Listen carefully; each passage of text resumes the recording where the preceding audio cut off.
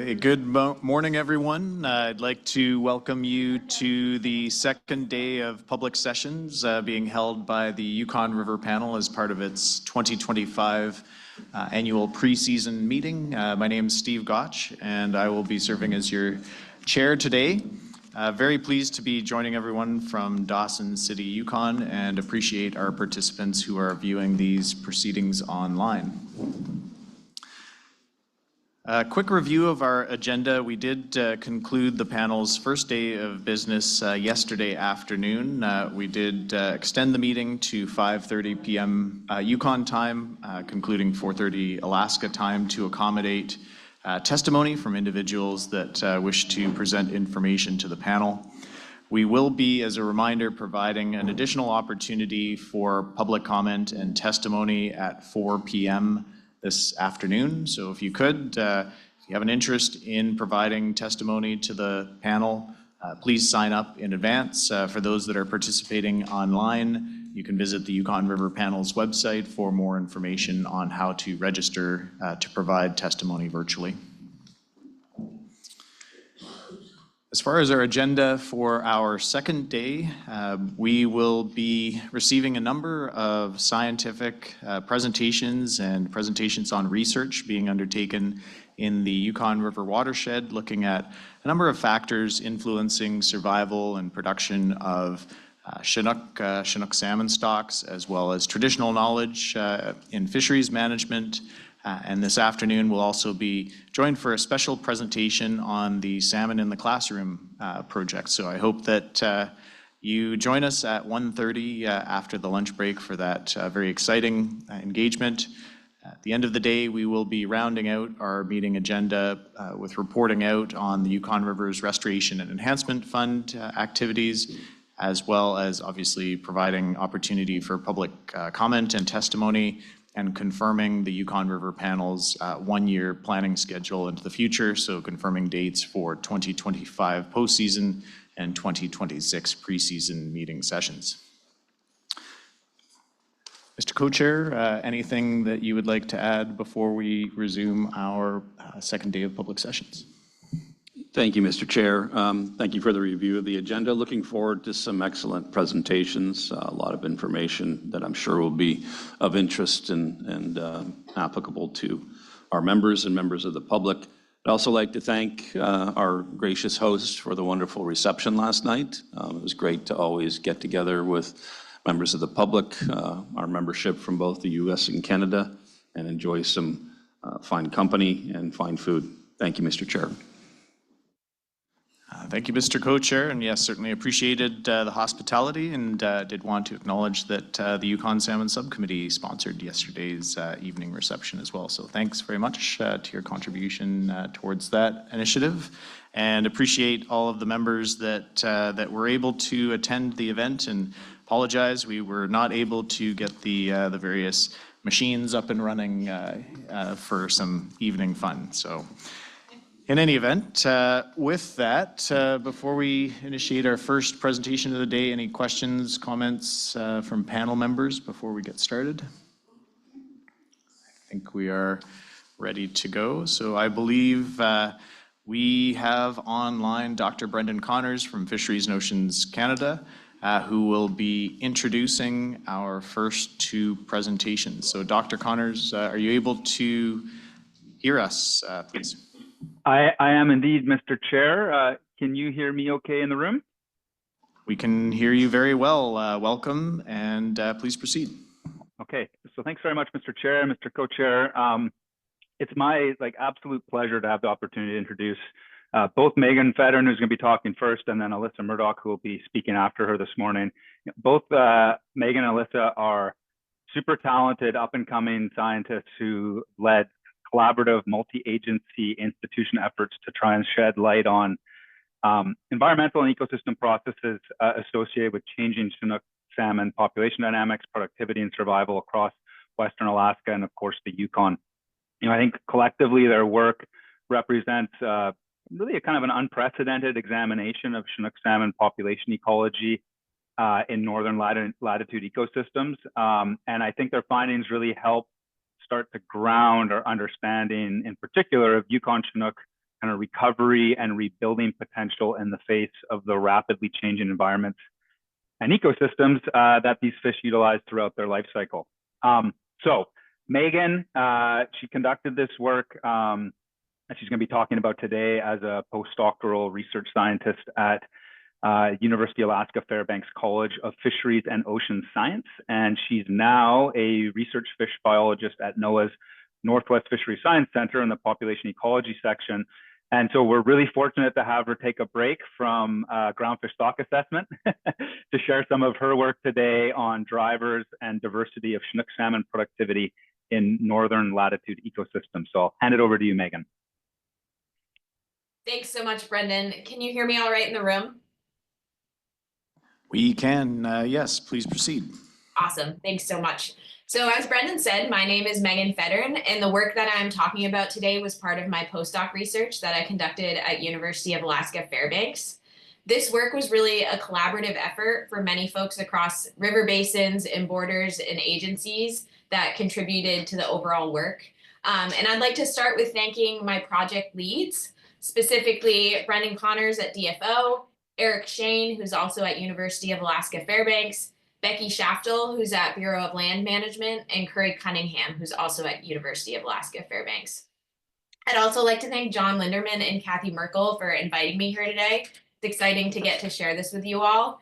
And a bit about me, I came to this work as a quantitative ecologist and a newcomer to the Yukon Basin, but I had experience working with salmon across Alaska, doing a lot of different things, everything from escapement counts on weirs to studying how carcasses contributed to salmon soil cycling. Next slide. So with that in mind, I want to thank everyone who took the time to teach me about the fish and the salmon and the rivers across the region. That included, but certainly was not limited to, folks who took the time to participate in our Alaska Forum on the Environment Listening session that we had hosted in 2022, along with our 2022 workshop. I also want to thank all the co-authors that contributed to this body of work. This work has led to 3 separate publications and 1 report. And there are many co-authors of various parts of this project who are listed here in blue. And I'm grateful for so many folks and communities who are willing to share their expertise and really help me learn what a special place the Yukon and Kuskokwim basins are. I felt very lucky to get a chance to do some research in this region. Next slide, please.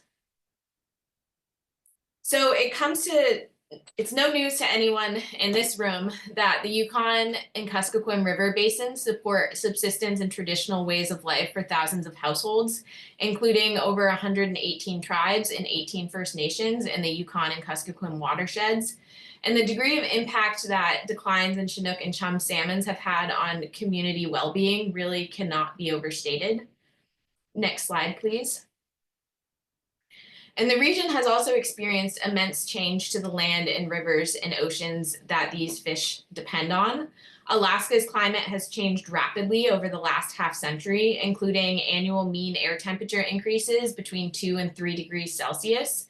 And this has coincided with many changes that impact salmon habitat directly, including precipitation patterns, which have led to things like earlier snowmelt, later freeze up of rivers, thawing permafrost, and melting glaciers. In the ocean environment, particularly in the Bering Sea, sea surface temperature has increased, including warmer summers and warmer winters that have resulted in less sea ice extent. Next slide, please.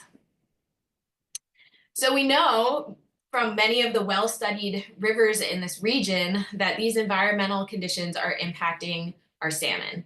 So things like heavy fall rains and high flows can reduce egg survival. Extreme summer temperatures and stream flows can reduce juvenile growth and survival by impacting foraging efficiency and prey availability. Things like late breakup of river ice can reduce smolt survival. And then there's a number of conditions in the early marine environment that can influence the prey that is available to smolts once they reach that new environment. So this includes things like sea surface temperature, sea ice extent, competition and predation with other species. And then as salmon return to spawn, high summer water temperatures can cause heat stress and pre-spawn mortality, which can impact the number of eggs produced and also their survival. Next slide, please. So with these ideas in mind, we wanted to ask the question of which of these conditions influence Chinook salmon productivity across the Yukon and Kuskokwim region over the last few decades. We were particularly interested in understanding whether or not there is synchrony in responses to environmental conditions across the region. This was a question we were interested in because asynchronous responses can help with overall stability of populations across the region. And we were also interested in what processes may be the most limiting or the strongest drivers of productivity. So how important were these different environmental conditions on Chinook salmon productivity? And how does that really vary across populations? Next slide, please. So to answer these questions, especially across such a big area, we need a lot of data across multiple environments. So linking productivity to environmental conditions means we need observations of at least 20 years of data so that we can really capture both the highs and lows of salmon productivity and also the highs and lows of those many different environmental influences that we were interested in looking at. And that means that we also need to observe not just the spawning biomass, but also the subsequent recruits that return to the populations from those spawners. So in addition to the salmon data, we also need watershed-specific environmental data if we want to really hone in and characterize things that are impacting smolts and outmigration and those kind of conditions as well, along with data on any other variables that we might be interested in, such as body size or disease prevalence. And this is really tricky in remote regions like the Yukon and Kuskokwim because there's such a high cost of accessing many field sites. And this can sometimes lead to sparse monitoring or even data sets of limited duration, particularly at the watershed level. So just to give you a little bit of context, in the state of Alaska, there are 103 active stream gauging sites. And if we compare that to the state of Washington, there are 256 active stream gauging sites. And from a spatial scope, Washington is only 1/10 the size of Alaska. So that's just a frame of reference of some of the data challenges that we face with characterizing some of these freshwater environments in ways that we can connect it to productivity. So similarly, some Chinook populations are monitored directly from towers and weirs, while others are measured by aerial surveys, all of which can be impacted by weather conditions and lead to missing data or uncertainties that we need to account for. So we have tons of information from a lot of main stem locations and locations near towns, like the Chena and the Salta also come to mind as well-studied watersheds. But to get an idea of the diversity of responses, we really need to expand beyond those sites that we have a lot of data for and get creative and be smart about how we bring data sources together. So to identify the best questions to ask and data and analysis approach, we needed more knowledge from experts and folks who were observing things in the region and who had worked with some of these specific data sets. Next slide, please.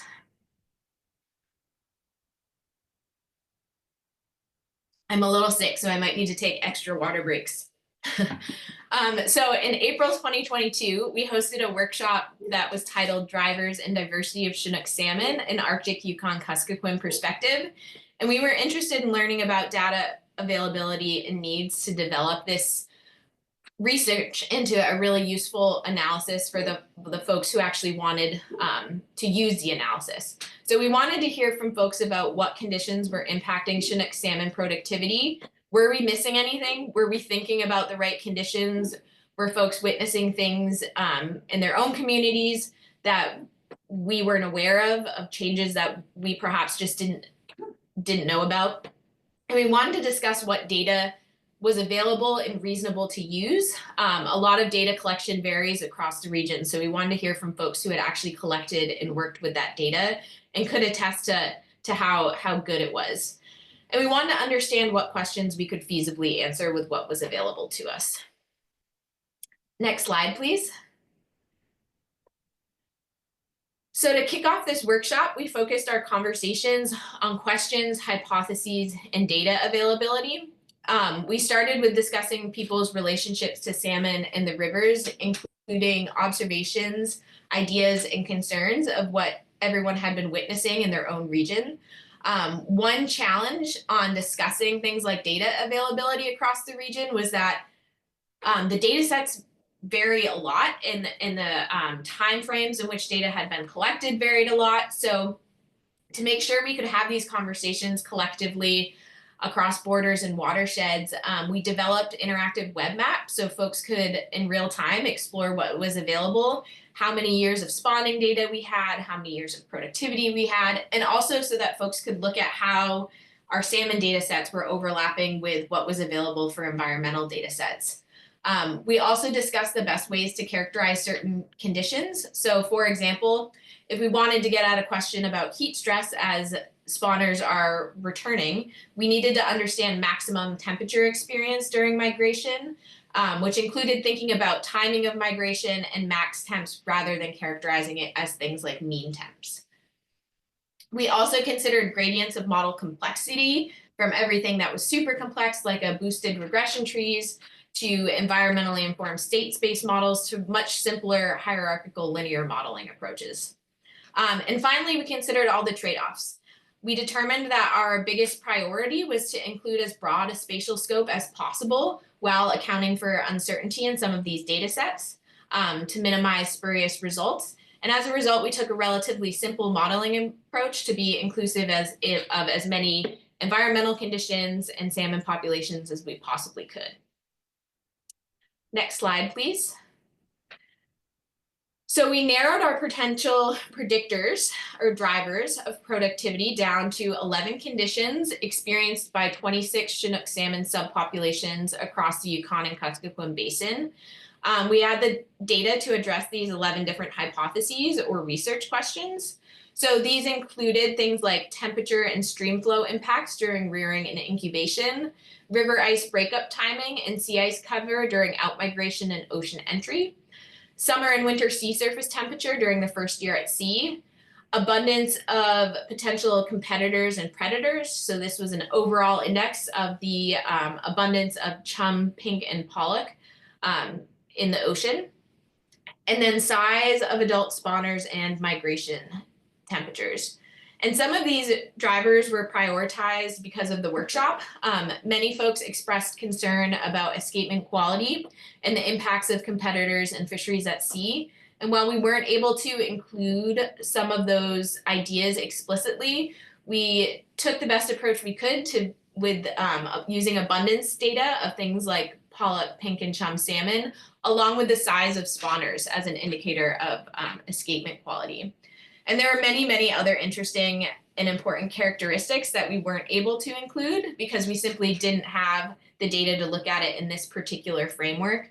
So that included things like diseases like ichthyoponus, rearing habitat connectivity, things like dewatering events like those that have been witnessed in the Fishing Branch River.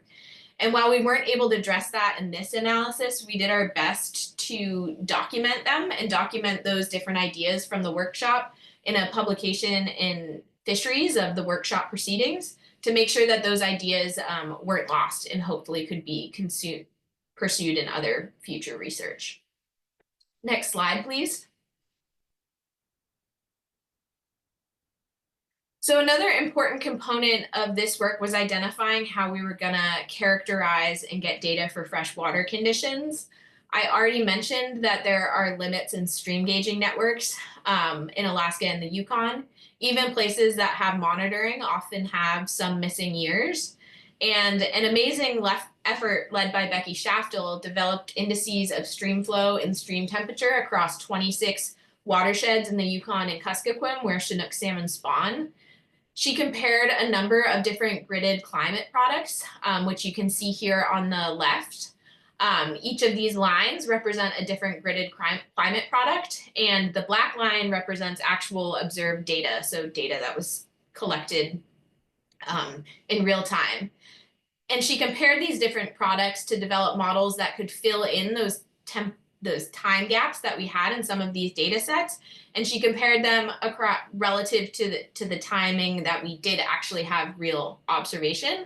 And this is really exciting because climate products often have biases, especially when you get to high latitude regions or areas with less data. And Becky's work was really useful and will be really useful for other studies thinking about stream flow and temperature in these important spawning and rearing habitats. So on the left here, you can see oh, sorry, I already talked about that plot. So it's worth noting that on the right here, this is kind of what these indices look like. So this is cumulative stream temperature during rearing. So identified based on location of spawning habitat. So it doesn't fully characterize rearing in non-natal tributaries, but we were able to get at some of the different characteristics. And as you can see, there's quite a bit of variation across these different watersheds. You can see that especially in the Canadian Yukon, we're up at the top here, so one of the warmest rearing habitats in those tributaries is the Pelly, and then one of the coolest is the Lower Lakes main stem. Next slide, please. So for our modeling frameworks, we decided to stand on the shoulders of all the amazing efforts to advance run reconstructions and spawner and recruit analyses throughout the region. So rather than implement our own state space models, we implemented a Bayesian hierarchical approach fit to 26 population units. And this allowed us to include more populations across the region. Next slide, please. So as I mentioned, we had 26 locations, and the data that we were actually working with was from 1983 to 2016. So this is important for thinking about the results that we have. We really only had data through 2016, so we were missing some of these important recent years where there have been really extreme events observed. And that's just because of, at the time of the analysis, we hadn't fully observed all of those year classes, or they hadn't been included in the previous work that I mentioned on the previous slide. So that included 6 subpopulations in the upper Yukon, 2 in the middle Yukon, and 2 in the lower Yukon, along with 14 in the Kuskokwim. Next slide, please.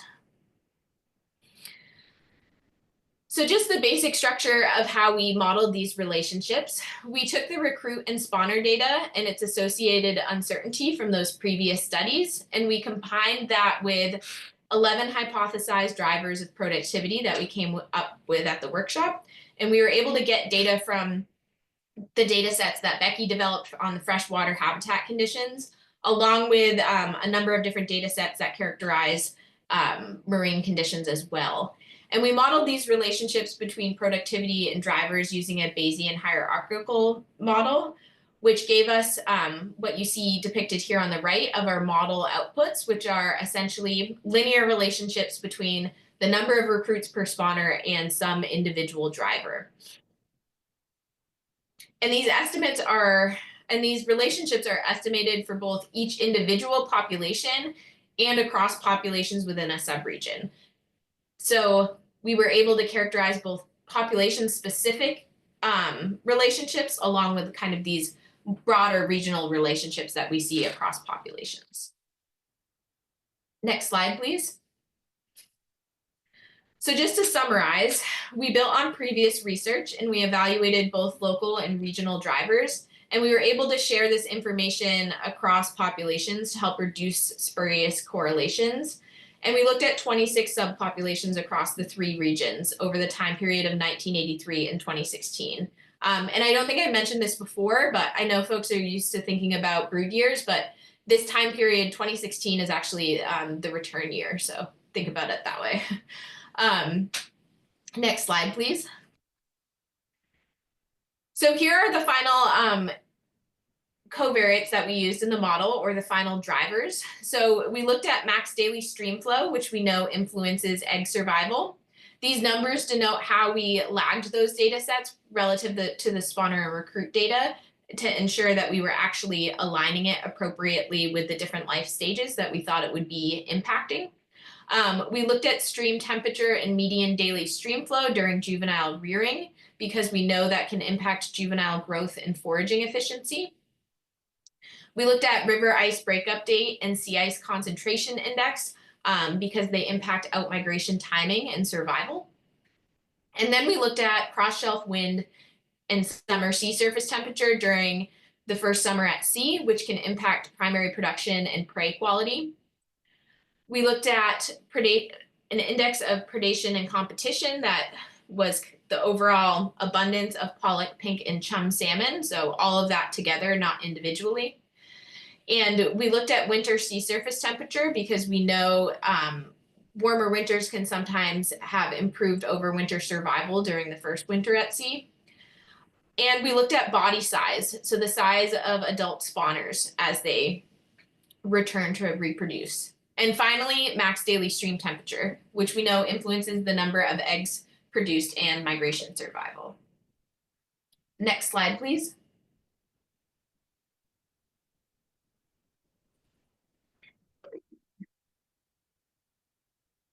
So these are our results, and I will orient you in this first slide. So on all the way to the left, you'll see the list of the 11 drivers that we were interested in looking at. And then here on the plot, you can see these different distributions, which refer to the strength of each of those drivers relative to their impact on productivity. So if you see one that is far from this vertical zero line or doesn't overlap with that vertical zero line, it means it has a pretty substantial impact on the overall productivity. And it also means that it's a stronger effect the further from that line it is. Whether or not it's on the right side of the line means you have a positive effect. So for example, body size at the bottom here, we see that it's positive, which means an increase in body size has a positive increase on productivity. And then you also see on those negative sides, those are the opposite. If something like migration daily temperature increases, that means we get a decrease in productivity. And the overall number is a little bit hard to interpret, but it's essentially the percent change in productivity per one standard deviation change in the driver. So what you really want to look at is how these do or do not overlap with that vertical line and how far from that vertical line they are.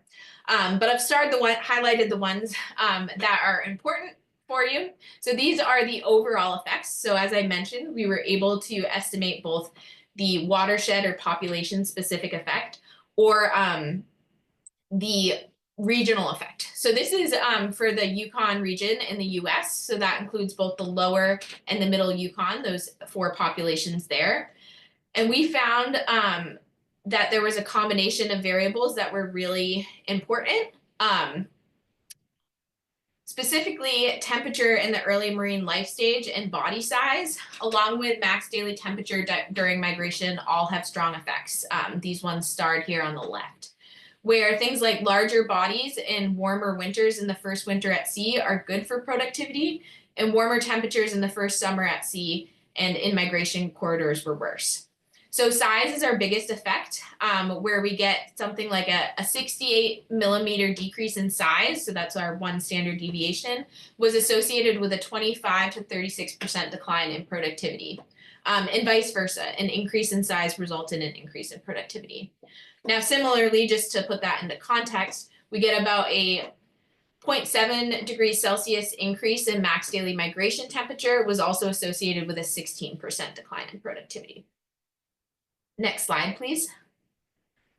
Now we can compare this to the Canadian Yukon. So these are our populations that were in the upper Yukon, and we see a lot of similarities, specifically body size, migration temperatures, and winter sea surface temperature are all important and of similar magnitude to what we observed in the lower and middle Yukon. We also find a few more conditions that are important, particularly in the freshwater life stages, specifically timing of river ice breakup dates in the main stem and max daily stream flow during egg incubation. So high flow events while eggs are in the ground are impacting productivity. And just a bit of context, so what this means for ice breakup is that ice breakup dates occurring on average 5 days earlier is associated with a 10% decline in productivity, and a high stream flow events have a similar magnitude of impact of that. Next slide, please. So in the Kuskokwim, we find that many of the early marine conditions have similar impacts. So we find about a 1 degree Celsius increase in mean winter sea surface temperature is associated with an increase in productivity by 22%. And similarly, we find a comparable response to an 0.8 degree increase in mean, one of these is supposed to be summer. The one on the bottom is supposed to be summer. So sorry about that typo there. And so it's worth noting that these effects are slightly higher in the Kuskokwim than in the Yukon. Next slide, please. So we can dig into a couple of examples of what this looks like at the population level. So here we have each of our 26 populations plotted on the left, and you can interpret this plot similarly to the last one. And overall, we find that larger spawners are associated with higher productivity, and we see that that tends to be a really strong, consistent effect across populations within the Yukon. Interestingly, we don't quite see the same strength of effect in the Kuskokwim. And we don't really expect the mechanism there should be different. We expect that it should impact productivity in the Kuskokwim as well. And I think the reason why we don't see this reflected in the results for the Kuskokwim is because we had shorter time series there. So I don't think we were able to capture some of the declines in size as much in that region. Next slide, please. So now if we look at things that are impacting the freshwater habitat, we find that the results are a little bit more variable. So this is max daily migration temperature. And we find more variability across the regions for this one, which may be partially due to things like run timing or migration routes. But generally speaking, most of the hottest temperatures experienced by these fish were experienced in the main stem.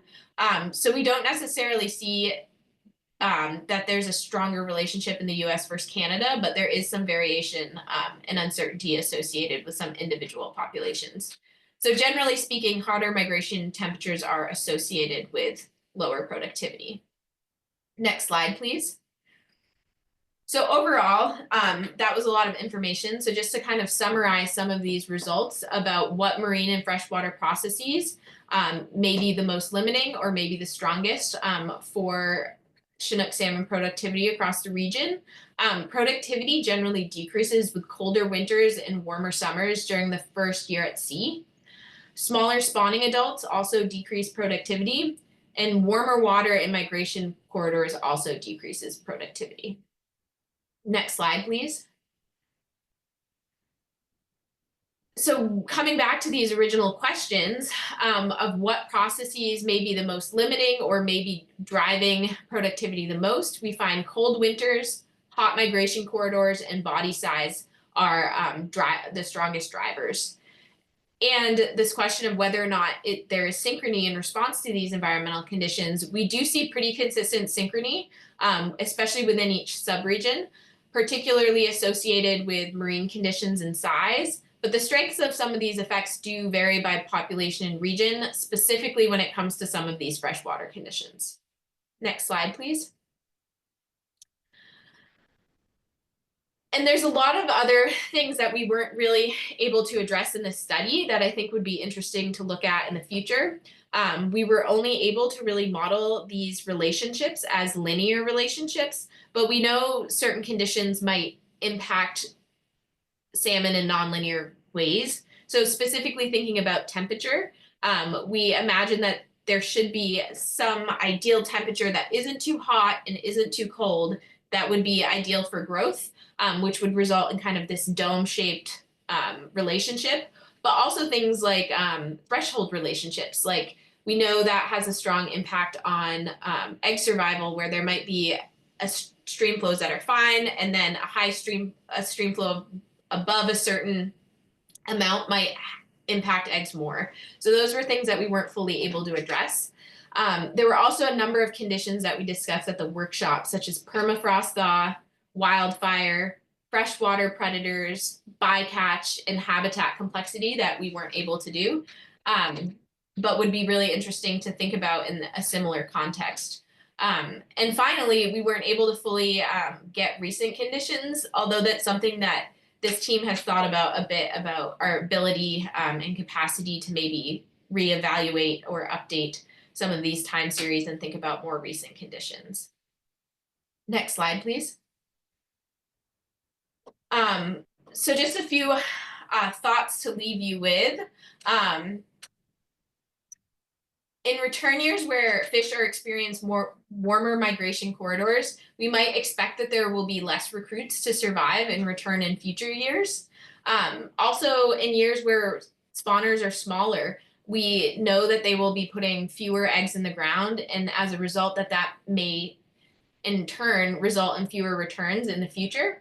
So the relative importance of conditions that drive productivity varies across regions. So the conditions that might be important to think about to anticipate how many adults may return in future years might vary depending on what location we're looking at. But one pretty special thing about the salmon life cycle that is helpful when it comes to thinking about environmental conditions and whether or not we might expect productivity to be consistent through time, and whether or not we might need to account for that with how we think about the number of salmon that will be returning in the future, is that we know what conditions fish experienced before they return. We know what the winter sea surface temperature during the first year at sea might be. And so things like that are things that we might be able to anticipate or think about prior to these return years. Next slide, please. And as Brendan mentioned, I now work with groundfish. And one thing that I have been pleasantly surprised with, I still work with linking environmental conditions to fish abundance, is that a lot of what I have learned and a lot of what I still apply to different contexts are very similar compared to what I learned and what I've done in the Yukon and Kuskokwim. And so sometimes finding results that things like climate are important, or are important drivers like environmental conditions, can be a little overwhelming because it feels like things that we have less control over. And while the Yukon is immensely unique, this challenge of trying to make decisions in light of uncertainty and in light of changing conditions is one that is being faced by a lot of communities and a lot of fisheries everywhere. I often call myself a generalist when it comes to science, and I now work in a lot of different, still with some salmon, but also with groundfish, and all these things we are all facing. And so there are a lot of great ideas out there for incorporating different kinds of information into fisheries decisions. And the West Coast is piloting what we call risk tables to try and get more qualitative observations into our decision making. And while I'm by no means saying that that is like a copy paste example of what could be done elsewhere, I think there's a lot to learn from each other and a lot to learn from other fisheries facing similar challenges. Next slide, please. And with that, I'm done. You're welcome, more than welcome to reach out to me with any questions or questions now. And these are links to both of the papers that came out of this work. And if you're interested in looking at any of those, please feel free to email me. I'd be happy to pass them along to you. Great. Thank you very much for the presentation, Dr. Federn. Certainly a considerable amount of insightful research and observations. I'm sure we have questions from panel members, and we will start with Canadian panel member Sebastian Jones. Go ahead, please. Yeah, that was a tremendous amount. So I've got a question, two questions really. The first one is kind of like practical use of the information that you provided. And one of the things that we as managers are struggling with is is how to use information like this, especially when we're considering a rebuilding plan. And I wonder if there's any possibility of developing some of the, integrating some of these different drivers and into a kind of interactive model where non-specialists such as ourselves could like play with it and say, okay, so what happens if, you know, winter temperatures increase by 5 degrees on the Klondike River, what's it going to make? What difference is it going to make? Or in a more general sense. But do you understand my question? Yes, I definitely understand your question. And I think there could be potential for something like that, so that you could interact with the data and understand, okay, if we have fish that are smaller this year, how many fewer fish might return because of that, and how could we buffer or alter what we need for escapement to address some of those changing conditions, or what might we expect. That's not something I've thought a lot about, but I think that's a really great idea and would be something that has a lot of potential. I think this type of framework could be developed into something like that. The other benefit of such an interactive tool is that it would enable us to communicate with the general public as well. And so if it was an online tool, then where anybody could play with it, if you want to use the word play, experiment with it.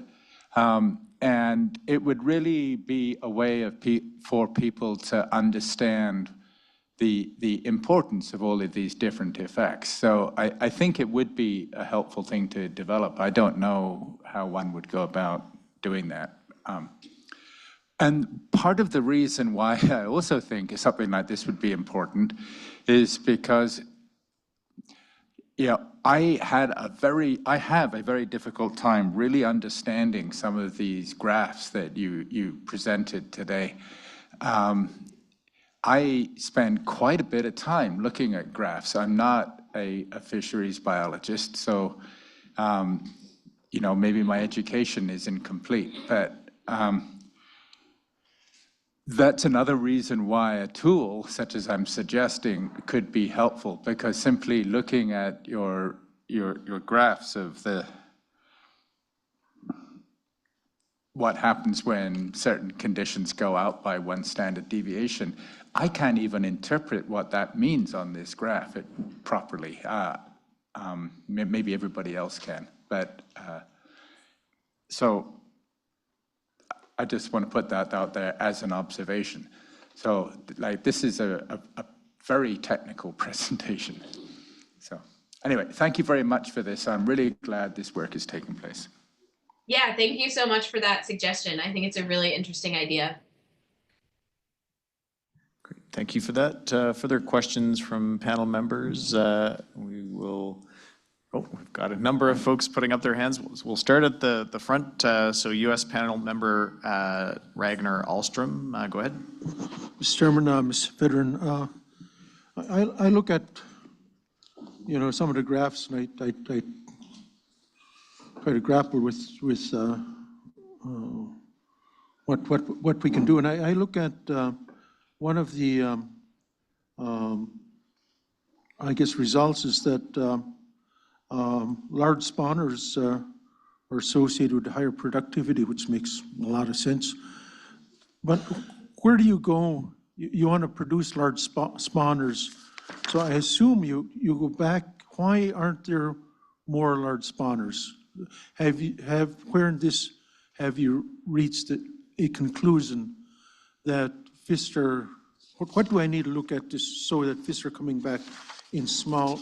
I guess you don't have to answer that now, but I look at, a conclusion, and I want to know what's causing these smaller fish to come back, Mr. Chairman. Yeah, that's a great question. And that's not something that I addressed in this work, but other research has kind of shown that we're losing some of our older age classes. And those older age classes do tend to be larger, bigger fish when they spawn.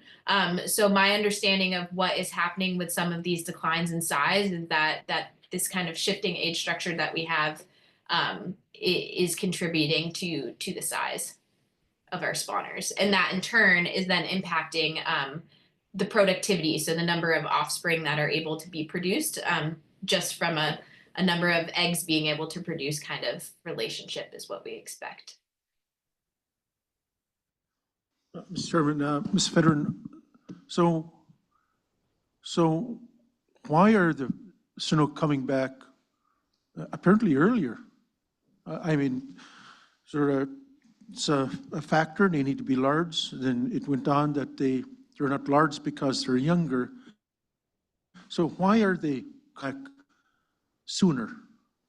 I'm not That's what sure. I'm looking for here.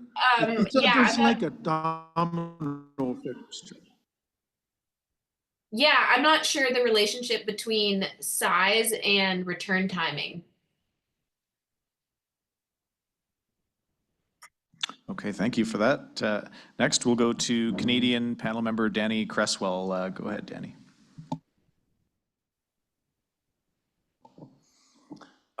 Thank you, Mr. Chair, Co-Chair. Thanks for that. That was a lot of information all at once, but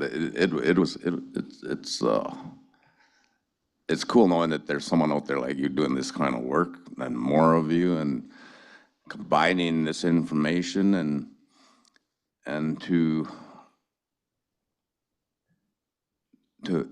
look at some kind of a model that it's like Sebastian was saying.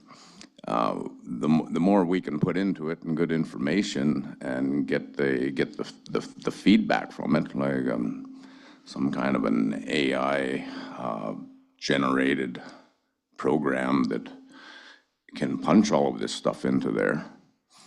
I mean, we were talking the other day there, and I was looking at some of the graphs, and the numbers are going down that are coming back into the Yukon.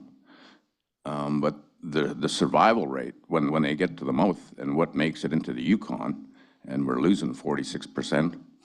But last year, I mean, the numbers were low, but the amount of fish that made it into the from the mouth into the Yukon was more. Like it was better than losing 46%. I can't remember what it was, but it was lower. And I wander around on the land pretty much every day. That's my job. And there's one river. There's no salmon in this river, but that one river, for all of those past 5-6 years when the numbers were going down, and the survival rate of what went into the mouth and what made it into the Yukon, like there was a pretty big gap. And then last year, what made it was there was a lot more fish that made it into the river that made it into the Yukon. And there's this one little river, and I drive by it just about every day, and that river should be, in the runoff, should be, spring runoff should be 4 or 5 feet deep. And for those years when the survival rate of the salmon making it to the Yukon, when that little river was just a trickle, it wasn't a river. And then last year, when I was looking at the amount of salmon that did make it, that river was nice and high. We had a good runoff. And it was just one little observation, and I was sharing that.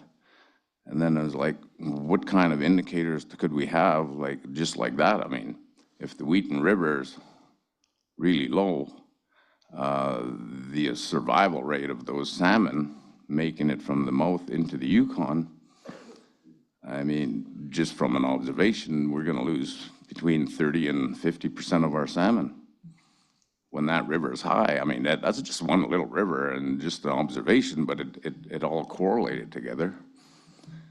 And what Ragnar was mentioning, where are the 7- and 8-year-olds? How come, I mean, our runs are dominated by 4- and 5-year-olds? What happened to those 8-year-olds? Somebody eating all the big salmon out, and why did they come back early? I'm curious about that too. When I was 12 years old, the salmon were as tall as me, and I was a pretty big kid for 12 years old. But anyway, just something I wanted to share, and that some kind of a program where we could punch this information into and do some predictions, because it seems like some management structures are playing with salmon. I mean, let's see how many come in. Do we have an opening? Is there a closing? What are we doing? I mean, we shouldn't be playing with salmon. We need to leave them alone and make the space for them to come back. And every single one matters. You know, I'm from the headwaters. I live above the dam, and if I go out and get just 1 or 2 salmon, the impact on that entire run is huge. You know, we used to have camps with thousands of salmon hanging and drying. Now, if we get 200 salmon make it into the McClintock and Mitchie, that's big, and there should be a few thousand hanging and drying, and you know, a few more thousand on the spawning ground. But that's not the case. Anyway, I'd like to thank you for that presentation. That's pretty amazing, and look forward to hearing more about your work. Anyway, thank you very much. Thank you, Mr. Chair. Great. Thank you for that. Further questions from panel members? Go ahead with U.S. member Andy Bassage, please. Yeah, thank you very much. Really appreciated seeing this. I would have loved to have seen it 20 years ago. All of the factors that you identified as being negative impacts for productivity, we've been talking about for 20 years. Changing size of fish being the number one. Predator in the outmigration was highlighted very heavily in the early 2000s. Currently, what's on a lot of people's mind is the impacts with food competition in the marine environment. So I wonder if you could maybe talk a little bit more about that as far as what you, as a scientist, would like to be able to study if you had your wish list. What are the most important things that you could study to try and quantify the impacts to changing size of fish and early returns of fish, i.e. younger fish returning smaller to the Yukon River? If you could maybe just talk a few minutes about what kind of information you would need to get a better understanding of that. And yeah, I'll leave it at that right now, but thank you very much for the work you're doing, and I'm hoping that we'll continue to get presentations like this. Yeah, thank you for that question. Yeah, so one thing that a couple things about the competition indices that we were looking at. So first, we were just using data that was kind of all of the North Pacific.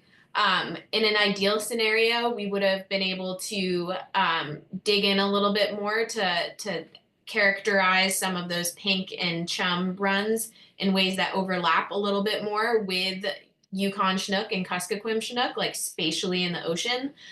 So that was one challenge, and that's something that Brendan and I have talked about a bit since, about whether or not we could develop a better set of data that is better at characterizing some of that competition component, because we did find that it had a negative relationship, but it was like crazy uncertain. And I think some of that uncertainty is driven from our inability to really characterize it well.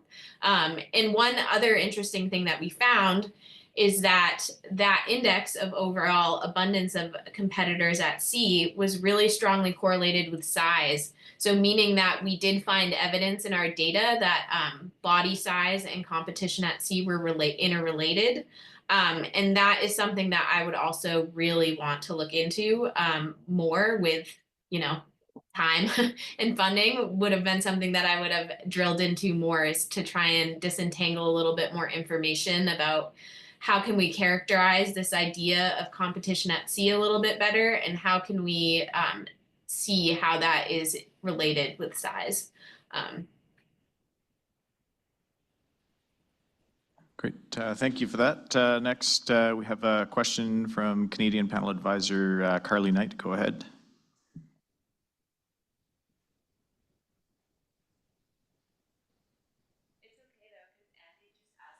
I was going to ask. So you missed that, Megan. Sorry, my mic wasn't on. I was going to ask the same question that Andy asked about marine competition, and assuming it was due to uncertainty with the large confidence interval on slide 17. I do want to mention, though, on slide 14, when you're talking about using these models and creating a linear relationship to define basically if it's a positive or negative correlation, I find that in a way oversimplified for some things, and it's really challenging to decipher whether or not a linear relationship is effective in monitoring some of the indicators.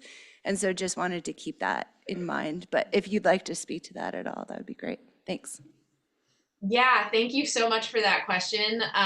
Yes, the fact that we were only able to model these as linear relationships has been a sadness for me about this relationship. I completely agree with you that it's in many ways an oversimplification. I mean, I think it goes back to the observations that were mentioned earlier about like these low stream flow events seem to be really important too. But it's hard to get at some of those kind of dome-shaped relationships or threshold relationships with a linear model. We did a lot of simulation testing of the model before we fit it to real data, and part of that process included seeing whether or not the model could return reliable estimates of nonlinear relationships. And overall, we found that for some of these kind of more quadratic or dome-shaped relationships, it sometimes could return reliable estimates, but not all the time. And that primarily is related to the uncertainty associated with some of the spawner and recruit data. So yeah, that was at a forefront of our mind of one of the limitations of this framework. And we hope to address it, but we weren't able to do it with this particular model. Yeah, thanks for that, Megan. And I do want to commend you for the work that you did because it's really interesting. And I think one of the key points and takeaways for me was when you're comparing to the Kuskokwim River, looking at body size and not seeing the same indication from the Yukon River, and just noting that you didn't have as long-term of a data set. I think that's a really important factor to include. So thanks. Great. And next we'll go to U.S. panel member John Lamont. Go ahead.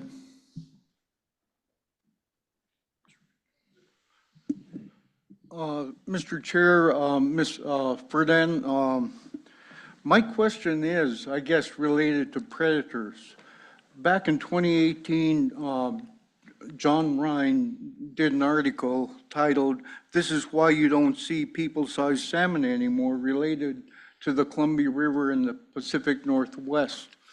The two largest predators are orcas and humans.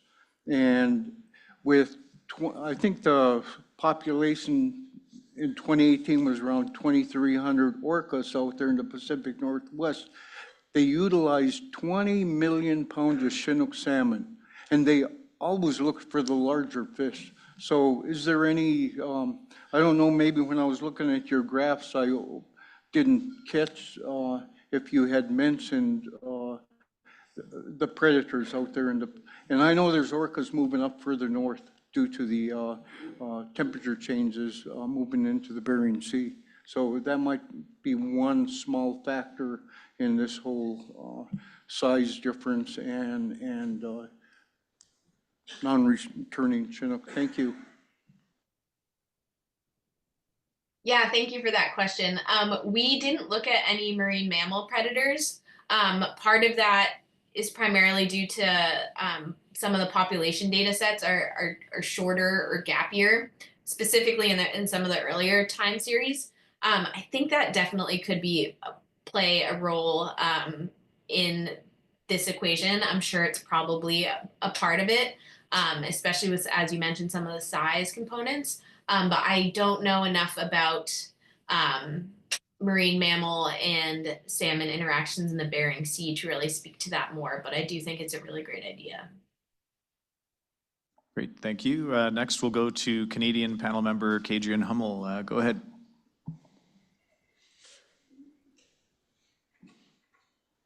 Thank you. Oh, thank you, Mr. Chair. Okay, just trying to formulate how I'm going to share this, but I've been on canoe trips on the Upper Stewart River where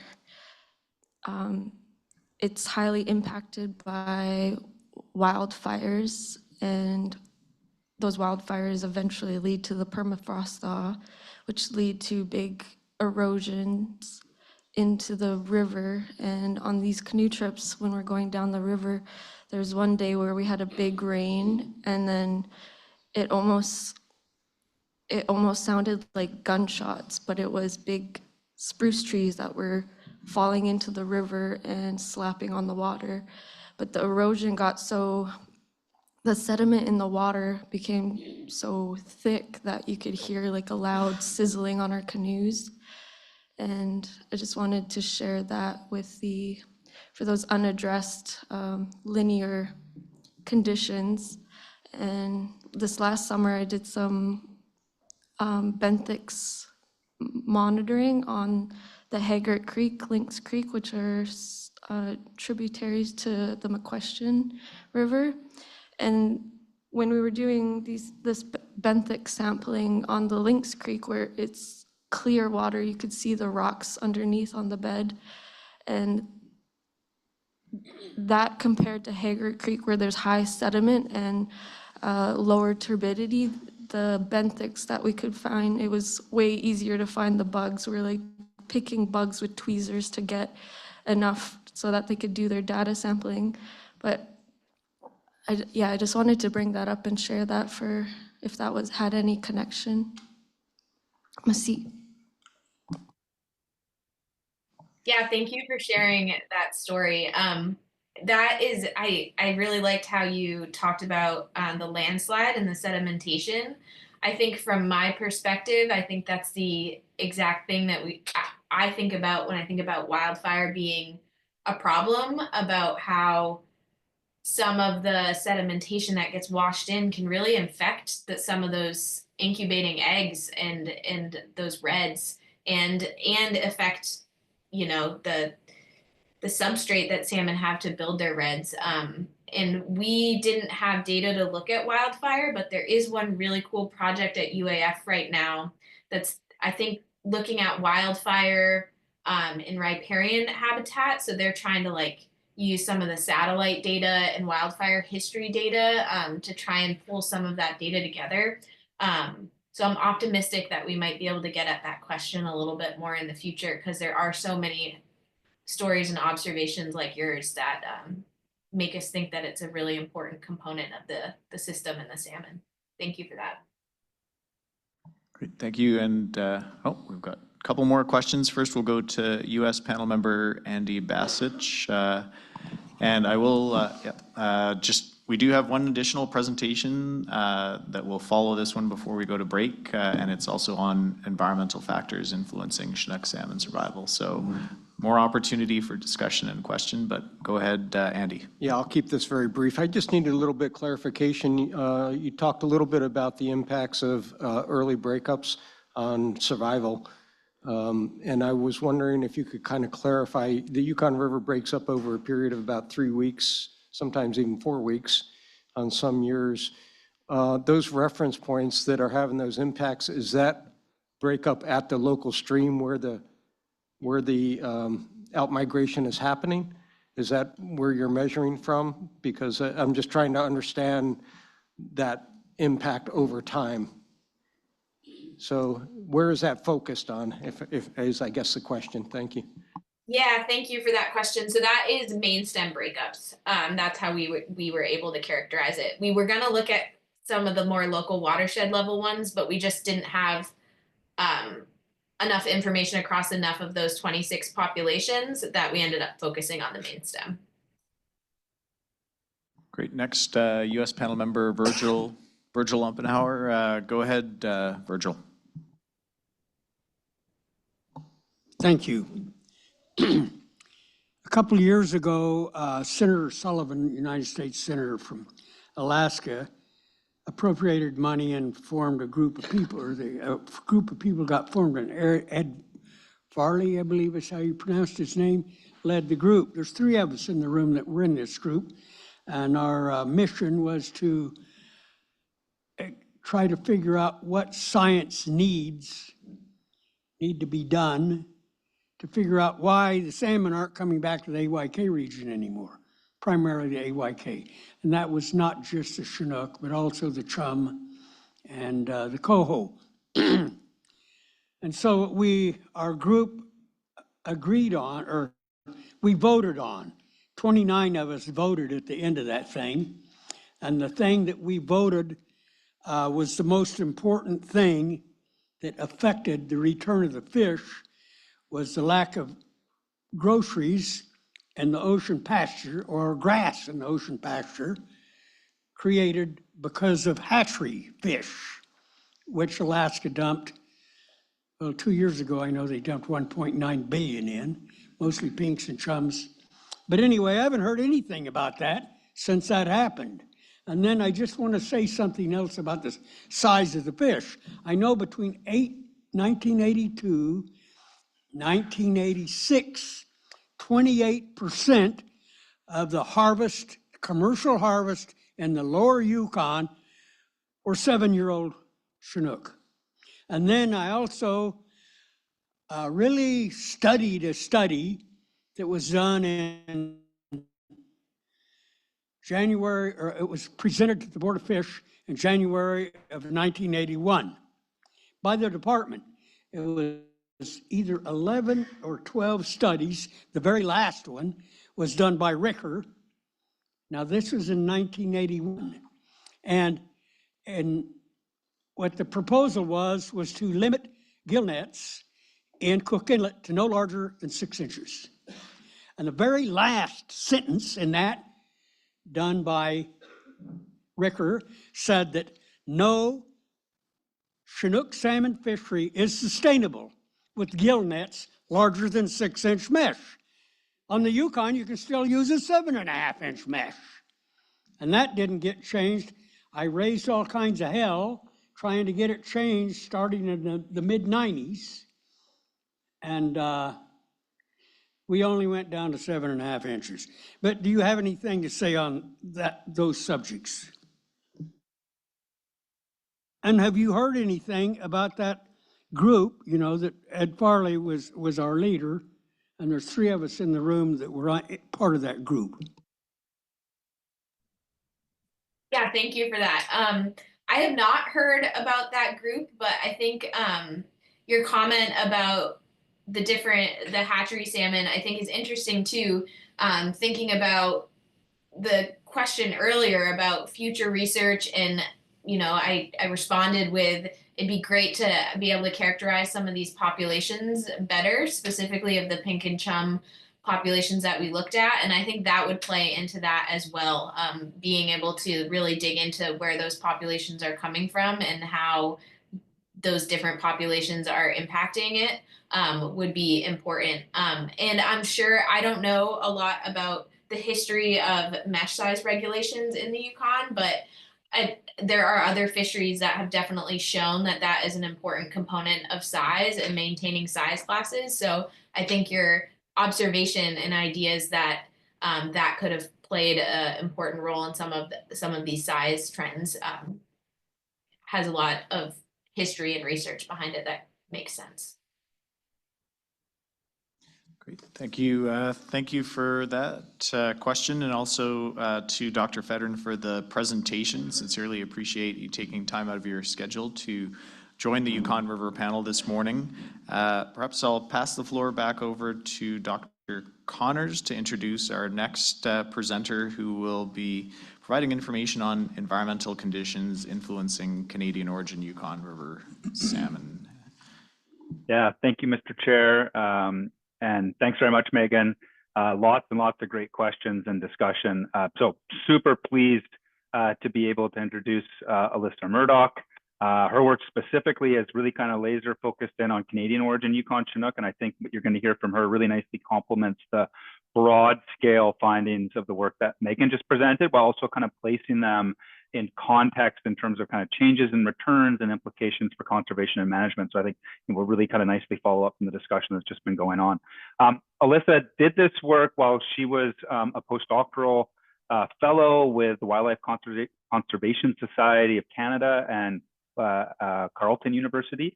She's now a research scientist with the Ontario Ministry of Natural Resources. And we're really lucky to have her take a little break from her day job to share some of her work with us. So I'll pass it over to you, Alyssa.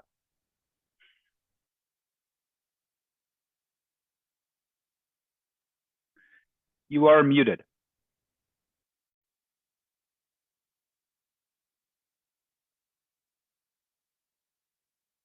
How about that? We can hear you. Yes, please go ahead. Perfect. Okay, great. So good morning, everyone. It's a real pleasure for me to be able to share this work with you and speak with you all this morning. So first, I want to just acknowledge the folks that contributed. So Crystal Mantica-Pringle, who's with Wildlife Conservation Society Canada and based out of Whitehorse. Brendan, who you just heard from, the CFO. Steve Cook from Carleton University. Nick Lapointe with Canadian Wildlife Federation. And Joanna Mills-Fleming from Dalhousie. So next slide, please.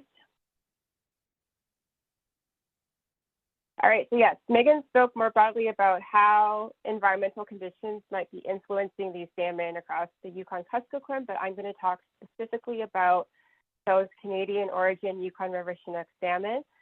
So just to get us started here, I'm going to talk a little bit about how these salmon systems might be changing, and apologies, there might be a little bit of repetition from what Megan said. But we know that many of the habitats that these salmon rely on are getting warmer as well as wetter overall. We're also seeing earlier spring melt, which means a longer open water season for these salmon. And all of these changes have the ability to influence salmon directly. So with respect to their feeding, their growth, their reproduction, and even their survival. And it can also influence the timing of different events, such as when they migrate or when they spawn or emerge from the gravel as young. Next slide, please. All right. There's lots of other complex and more indirect ways that all of these environmental changes could be influencing these salmon. So I'm just going to run through some examples here, hopefully to get folks thinking about possible ways. And this is by no means exhaustive here, so I'm sure there's lots more that you can think of. But so these changing environmental conditions can relate to changes in stream or river flows. It can mean more or less, or changes in the timing of those flows. We're also seeing changes in ice cover duration as well as quality, and it can influence groundwater inputs. We're seeing changes, of course, in the surrounding landscape, so more permafrost thaw, as well as changes in erosion and sedimentation processes. And this can have trickle-down effects so that there's impact on the water as well as the habitat quality that these salmon rely on. Next slide, please. All right, and then moving over to marine habitats in the Bering Sea. We know that there have been some very notable ecosystem shifts in the Bering Sea over the past decade or so, and that this has translated into a changing food base for salmon with documented changes in the amount and the quality of food available for them. And there's also potential that this could influence competition with other salmon species as well as changing predation pressure. So importantly, all of these different variables have the potential to combine and influence salmon, and say the salmon experience a negative environmental condition at one life stage, that impact might actually translate or carry forward to affect them beyond that life stage, or maybe even carry forward into the next generation. Next slide, please. Great, so the overall goal of our study here was to get a big picture understanding of how environmental conditions may be influencing these Canadian origin Yukon River Chinook salmon. We chose to look at productivity, so same as Megan's talk, and that's defined as the number of returning adults produced per spawner from the previous spawner or brood year. Next slide, please. So to do this, we used 28 years of pairs spawner recruit data. So the spawner years in this data set ran from 1985 through to 2012, or the brood years, another way to say it. So that means that those salmon that spawned in 2012 we included all of the recruits that were generated or produced from that generation. So up until recruits coming back in 2019 to capture that whole cohort returning. This data was created by my colleague Brendan with CFO and his co-authors. And what they did was they took fish sampled at the Alaska-Yukon border and were able to genetically assign them to one of 8 multi-populations. So shown in the map here on the right-hand side. But you'll note, of course, that within each of these, there are many different spawning locations. But this was the best, I guess, the best level of data that we could put together that would cover this large geographical extent in a comparable way. Next slide, please. Okay, so this should be very familiar, very similar to Megan's slide, but we tested 12 different freshwater and marine environmental hypotheses. So I'm going to run through these in a clockwise direction, starting with a spawning adult life stage. So for the spawners, we looked at upstream migration temperature in the Yukon main stem, as well as snowpack for that brood year. We looked at temperature and precipitation during spawning and early incubation. That was more local to those spawning sites in the Yukon. And then we looked at air temperature during that first winter when the eggs are in the gravel. And then for the juveniles, after they've emerged and they're free swimming, we looked at something called degree days. Degree days is basically an index that combines temperature with the length of the growing season, as well as precipitation. And then we looked at river ice breakup timing as a way of understanding when those salmon would outmigrate as smolts to the estuary. And then once they entered the marine environment, we looked at summer as well as winter sea surface temperatures in the ocean during that very first year. And then following that, we looked at pink and chum salmon abundances in the North Pacific Ocean as indices of potential competition after their first winter when they become immature salmon in the Bering Sea. Next slide, please. Okay, so here are some results, and this is very, very similar to what Megan showed you. I am going to still run through how to interpret this. I've tried to simplify this as much as possible, but I understand it is still very quantitative. So on the y-axis here, these are all of the 12 different variables or hypotheses that we tested that I just ran through. On the x, this is meant to show the relationship or the effect on salmon productivity. So if you look over at this little legend on the left-hand top corner there, essentially if these black bars, which represents the 95% credible interval, does not overlap 0, which is the red line, we interpreted that as being a relatively strong effect for that variable, that environmental condition on productivity. If it overlapped a little bit, kind of just within the thinner part of the line, we consider that relatively weak. And then if it overlapped quite a bit in the middle, that we deem that to have no effect or no relationship between that and environmental variable and productivity. So the main takeaway, I guess, of the entire study can kind of be summarized by saying that we did see evidence that these Canadian origin Chinook are influenced by multiple environmental effects over their life cycles, and that's indicated by all of these variables that are highlighted as being potentially strong effects on productivity. Next slide, please. Okay, so go back one. There we go. Okay, so I'm going to run through these in much more detail. So starting out here with those that we observed as being positive effects on productivity and strong positive effects. So the takeaway here is that we saw evidence that warmer and snowier winters may have benefited salmon over the time period of study that we looked at. And this kind of speaks to the idea that these salmon, of course, are still in these very cold, high latitude regions, and that winter is very much still a very critical time period for them and for their survival. Next slide, please. Okay, so next I'm going to talk about some of those environmental conditions that popped out as being strong, but with a negative impact on productivity. And I'm just going to highlight a few and then speak more about those in the following slides. So we saw that productivity decreased in association with several factors, including warmer temperatures during the upstream spawning migration, as well as wetter conditions during that juvenile freshwater rearing phase, and then more or higher abundance of pink salmon in the North Pacific. Next slide, please. Okay, so I'm going to break these down just a little bit.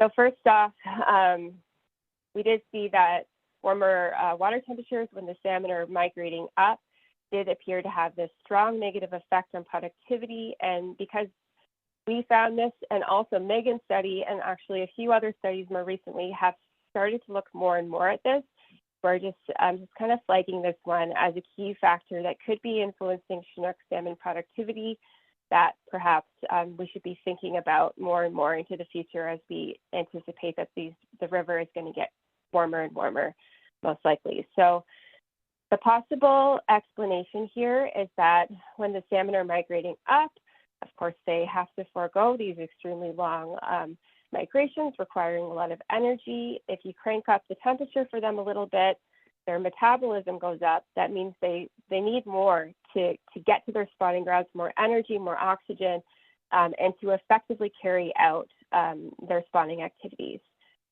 And then I just wanted to add the point here, because there's been a lot of talk about ichthyophonus, of course, that there is a known link that the disease caused by ichthyophonus can actually progress and be worse when water temperatures are warmer.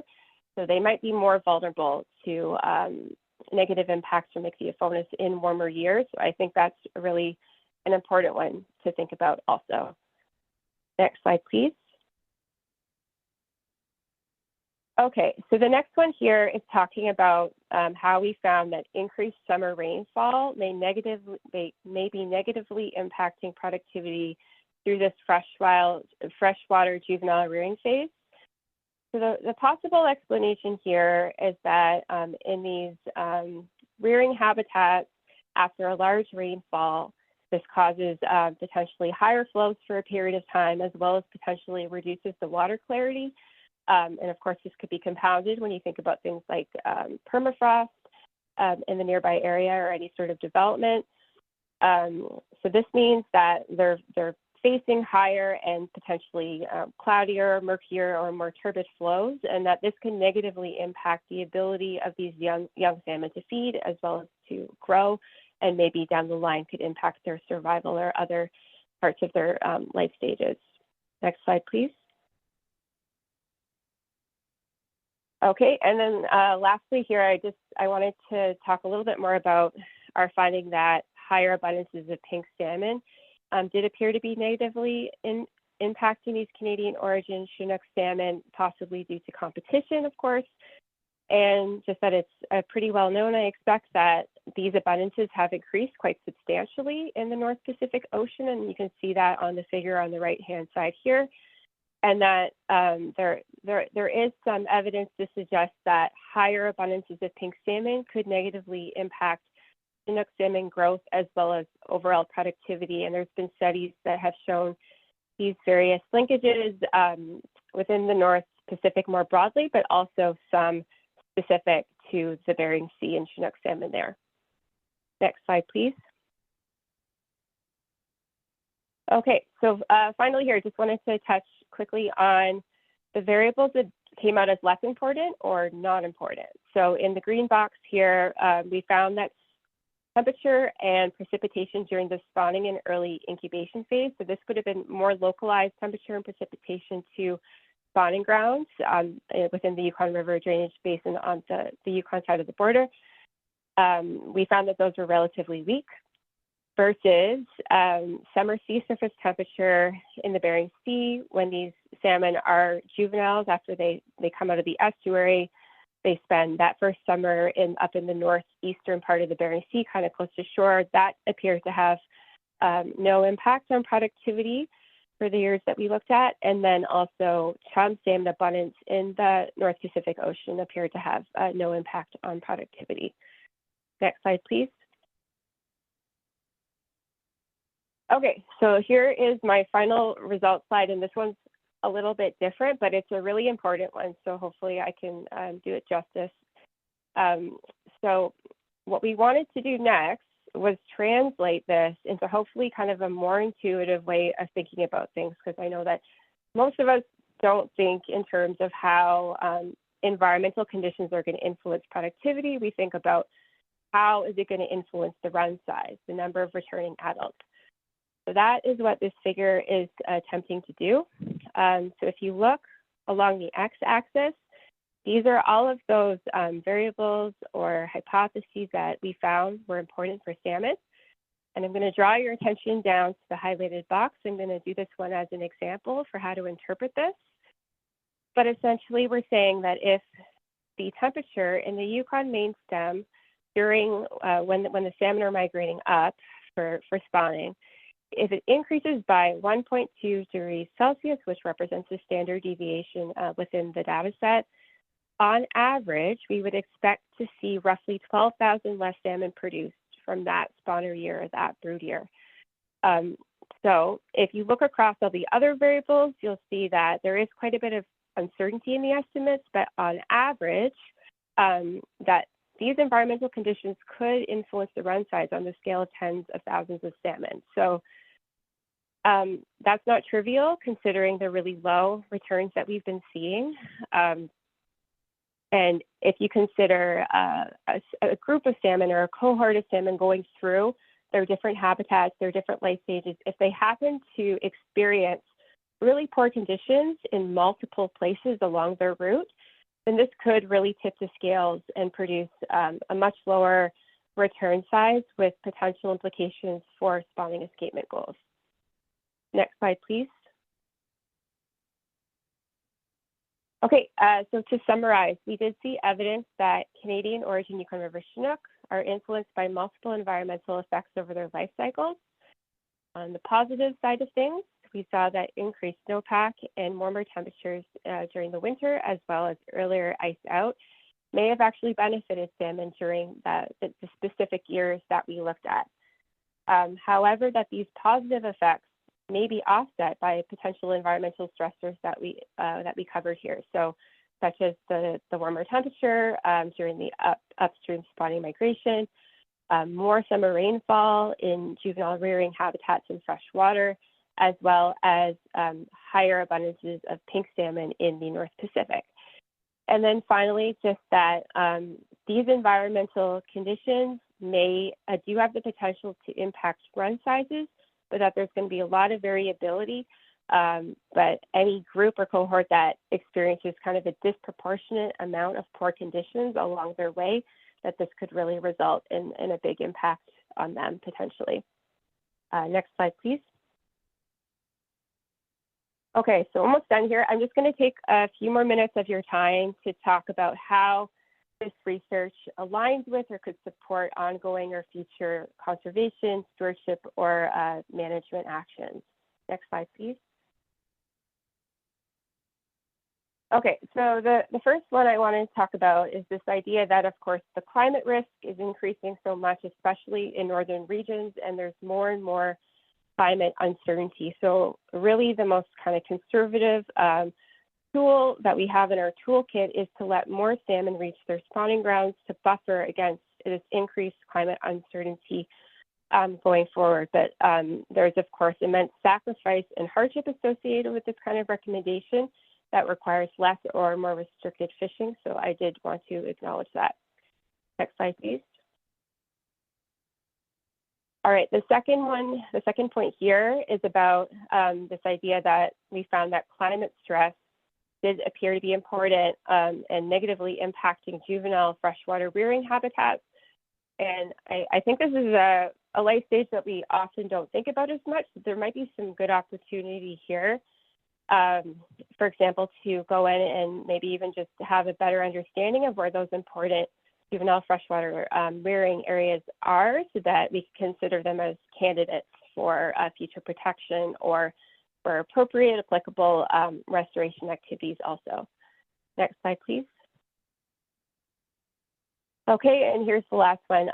So because we saw that there's all these different variables that could be influencing the salmon across this very broad geographical scale, instead of just maybe one stressor in one area where we could throw all our effort, this really highlights the need for salmon recovery and rebuilding plans. Consider a big picture, coordinated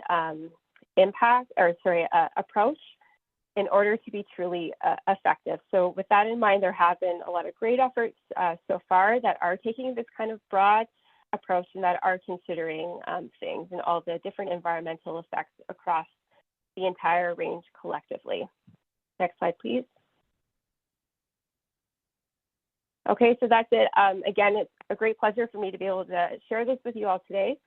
I'm happy to take any questions, and please reach out to me or to Crystal, who I've included here at the bottom with her email if you have anything that you want to chat about afterwards as well.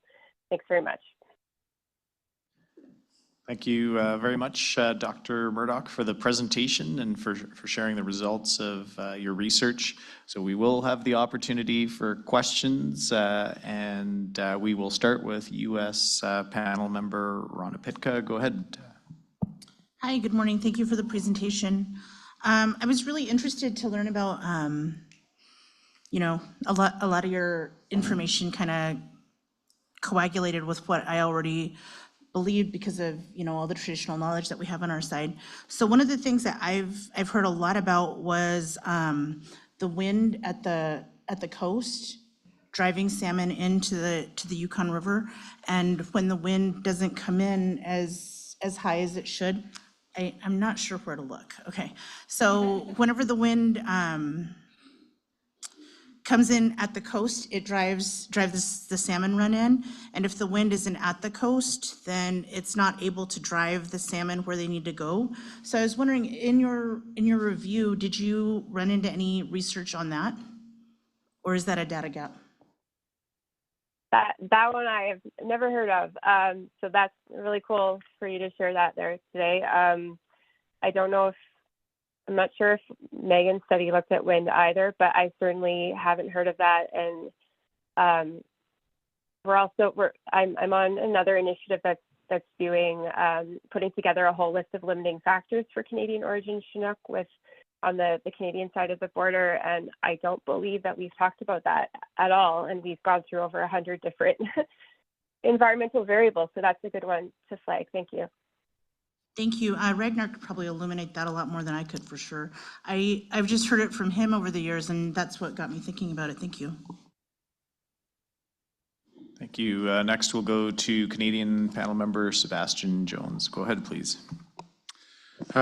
Thank you, Chairs. Thank you, Alyssa. This has been really interesting and helpful. I think I'm starting to understand these graphs right now. Am I right in assuming that these environmental variables listed on the left-hand side of the chart, these are all increases in these environmental variables, or are they some of them decreases? Yeah, that's a great question. I believe there is a mix. So how can I tell which one is which? This is confusing me. I'm sorry. I know I'm easily confused. Do you mean by increasing or decreasing, do you mean just generally with climate change? Is that your question? Well, let's flip back to one of these slides which has got the chart on it. Maybe that would help. Okay. So let's look at, say, just for example, chart number on slide 14. So migration temperature it says negatively associated with productivity, and I'm assuming that means increased migration temperature? That's correct, yes. So that's how you would interpret that. Okay, yeah. How do I know that this means increased migration temperature rather than decreased migration temperature? Okay, yeah, I think I might have confused you with my first response. So the way that you interpret this is if it's a negative effect, it'll be to the left of the red line. So I get that. I don't have a good, Yeah, and then if it's on the right, it would be a positive effect. So you would, anything on the left-hand side, essentially the productivity would decline with an increase of that variable, and then vice versa on the right-hand side. But I guess what I thought earlier was, were you asking, things like, is snowpack actually increasing with climate change? And I thought that's kind of what you were getting at. And I think some of these are, might be going in different directions potentially, but most of them in general, all the temperature ones are increasing. Some of the precipitation ones, there's a bit of a mix, and there might be more localized variation there as well. Oh, okay. So really, it's That makes sense, change yeah. in the variable. It doesn't matter whether it's an increase or a decrease, just any change, it'll have a negative or a positive effect. So like... The variables will all be in the, you would imagine it increases them all. So I think the way you're originally thinking of it is correct. Okay. Sorry. Sorry to confuse you. Yeah. Okay. All right. Thank you. Perhaps on the, where it says environmental variables, maybe it should, for people like myself, it should say things like increased or variable increase or positive change, or whatever you want to call it, because otherwise I couldn't tell. But anyway, thank you so much. Now I understand. Great, thanks. Any further questions? Next, we'll go to U.S. panel member Andy Bassich. Go ahead. Yeah, thank you very much for this. I have a couple of questions on how you measured some of the impacts. But first and foremost on my mind, I'll make these very brief, Mr. Co-Chair. I know we're short on time. Could you inform us if there is any information on how long marine-derived nutrients stay in the spawning habitats and the rearing habitats?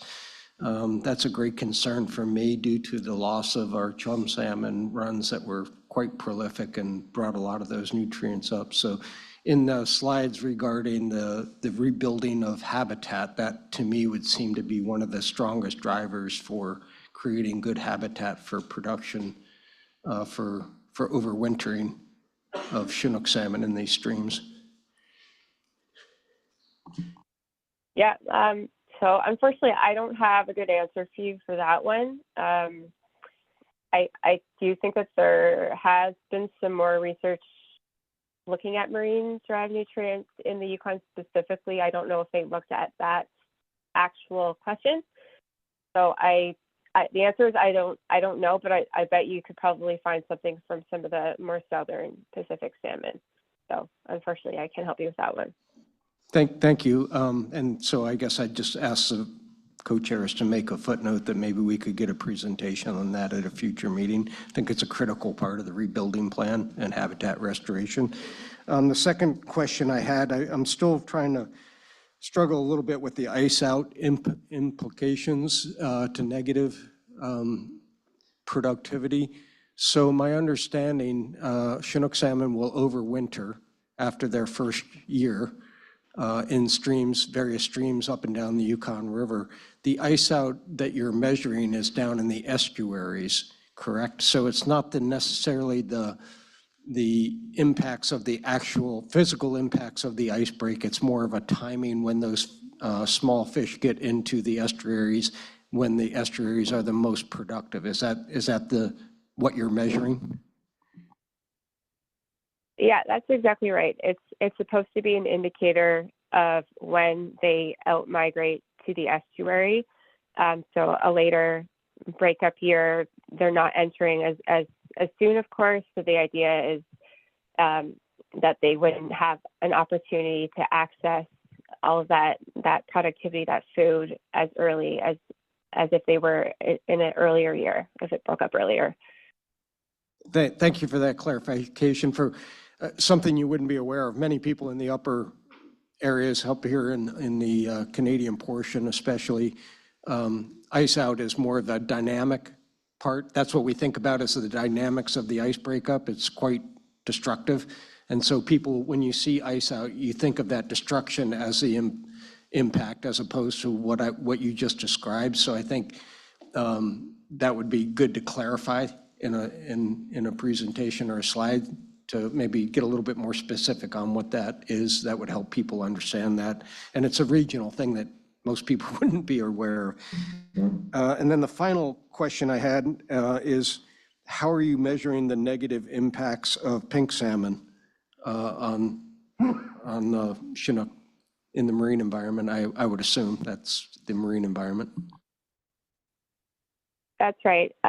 We looked at it as an impact on the summer after their first winter in the Bering Sea. So they would be they spend the first summer up in the northeastern part of the Bering Sea as juveniles, and they head towards the shelf break for that first winter. We're looking at the summer following that as the first summer where they're going to have potential for competition. They'll be at the size big enough that they would be potentially competing, and that's when they finally move out into kind of the central and even sometimes the western part of the Bering Sea basin, where they'd be facing potential competition with all of those different salmon populations from the North Pacific that migrate up there. Okay, so that's food competition as opposed to being predated upon. Yes. Yeah. Thank you very much. I really appreciate the presentation. Great, thank you for that. And just a quick update. So we will adjust the timing of our morning break on conclusion of this presentation and Q&A. We do have enough time to get through our other remaining presentations this morning, so we have built in a little bit of a buffer. So next we'll go to U.S. panel member Ragnar Ahlstrom. Go ahead. Oh, we have time. Mr. Chairman, Ms. Murdoch, and I might be characterizing this wrong. I believe I heard you say that the juvenile outmigrants in the northeastern Bering Sea, as they come out of the river and they're up in the northeastern Bering Sea, the climate, I guess, isn't having an effect on those. You know, I was reading last month, I'll just elaborate, or a couple of months ago, that there's studies showing that with climate change, the amount and intensity of summer storms moving into the Bering Sea is affecting the Bering Sea current on the Alaskan side, and is pushing those out migrants near shore. Now, the only research we have up there is a Northern Bering Sea survey. It isn't near shore, although they are trying to put stations in near shore. So I might have mischaracterized wrong, but in the absence of data near shore, and the research theorized that as you push those juveniles near shore, in that time of the year, they're susceptible to bird populations, Cape Denby, Cape Darby, Rocky Point, and so on. Extremely large bird populations that are now, eating these things because the storms have pushed them near shore. I was curious, did I mischaracterize your comments that that there's no effect on juveniles in the northeastern Bering Sea, and if I mischaracterized, where did you get that information from, Mr. Chairman? Okay, so I think what you're asking is whether or not there's any impact of climate change on the juveniles in the northeastern Bering Sea. Is that right? Generally speaking? Okay. Yeah. So certainly there is. There are impacts, and they've been measured by a lot of them have been measured by those the Northern Bering Sea surveys, as you mentioned. The thing with our study here is that we didn't see a connection between specifically the summer sea surface temperature in that region and salmon productivity years later, or like the impact on the productivity when they come back, essentially. But that doesn't mean this is a very broad study, and we're just using one way of measuring it. But there's certainly a lot of nuance there with respect to how the salmon are experiencing impacts. And they have found impacts on rising temperatures on other parts, like on what kind of food they're eating, and how full their stomachs are, and lots of other things. So there definitely is, there are things going on there. They're just not translating in the way that our study could measure it here. And the comment about the storms and pushing them in and possibly more predation, that's also a cool new one that I hadn't heard of. So thanks for that. I'd be curious if, how much, and if they would be able to look at that with the Northern Bering Sea survey data, because they'd be the ones primed to do that. Thank you. Thank you. Next, we'll go to U.S. panel member Virgil Umpenhauer. Go ahead, please. Thank you. Okay, we've been told that when the water's warmer and salmon are migrating upriver, that they use more calories, more energy with warmer water. And so if they're using more energy and then they're competing for food in the marine environment with the pink salmon, then they may not get as much fat buildup, because they have to have a large fat buildup to make it all the way into Canada, up the Yukon River. And so if they're using more calories or more fat to get up the river, and they're not getting as much nutrients because of the competition from the hatchery pink salmon, or the pink salmon period, and lots of them are hatchery, then could they be just running out of the energy to make it and die on the way?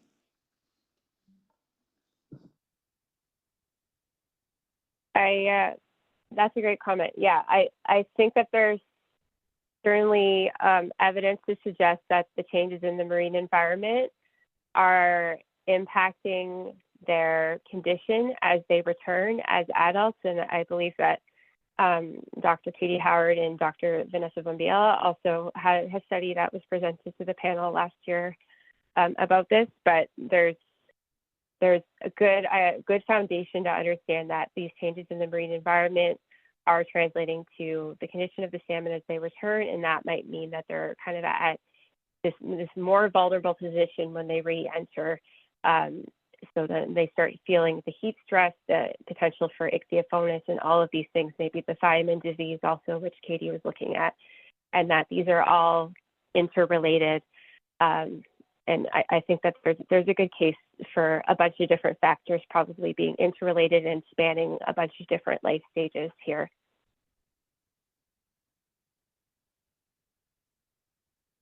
Thank you. Next, we'll go to U.S. panel member, alternate chair, Caroline Brown. Go ahead, please.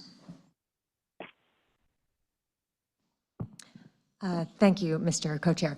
I just wanted to briefly note, based on Rhonda's question about wind and Ragnar's question and comments about storms, increasing storms and wind, I did go ahead and email you a copy of the report that outlines the traditional knowledge of wind in lower river communities on the Yukon. Great, thanks so much. Okay, thank you. And next we'll go to U.S. panel member John Lamont. Go ahead, please. Through the chair, thank you, Dr. Murdoch, for a very detailed and technical report. It's good to see these coming out. On graph 15, I have a question related to water temperature.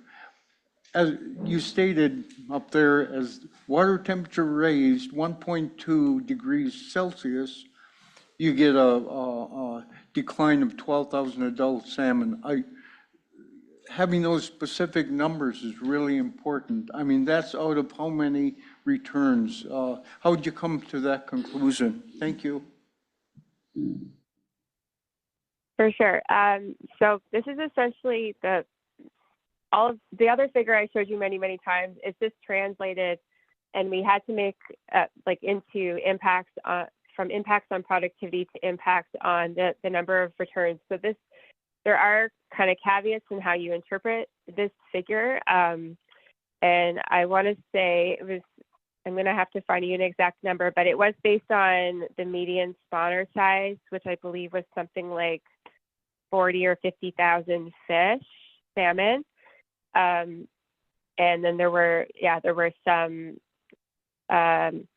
we had to estimate a few things that went. So this is basically, you could think of this as kind of the average case, right? These estimates will vary depending on the number of spawners and that kind of thing. But this is it's a good framework to start with to understand how these different variables might translate into the returning number of salmon. Great. Well, thank you very much to panel members for your questions, and to Dr. Murdoch for taking time out of your very busy schedule to join us here today to present this essential information to the panel. So do appreciate your willingness to share the results of your research. With that, we will take a 10-minute break, so we will resume in bilateral session at 11 a.m. Thank you for your patience.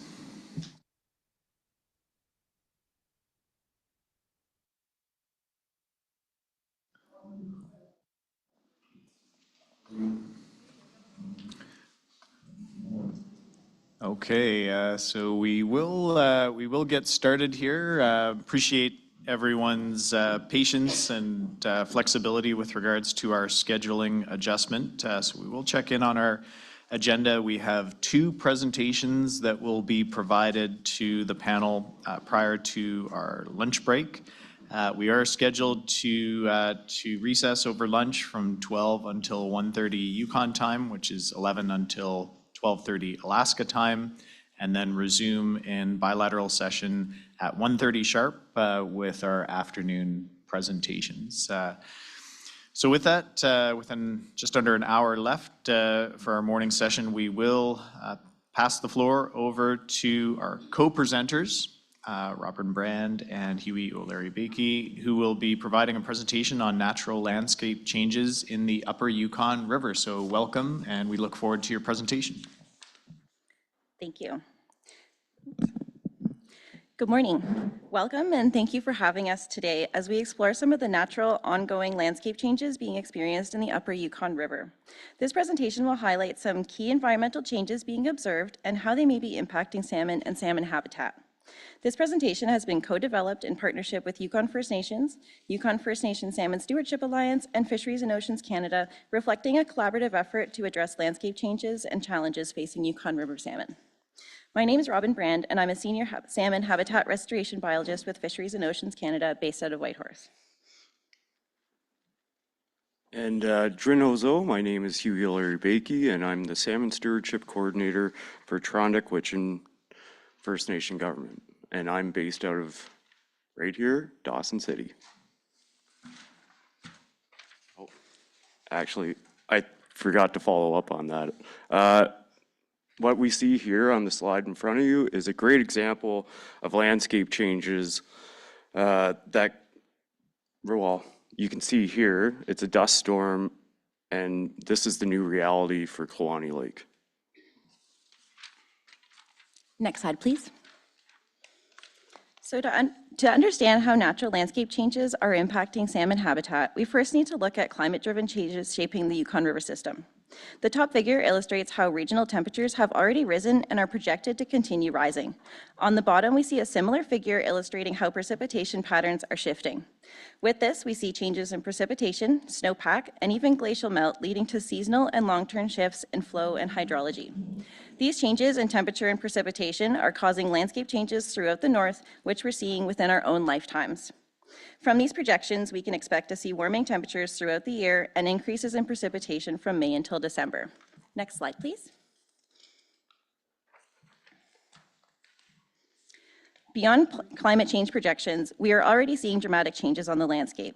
It's important to note that these are natural landscape changes and they're interconnected. They alter river hydrology, sediment transport, and water quality, all which impact salmon at different life stages. Next, we're going to take a closer look at some of these landscape changes and how they impact salmon.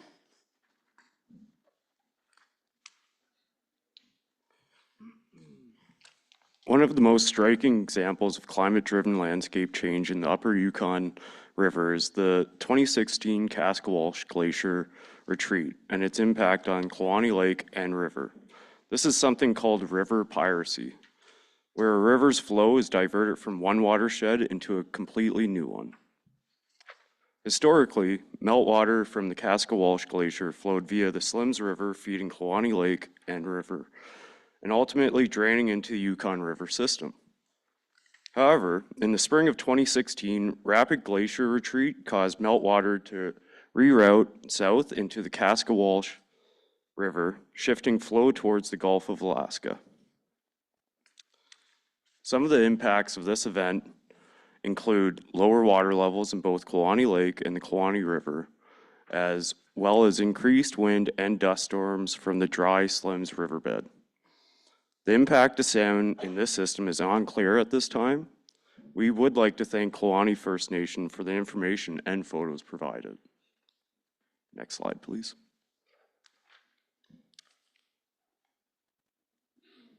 The Fishing Branch River is a special salmon-bearing tributary known for groundwater flows and warm water refuges, where salmon eggs can survive the cold winters near the Arctic Circle. In recent years, Vuntut-Gwitchin First Nation has observed concerning trends in dewatering events, where sections of the river experience sudden loss of water and flow, causing a seasonal dewatering of spawning habitat. We would like to highlight the image illustrating that this dewatering can happen virtually overnight. So the photo up top and the photo down below are within 24 hours of each other. Vuntut-Gwitchin First Nation is planning to monitor the impacts of landscape change and its impact to salmon despite the challenges of remote access. Some of the known impacts to salmon from these events includes the loss of incubating eggs and alvin found within the dewatered extent. Next slide, please.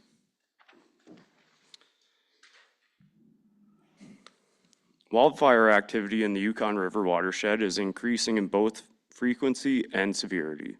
While wildfire is a natural part of the boreal ecosystem, the scale of fires and their lasting impacts raises concerns for watershed instability. The figure on the right illustrates the history of the Upper Yukon watershed from the 1940s to 2024. It is important to note that the impact of forest fires along the Yukon River goes back further than what is recorded on the map. Specific impacts to salmon and salmon habitat include increased sediment and ash loading. So this means wildfires remove vegetation that stabilizes riverbanks, leading to higher erosion and increased fine sediment, making post-fire runoff flashier. Ash and nutrients from burned forests can also alter water chemistry and can contribute to algal blooms. Another factor that impact that can happen is hydrological changes and permafrost degradation. Severe burns lead to deeper permafrost degradation, increasing runoff variability with flash floods in the summer and drier stream beds in the fall. Habitat loss and fragmentation is another impact that can happen. Loss of riparian vegetation reduces shade and increases water temperatures. After severe burns, it can take up to decades to regrow, leaving streams exposed to direct sunlight, which can have implications here under the midnight sun. The effect is often strongest in small, shallow tributaries, which warm faster than deeper rivers. The combined effects of past and present wildfires highlight how climate-driven disturbances are shaping the watershed. The loss of streamside shade from wildfires is a long-term issue, as riparian forests can take decades to recover. Understanding legacy fire impacts, in addition to modern trends, helps us understand the risk to salmon habitat and can guide both monitoring and restoration effects. Now it's time for the next slide. Thanks, Amy. Beavers, my favorite. Beavers are ecosystem engineers, which means that they actively shape their environment by building dams and altering flow.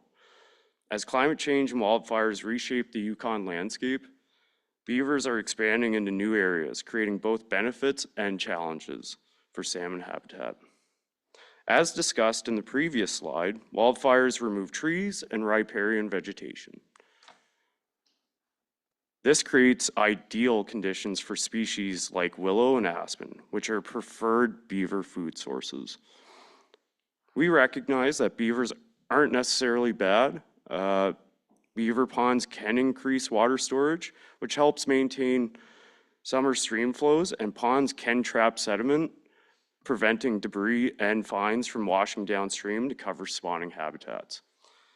The challenge is that dams can create barriers to both adult and juvenile salmon migration and cause sediment and erosion, as shown in the photos of the Fox Creek Channel Restoration and Sediment Control Project completed by Tonquatchon Council.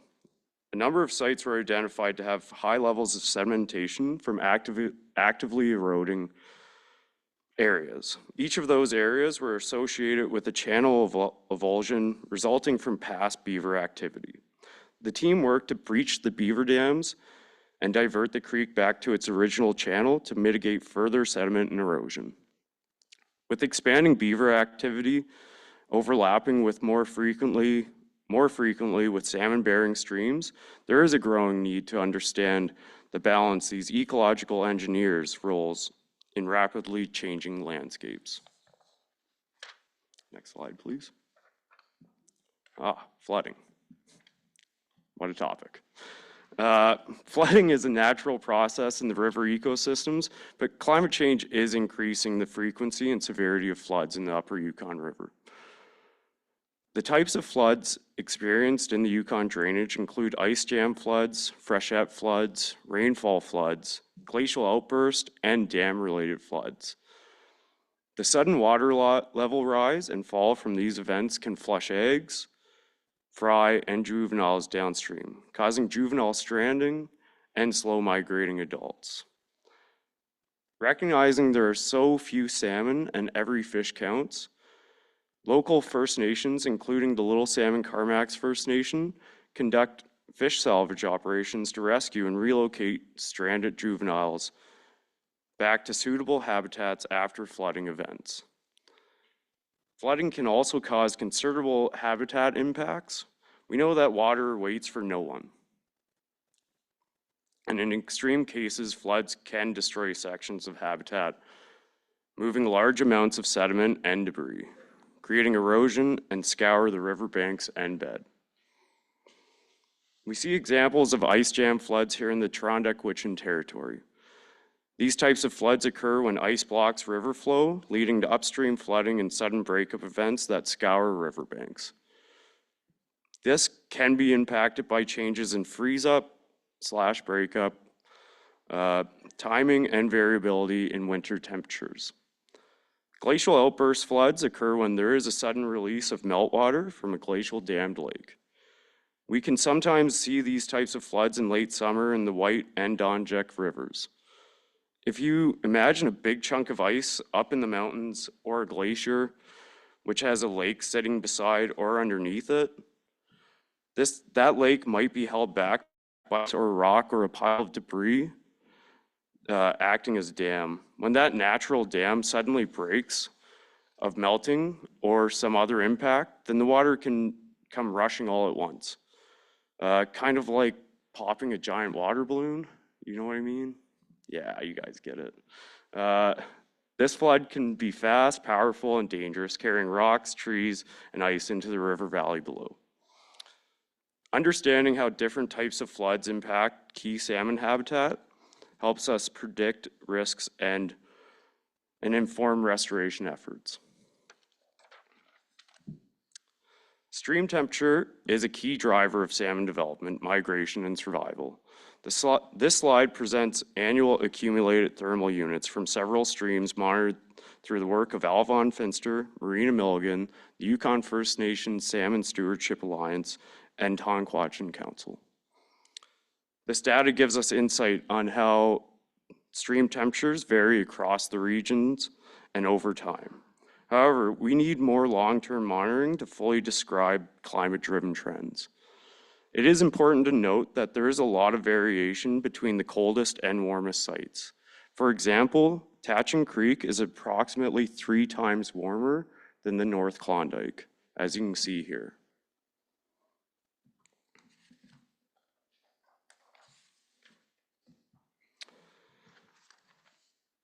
Okay, perfect. This table summarizes how often daily average water temperatures exceed 18 degrees Celsius or 64 degrees Fahrenheit during the migration and spawning period. This is important as we know temperatures above 18 degrees Celsius can cause physiological stress, impacting survival and reproductive success of salmon. We see that some sites consistently exceed 18 degrees, like the Pelly River and Tatchin Creek. Both of these sites exceeded 21 degrees Celsius or 70 degrees Fahrenheit during 2023. These findings indicate that some Chinook populations may already be experiencing thermal stress during critical life stages. Identifying which are at highest risk will help us prioritize habitat protection and restoration efforts.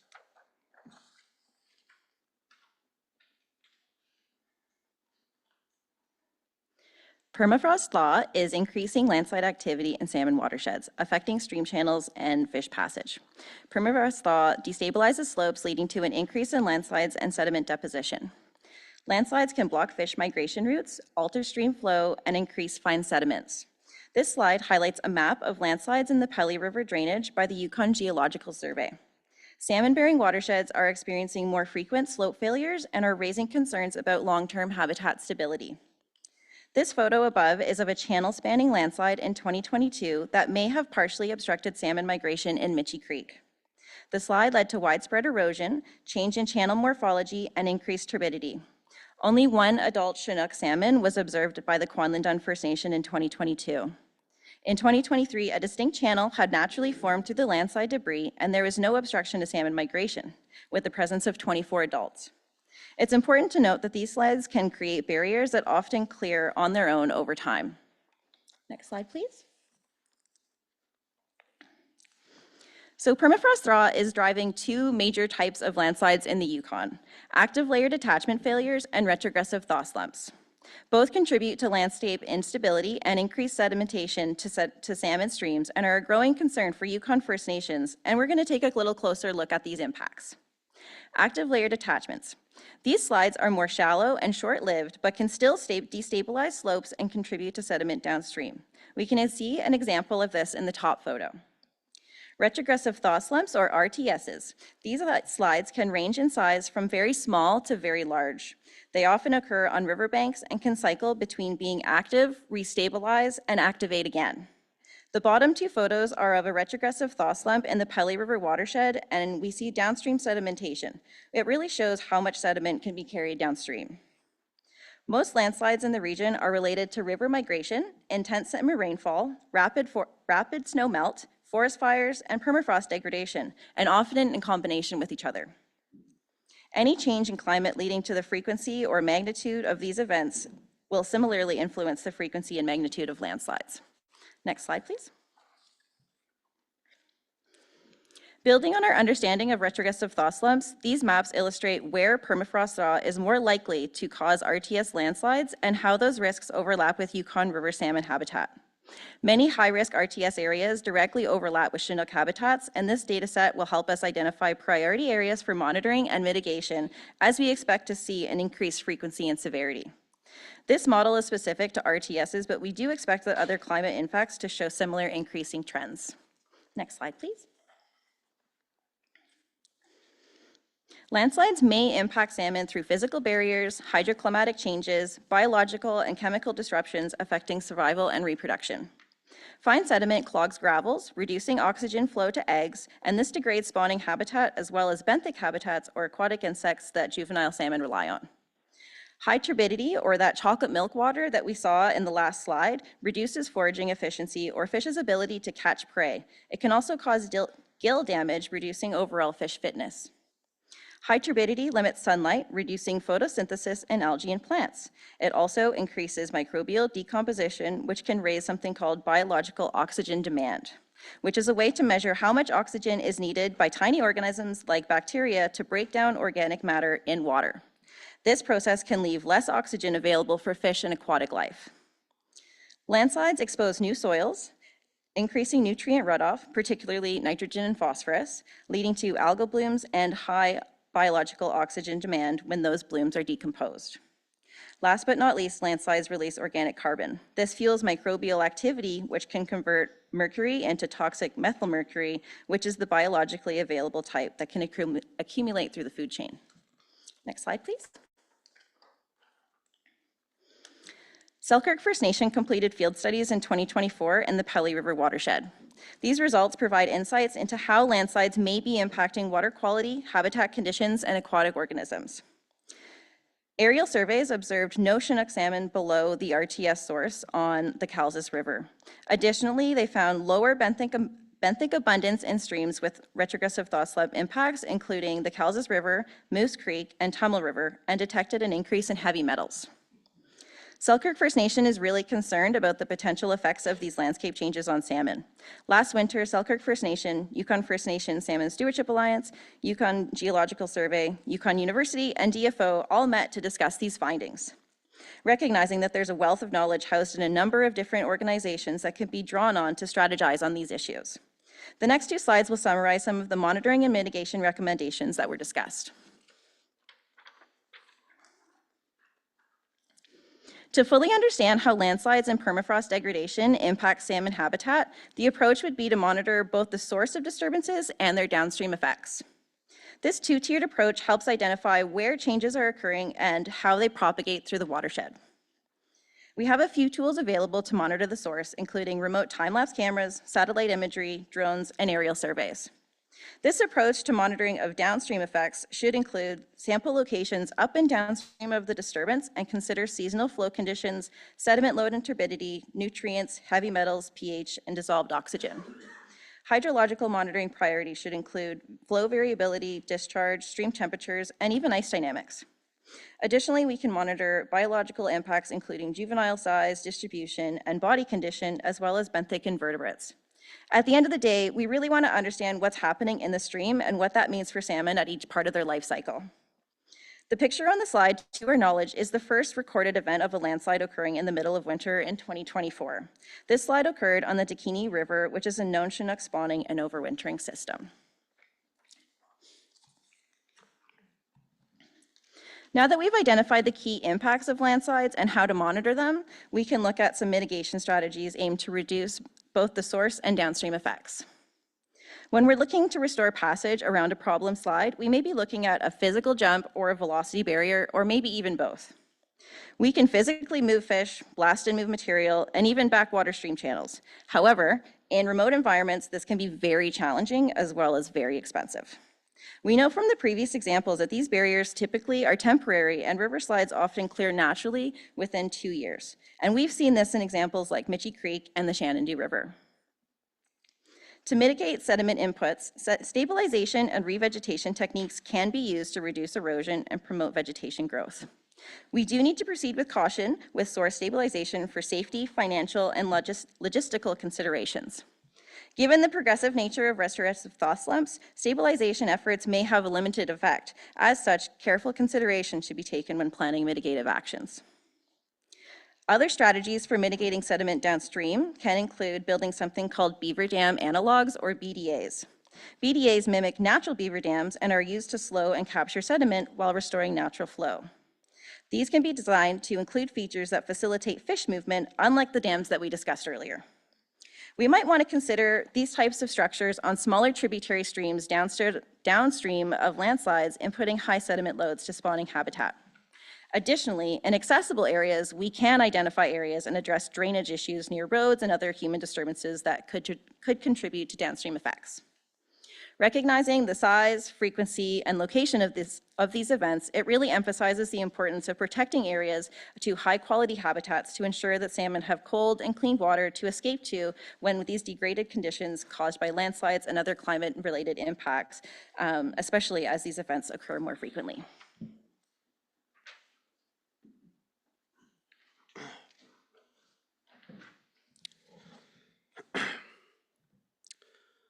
The Yukon River is undergoing significant changes due to climate change, and its remote location makes it even more critical to have people on the land for early detection.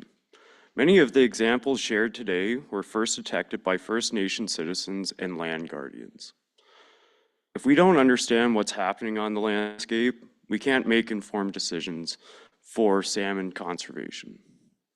Next slide, please.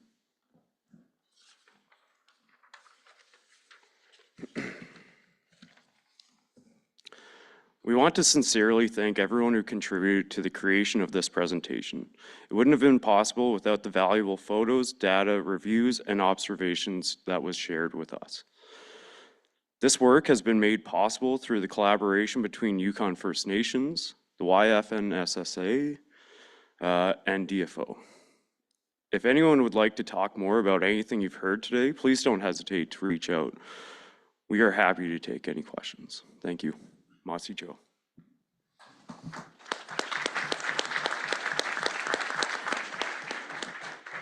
Thank you very much for this very informative presentation, taking us across time and space throughout the upper Yukon River watershed. So we'll start with panel member questions, comments. Go ahead, Canadian member Sebastian Jones. Microphone, please.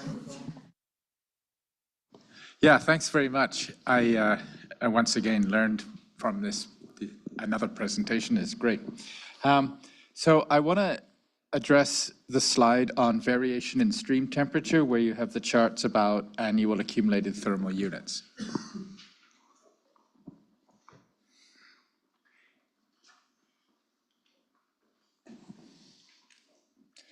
And I noticed that you conveniently, no, not this one, the one which says variation in stream temperatures. There we go. This is the one. I noticed that you conveniently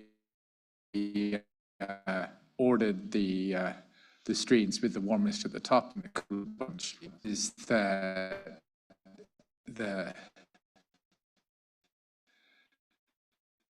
ATUs for the North Klondike are right around 1,000 ATUs per year. And my understanding is that's pretty well the bottom limit for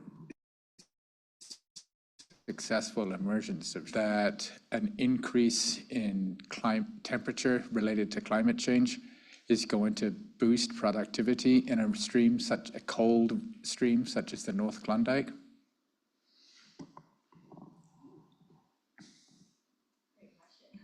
Great question. I honestly really wish that Marina was here to speak to that.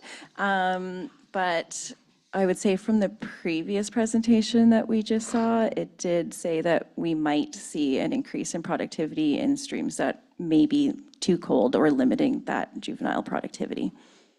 Yeah, I didn't realize that the North Klondike was that cold. Like, I've been in the North Klondike. I know it's damn cold, but I didn't realize that it was bumping up against limits like that. So interesting. My other question is something that I'm just a bit confused by, and that's the case study for the Pelly River investigations, when you talked about the Calzas retrogressive thaw slump, and it blocked salmon migration. But what I don't understand is why there were adult salmon detected upstream of the slide rather than downstream of the slide. And typically, my understanding of retrogressive thaw slumps is that they progress relatively slowly compared to active layer detachments. And so I wouldn't have expected a retrogressive thaw slump to block off a stream in this way. Can you shed more light on this? Absolutely. So I do believe I was speaking to Mitchie Creek when I said that it was blocking fish migration, and the one on the Tummel River, is that what one it was? Yeah. The one on the Tummel River was a retrogressive thaw slump, so the main impacts to that one was actually sedimentation and downstream impacts from those retrogressive thaw slumps and more permafrost related.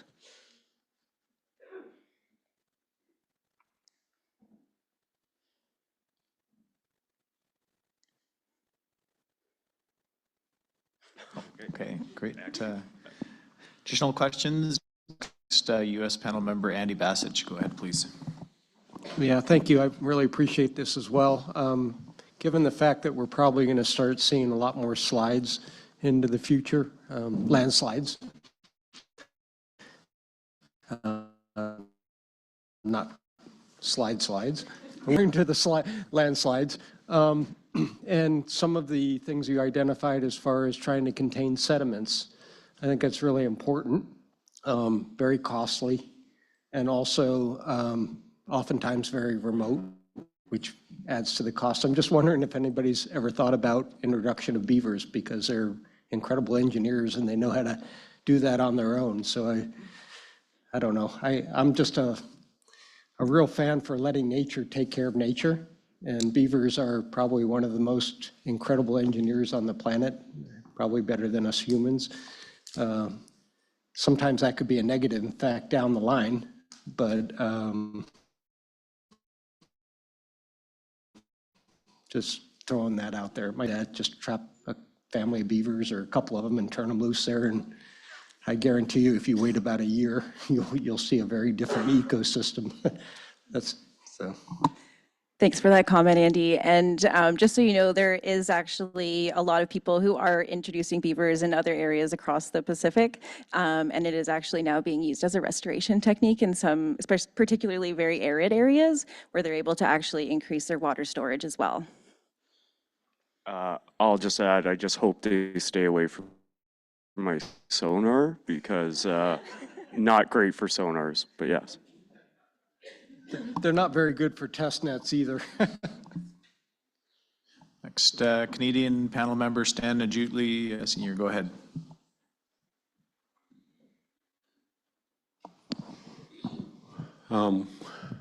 Big questions, big research leads to more questions. So.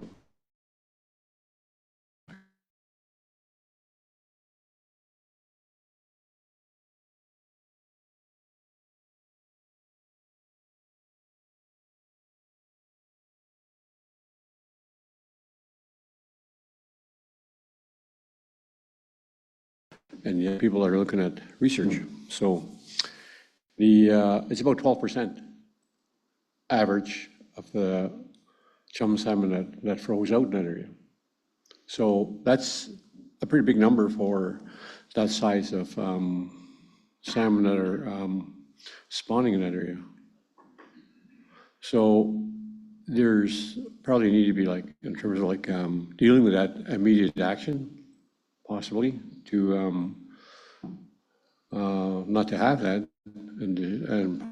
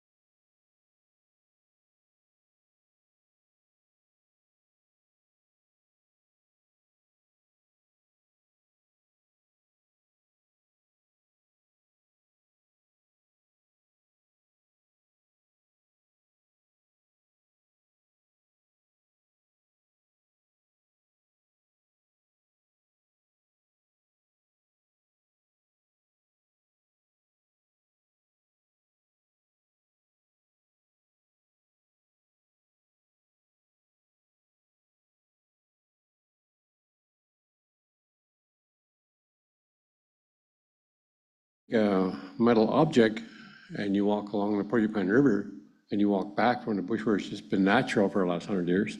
You take a metal object and you hit the surface of the ground, there's ice under 8 inches layer of moss. Be interesting to study that moss to see what it does to keep that frozen for, considering all of that, the warming and the temperature and everything else, And there's just not enough research to say, well, okay, there's moss and it keeps it frozen. Well, yeah, okay. Why? What does that moss, what does it really contain? What's in there to make that, keep it frozen? And that's a big question. And all that fire in that area in the Porcupine River, that's like a huge fire, a really extremely hot fire, and a lot of ground melting and a lot of permafrost melting. That really has an impact and an effect on the water system and the temperature and probably the oxygen level in the river system itself. So you got to wonder what's in another river system. You got to wonder what's going to survive in terms of the lack of oxygen and all that turbidity and all the different anomalies that's flowing in that water system.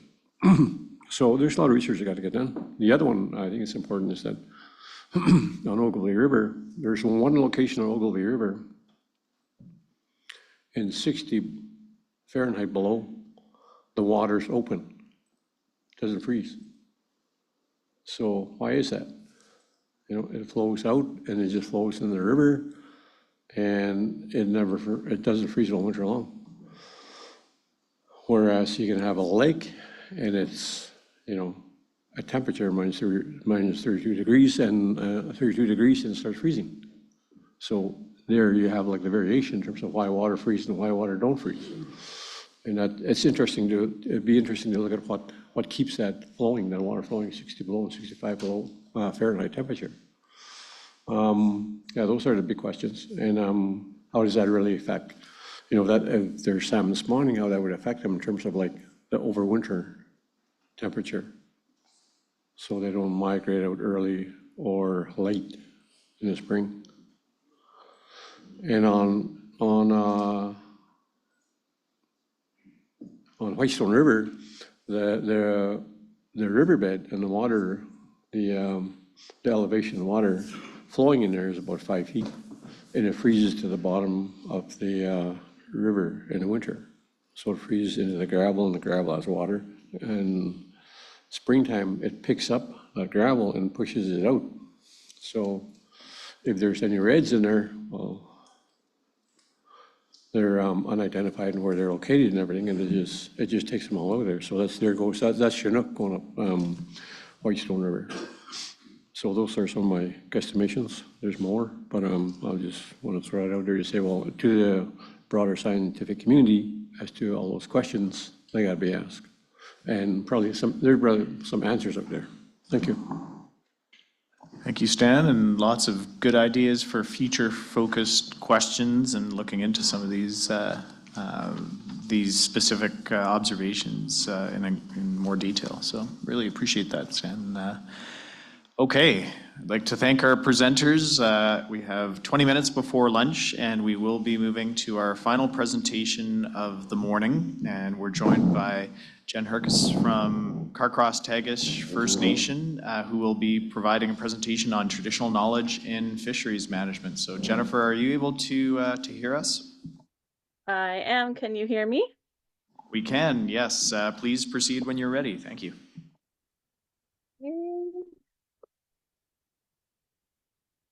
And can you see my presentation? Yes, we can. Okay. Go ahead. Perfect. Good morning, everyone. My name is Jen Herkes. I am an archaeologist and anthropologist who works primarily with the Carcross-Tagish First Nation, but I've also had the opportunity and privilege to work with many other Yukon First Nations, although primarily in the Southern Lakes. And in that work, I've been primarily involved in traditional land use research and traditional knowledge gathering and history. I am not First Nation, so today I want to be clear that I'm only sharing things that I have learned and that I've been taught in the time that I have been lucky enough to spend with knowledge holders on the land and water. And that, again, the majority of what I've been taught does come from knowledge holders in the headwaters region of the Yukon River. Today's presentation is primarily about my understanding about how traditional knowledge has, can, and should be used in management opportunities. And just to connect myself with salmon and with the river, I've been working in the Yukon for the last 11 years, and my very first project in the Yukon was working with the Carcross-Tagish First Nation on an R&E funded project in 2014 to gather information from the Carcross-Tagish knowledge holders about their experience and understanding of their relationship with salmon in the Southern Lakes beyond the McClintock River, so up into the Tagish River and Tagish Lake and Bennett Lake. So salmon have always been an important part of my education on the Yukon lands and waters.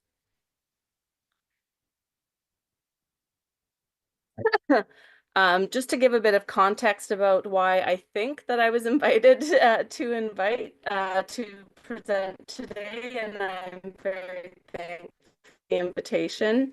But I think it's because we're getting to a point of really understanding the value and importance of traditional knowledge in our understanding of salmon and our responsibilities of salmon. And I really think that's been reflected in all of the discussions that I've heard over the last few days, all of the amazing bits of information that have been shared by committee panel members and advisors, as well as the presentations that we've seen today. On top of that, the panel has recently established the Traditional Knowledge Committee, which I think is a clear representation of this understanding.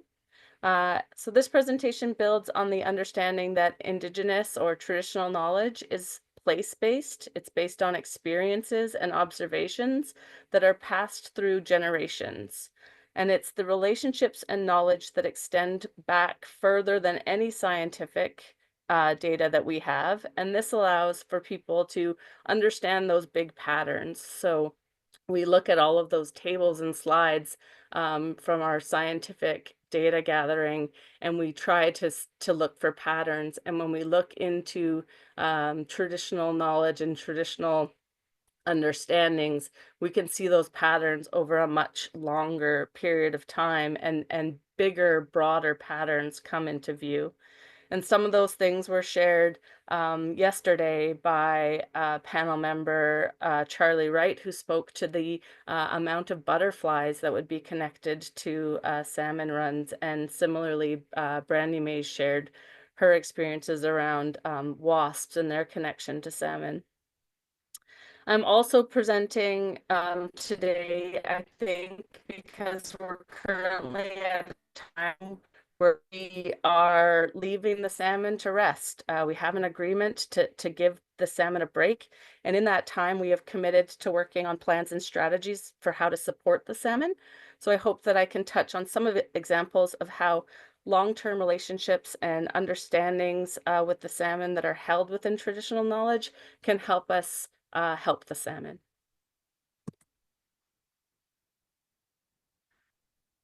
So how does traditional knowledge inform management? So first off, I want to say using the term management and traditional knowledge is a bit weird and uncomfortable. For me, as I've been taught that it's not about management, it's about maintaining relationships. So when I at least speak about management, I'm speaking about the things that people should be doing. So how we can manage people so that we can maintain that good relationship rather than speaking about managing the land or managing the water or managing salmon. So in the last couple of years, I've had the opportunity to conduct a substantial amount of research relating to traditional knowledge associated with salmon, again, primarily at the headwaters of the Yukon River.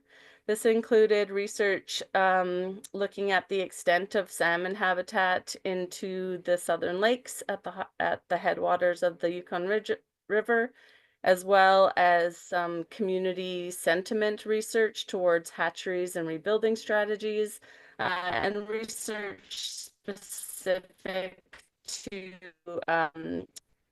Indigenous management practices. And through this research, the value of traditional knowledge continuously becomes apparent. Like I said earlier, it provides this long-term place-based observation information that spans generations. And then when this information is combined with more recent scientific records, we get a more clear understanding of those patterns. And not just of salmon, but of all of the interconnected values along the river. Traditional knowledge also works to emphasize that interconnectedness. So looking at things in a more holistic and systems-based way. And with this knowledge, we gain an increased understanding of what habitat needs actually are. And when we start looking at those things, and the presentations before just spoke to that, and Rhonda mentioned the influence of wind, and we talked about beavers, and we talked about landslides, and so understanding that everything is connected, and that all decisions that we make in terms of management of ourselves and looking towards enhancement and restoration need to be made and understood in a holistic way. And finally, traditional knowledge teachings work to explain and show that relationship is reciprocal between people and salmon. Salmon have provided for people for many generations, and we have a responsibility to provide for them through sharing, caring, respect, and teaching.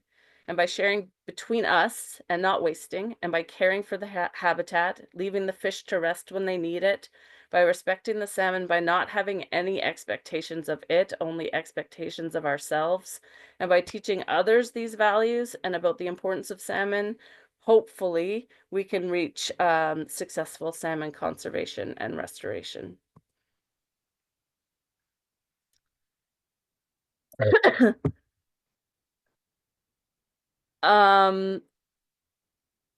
So traditional knowledge allows us to look at things through sort of a different lens. In strategic planning, we look and we ask questions about what is affecting salmon. We had several presentations about that today to have a better understanding about what is affecting these fish so that we can do our part to support the rebuilding. Through my research, in my experience, if we ask those questions through a more traditional knowledge lens, we tend to get slightly different answers. And although the same, just presented slightly in slightly different ways. So just keeping that in mind, that it's in my understanding, and Rhonda Pitka mentioned it earlier, that traditional knowledge and Western science tell often the same stories, but just in different ways. So through part of our questions in the research that I did, looking at some of the issues facing salmon, they provided several examples, and this was specific again to the Southern Lakes, but they provided several examples that I think we would all expect to hear, things like overfishing, dams, pollution, habitat loss. But interestingly, many other issues were raised that were really a lot more, in my understanding, about relationship. So one of those things is the loss of relationship that people have with salmon and how that has an effect on salmon. Knowledge holders noted that for many different reasons, people's connection and relationship with salmon has changed. People are not spending as much time on the river. People are spending less time at fish camp. And people's relationship with salmon is fundamentally different. In recent times, people have noted that some of the youth, some of their family have had no opportunity for a relationship with salmon, and particularly with salmon from their own territories, and they often have to access salmon elsewhere. And there was a strong indication that this disconnect not only has had a profound impact on the people, but that they understand it to have a profound impact on the salmon as well. Another issue that came up was a decrease in cultural practices and how those affect salmon. So things that came up included that connection about how salmon used to be sung into fish camp. Prayers were said, and the salmon were wholeheartedly welcomed into the territory. And this was an acknowledgement that that decline in those practices, for a variety of cumulative reasons, have had an effect on salmon, and that continues to affect the relationship. And it should be noted that in many communities, these activities and practices are being revived, and hopefully it will have a positive impact on the salmon as well. There's also a bunch of cultural laws and practices that people have noted that were a part of their relationship with salmon, including things like we are doing, like leaving things to rest, habitat management, selective harvesting, and predator control. So through the research that I've been privileged to be a part of, people have expressed how important it is to consider that interconnectivity of things and the need to make sure that all interactions, even at the spiritual and emotional level, are considered whenever we do anything with the land and water, and that there is a substantial concern that addressing individual factors and individual effects without considering the interconnectivity could cause increased problems. So I just wanted to give a few examples and speak to a few of the traditional management tools that I've been told about. So things like ceremony, and I just mentioned the importance of having ceremony and giving thanks in terms of when you start thinking about the health of salmon being connected with the health of our relationship with them, then it's important to maintain those relationships. Language is something that I've heard repeatedly told to me, the importance of restoring traditional language. Things like fully understanding traditional place names will help us better understand habitats and habitat expectations. Traditional language can help understand connections and relationships between a variety of different indicators. And I've even had some people tell me that it's maybe because that's the language and the name that the salmon are expecting to hear, and they're not hearing their name anymore. So the importance of bringing language back. I mentioned before about how we are currently in this state of leaving the salmon to rest, and this is an important traditional practice. Through experience and teachings and observations, people understood when things were meant to be left to rest. And in the Southern Lakes and in the Yukon, people have been leaving the salmon to rest for many, many years. Another example of this, maybe not salmon related, is the caribou population in the Southern Lakes.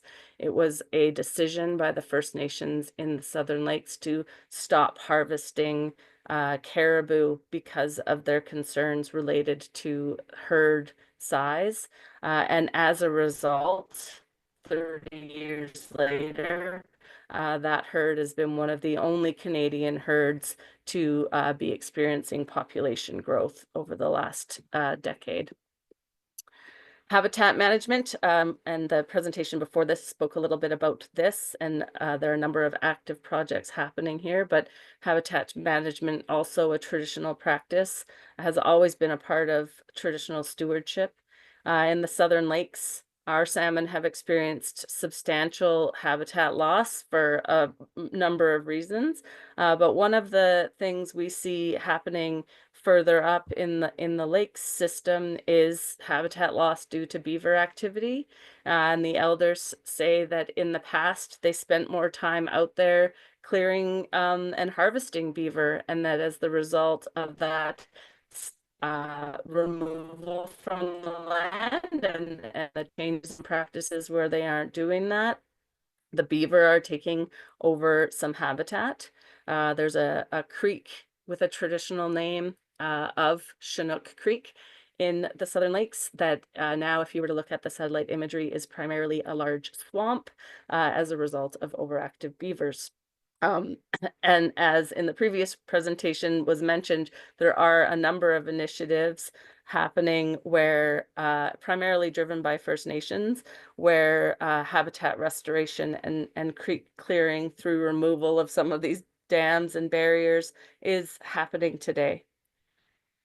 Selective harvesting is another example that is a traditional management practice. Traditionally, the practice was to actively select males in the harvest to help support increased females going up to have their babies. And again, we continue to talk about this. Panel members mentioned today, net size is a tool to be using for selective harvesting in some senses, but the idea of understanding the needs of the fish and harvesting to the fish's needs rather than the people's needs was an important tool. Predator control was a traditional management tool, and not talking about predators like Ragnar mentioned about orca and humans, but predators on the eggs and fry, and traditionally people purposefully targeted ducks in salmon spawning streams because they were recognized as having been predators on the eggs at the time. So using that knowledge to be able to control some of the issues facing the salmon. There's also information about active traditional stock rebuilding strategies as well, or even habitat, well, not habitat, but stock management strategies, including stories about developing new runs in areas by moving broodstock over to other streams and creeks, or moving fertilized eggs over. And these were done for a variety of different reasons, whether it's because of habitat loss or whether because people were moving, and so they created habitat in other places. And finally, I just wanted to mention the importance of storytelling and information sharing as management strategies. So in an oral culture, these stories were important tools for information sharing. All of the management tools and skills were passed on through generations alongside those values and understanding of the relationship and stories, and as well as data information around run sizes and timing and harvesting, and concerns about all of those things were also shared as people moved across the land and came together, similar to how we do at these meetings, and that all of this information was considered together to make management decisions.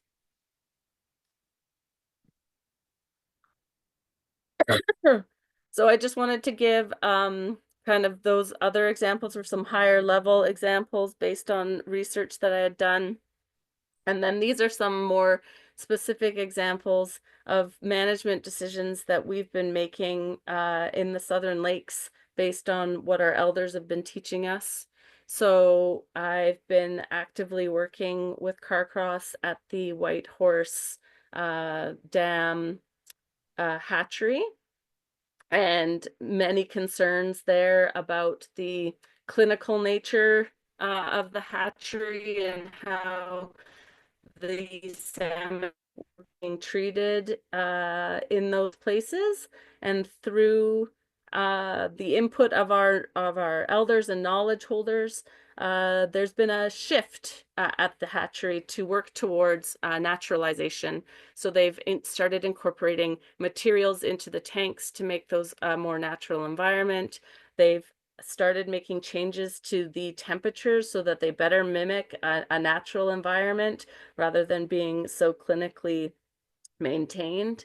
And these types of things we've learned from other nations that have been applying them in their hatcheries, and they are seeing increased success and retention of their eggs to fry, and then increased success of the return of those fry. I've mentioned already today, but the implementation of things like the habitat stewardship and restoration through beaver dam removal. A lot of that work's happening on Fox Creek.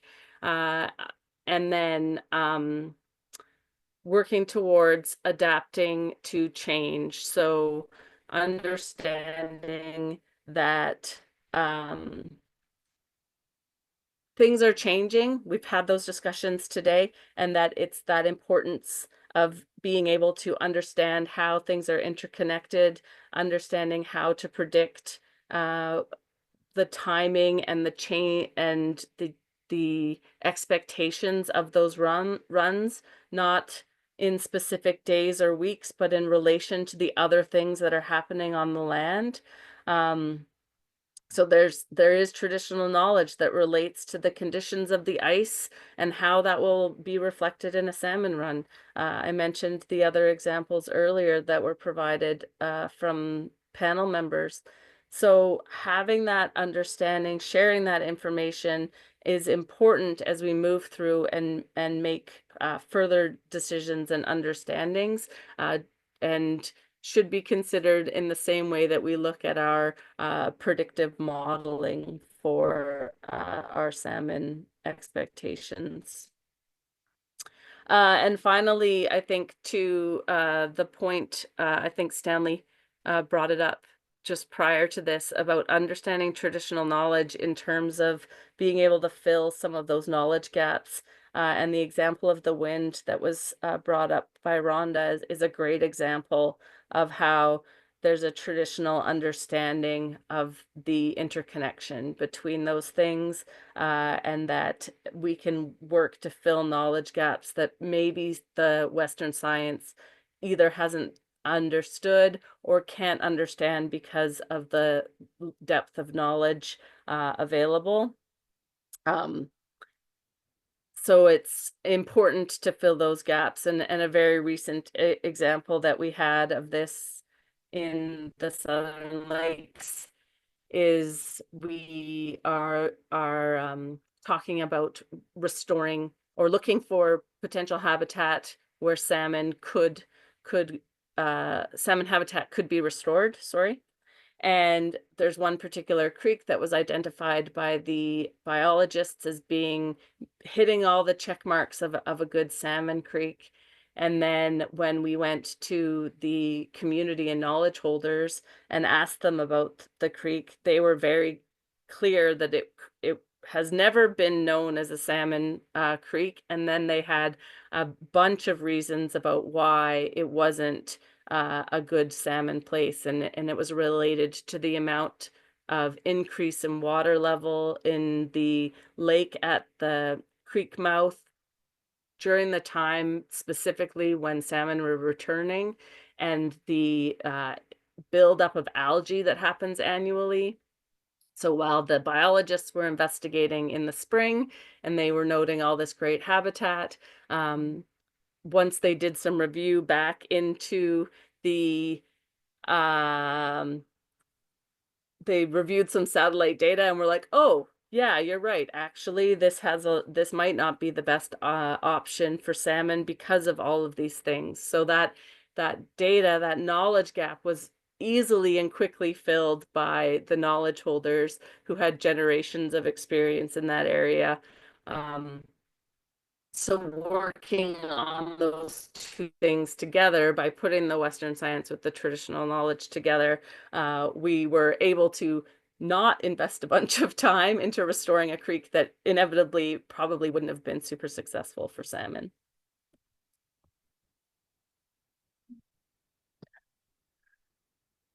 The one other part about when we're talking about management and restoration is we need to try to understand what success looks like. So I just wanted to finish my presentation today with a list of things that were shared with me by knowledge holders as what they would consider how they would know we've successfully supported salmon. And while many of these are dependent on numbers of salmon, which is often a measure that we use, like the ability to share salmon is dependent on numbers of salmon. But most of these are generally more qualitative than quantitative. And I think, again, that gets back to that idea of looking at things differently and understanding that things are, that we need to look at things through different lenses so that we can do the best that we can for the salmon. Gunashish, thank you all for listening to me today. I'm happy to take any questions and answer to the best of my knowledge.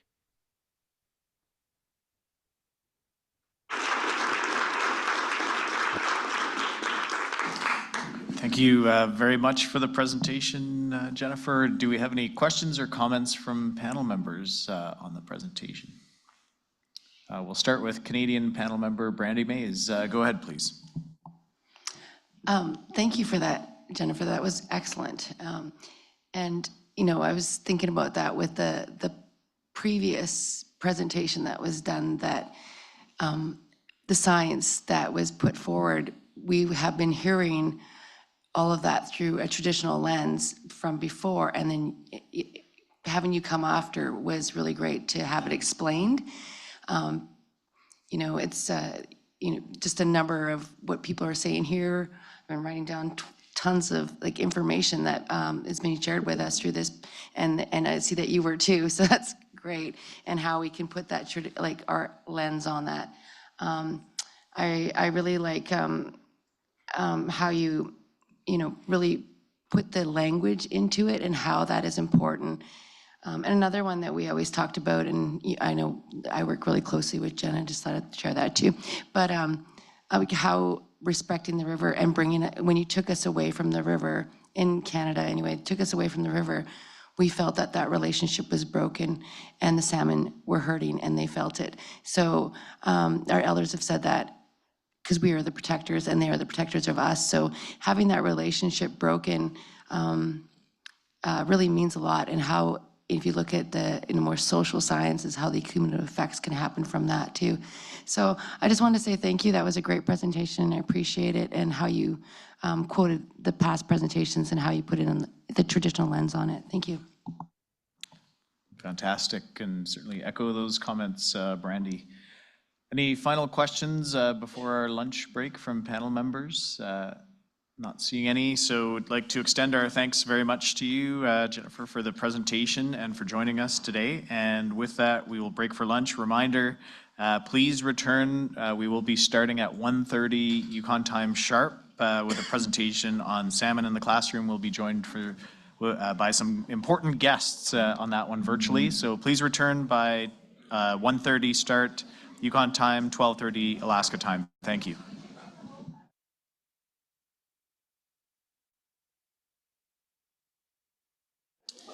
Okay, good afternoon. If I could ask panel members to please take your seats, and we will start our afternoon session of the Yukon River Panel's preseason meeting.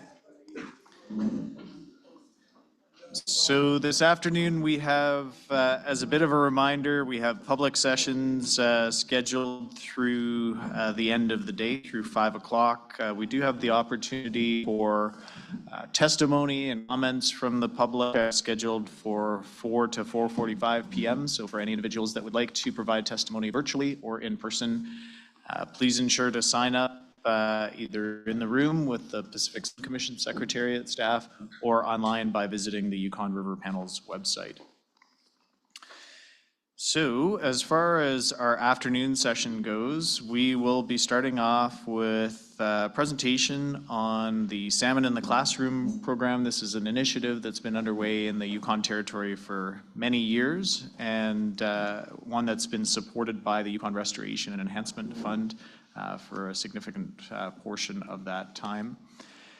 And I believe, I'm just checking online, we should have our participants joining us shortly, imminently. No?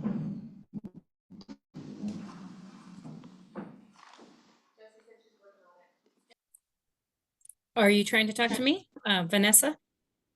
Oh, yes, I apologize. We seem to have lost a connection from our room. I was merely inquiring. It appears that our presenters scheduled to proceed are not able to connect into the meeting, and so I was just curious if you would be willing to start us off with your presentation, please. Yeah, no problem. And if they are able to connect and you need to interrupt my presentation for the students, I am happy to do that as well. So just let me know. Yep, no, we'll proceed in this regard. So the floor is yours for the next 45 minutes or so. So thank you for joining us. Yeah, thank you. I want to thank the panel, for the invitation to present this research. Today, I'm going to be talking about research I've been doing about over the last decade. I believe I presented to the panel last around 2020 or 2021. So I'm trying to review the information that would have been presented at that time, as well as add new information and just kind of give an overview of this research portfolio. In the interest of giving you, a lot of what I have already worked up, not all of this information is already published. So there's a disclaimer here on the slides that some of this is preliminary, and the slides that specifically have preliminary data will have a smaller disclaimer to alert you to that as well. So next slide, please. So of course, I want to acknowledge that many First Nations and Alaska Native groups have stewarded these lands and these salmon. I also take opportunity often to talk with people from different knowledge systems, and my view of the system, tries to blend some of that information. I'm not Alaska Native, and these opportunities are not always something I get to do every day or every week. So I'm certainly no expert on those other knowledge systems, but I do try to listen to everything that people are willing to share with me. Next slide. And this research that I have been leading is all very collaborative. This slide specifically acknowledges some of the people that have been most involved with the work that I'll be presenting today, but it's in no way comprehensive of all of the people that I've been working with on these salmon projects in the Yukon. And I definitely want to recognize that I've had a lot of conversations with panel members and others involved in this process through the years, and I appreciate all of those conversations and look forward to more in the future. Go ahead with the next slide. So I am with the USGS. We are a science agency within the Department of the Interior in the United States. So the reason that I am able to do this as part of my job is that we do recognize the Department of the Interior trust responsibility for subsistence that's set forward within ANILCA, the Alaska National Interest Lands Conservation Act. So essentially, the Yukon River drainage has so many federal lands in it, and most of those lands have a requirement for subsistence to continue on those lands. And so we're in a case, of course, here where the long-term decline of Chinook salmon, as well as the more recent crash in chum salmon, are all creating a situation where people are letting us know that that subsistence lifestyle is not possible right now. And so the research is meant to be responsive to trying to understand that more deeply. Next slide. So we've been talking about heat stress, and I am in the nice situation of having had a lot of people speak before me. I've been listening to the session for most of the day and hearing all the questions the panel has. And you've already been introduced to the idea that freshwater temperatures in a Western science framework, we can see correlations between those and declines in productivity. A lot of people from their own expert knowledge have felt that they see those correlations as well. And we keep using this term heat stress. So I wanted to talk really briefly here at the beginning about what that exactly is. And the easiest way to probably do it is to say the terms that we use when we're talking about heat stress in people. So we're talking about a temperature that's so warm that even if you're only experiencing it for a short amount of time, you're going to have like a physiological effect to that. So in people, the lower level version of that is called heat exhaustion.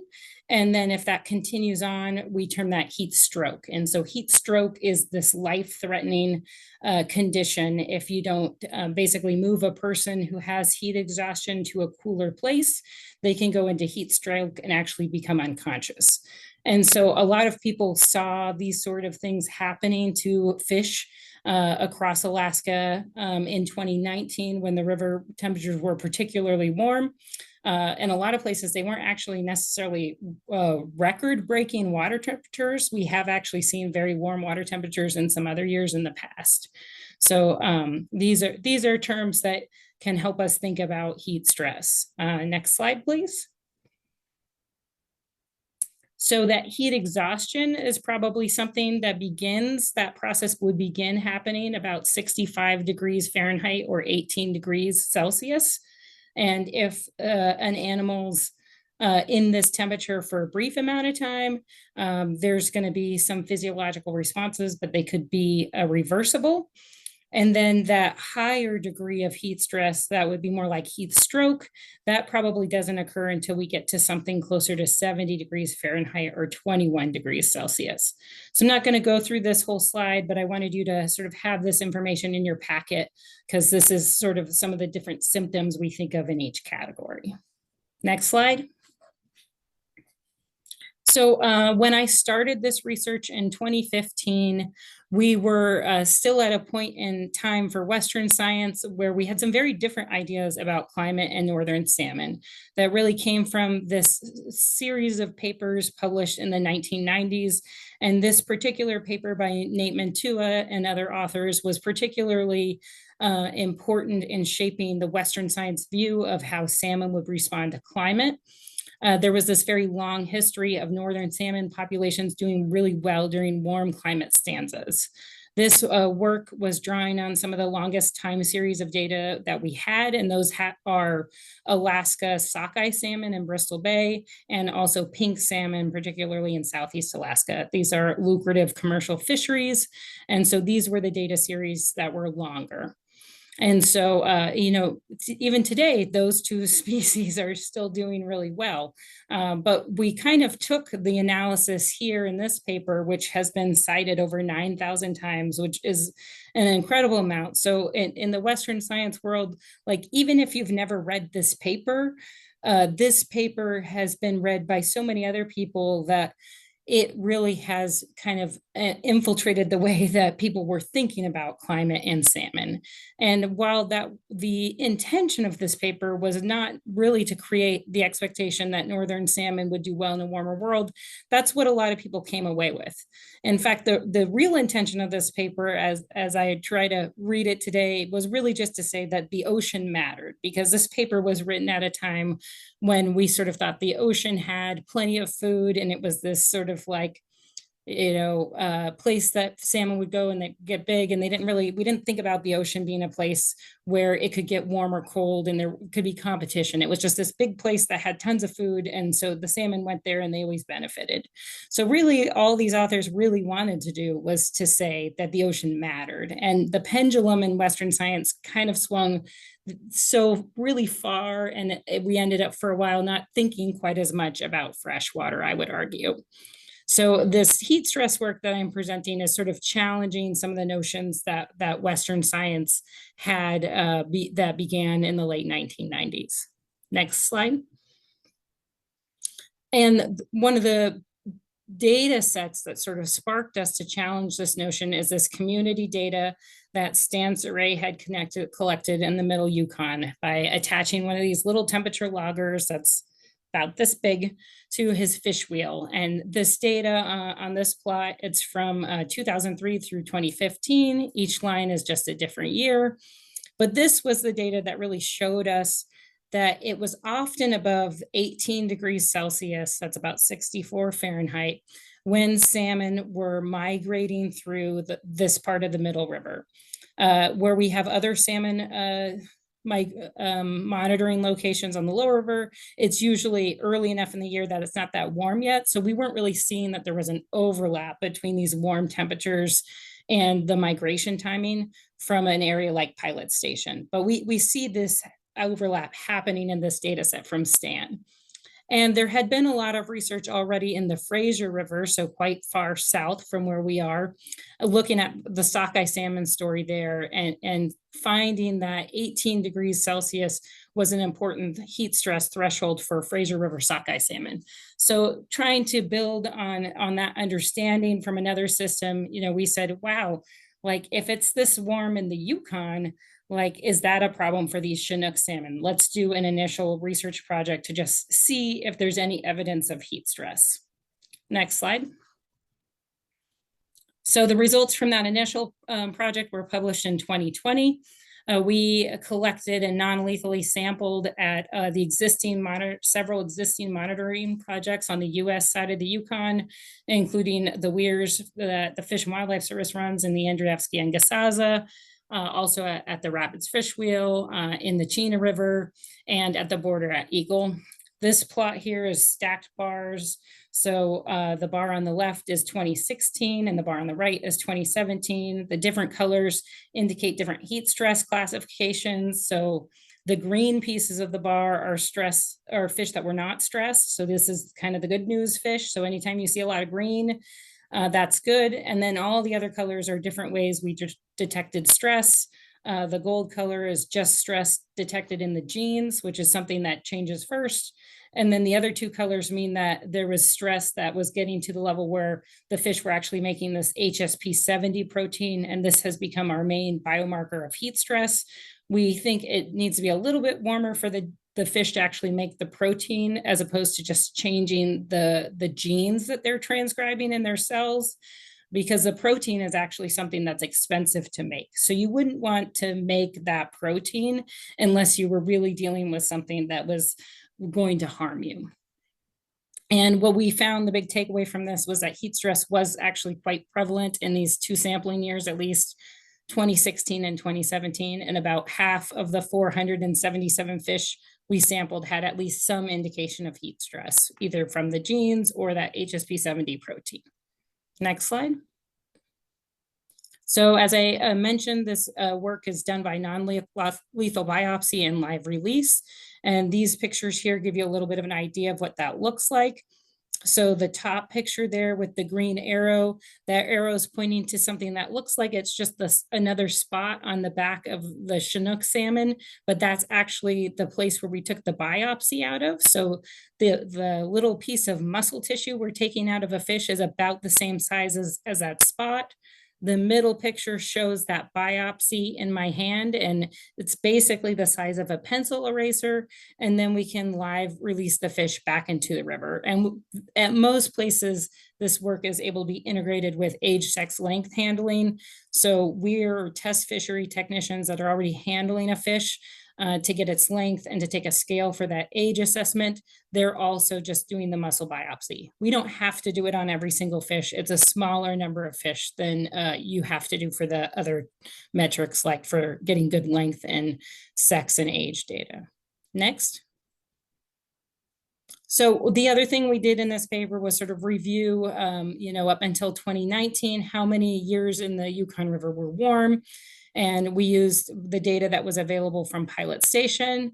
This plot is actually just like dot clouds showing all the daily water temperature information that the Pilot Station crew had collected since the mid-1990s. And so you can see most of these years go above the line that's for the 18 degrees Celsius. And so that's 85% of the years. You at least have one day where it was above 18 degrees Celsius. And then there's another line at 21 on this figure. And a few of the years also go above 21. 2019, notably very warm. Also 2007 was quite warm, and 2004. These also tend to be the years that we have really high wildfire as well. These things tend to go hand in hand. Next. And then, of course, you guys heard earlier today that there's been some good work correlating warmer migrations with lower productivity of salmon. So the figure on the left is one you didn't see today. That's from a paper I did with Katie Howard. And instead of using recruit per spawner data, we were able to show these relationships also with Canadian juvenile per spawner data. As well. So this is based on those juvenile marine surveys that Katie Howard and others have been doing out in the Bering Sea. And these numbers can often be a little bit more easy to wrap your head around. So and this plot is showing that in a year when it gets warm early in the year, that a Canadian spawner might only produce 20 juveniles on average. And then if it's a year where it gets warmer later in the year, so basically more of that migration is colder, you can get production of juveniles per spawner that's as high as 60. So 60 juvenile fish per Canadian spawner. And then I won't walk through Alyssa Murdoch's figure since you just saw this earlier today, but I will point out that it is pretty robust that all of these metrics of the different stocks and the effect of water temperature on them kind of line up, showing like they all have a pretty decent negative effect. And a lot of times you see a lot more variability in that. And you did see that in the presentation from Megan Federin, where there was a lot more variability in the strength of the water temperature effect. Next. So then in 2019, we had actual on the ground observations of fish suffering mortality that was connected with the freshwater temperatures. So we published a paper that sort of just summarized, that came and brought together all of the observations of salmon mortality across any salmon species during the summer of 2019. So when we have this picture on the left is showing like this high pressure system that formed right around the 4th of July. And it made extremely warm air temperatures, like more than people are really used to in Alaska. And at the same time, we had drought throughout the drainage. So the other map here is the drought intensity map. The orange colors are more intense drought during late July, but the yellow color, any of the colors on that figure are some level of drought. Next. So as part of what we did here, we tried to see if there was a lineup in time between the premature mortality observations. So these are the observations of fish dying with the eggs still in their body and what the water temperatures were. And so on the chart, the red line is the water temperature. The blue line is the amount of discharge coming through the river from the USGS gauging station. And the shaded area covers the time span when people along the Yukon River and the US side saw some evidence of mortality. So it basically just goes from the first mortality observation to the last mortality observation. That's the shaded area. And we saw that the mortality observations coincided with the river reaching that 21 degrees Celsius mark. And over the course of the whole run, the river was above 18 degrees Celsius for a 44-day stretch. So a really long period of warm temperatures in the main stem Yukon on the US side. Of course, these 2019 Chinook parents, they are the parents who are giving rise to the juveniles we're expecting to come back as adults in 2024 and 2025. So what we're seeing with our runs right now is still sort of the echo of those 2019 parents. And then for the summer chum, those 2019 parents were the parents for the 23 and the 24 returns. Next. Okay, so now I'm going to be talking about the new research that's not yet published. And the first thing I'm going to be talking about is work to basically try to recreate heat stress in the past before we started collecting these samples. Next. So the data that I have so far is just from the first site we could look at, and this is the East Fork Andrewski River. This is the lowest monitored tributary in the Yukon. I know it's not the site you guys would prefer me to show, but I don't have modeled data yet from any other site. This is where we've been able to start. We hope to do some more sites in the Yukon as well. This is one of the few weir projects in the US Yukon. And this data began in the 1980s, although that was just a few years in the 80s. It really began more continuously in 1994. Next. So the idea here is that because we've been doing this physiology study and I'm starting to get a relationship between what temperatures cause heat stress, I can basically make that into a heat stress curve, which is a lot like a growth curve. And I can combine that sort of relationship that says, oh, if it's this hot, you expect this many of the fish to have heat stress.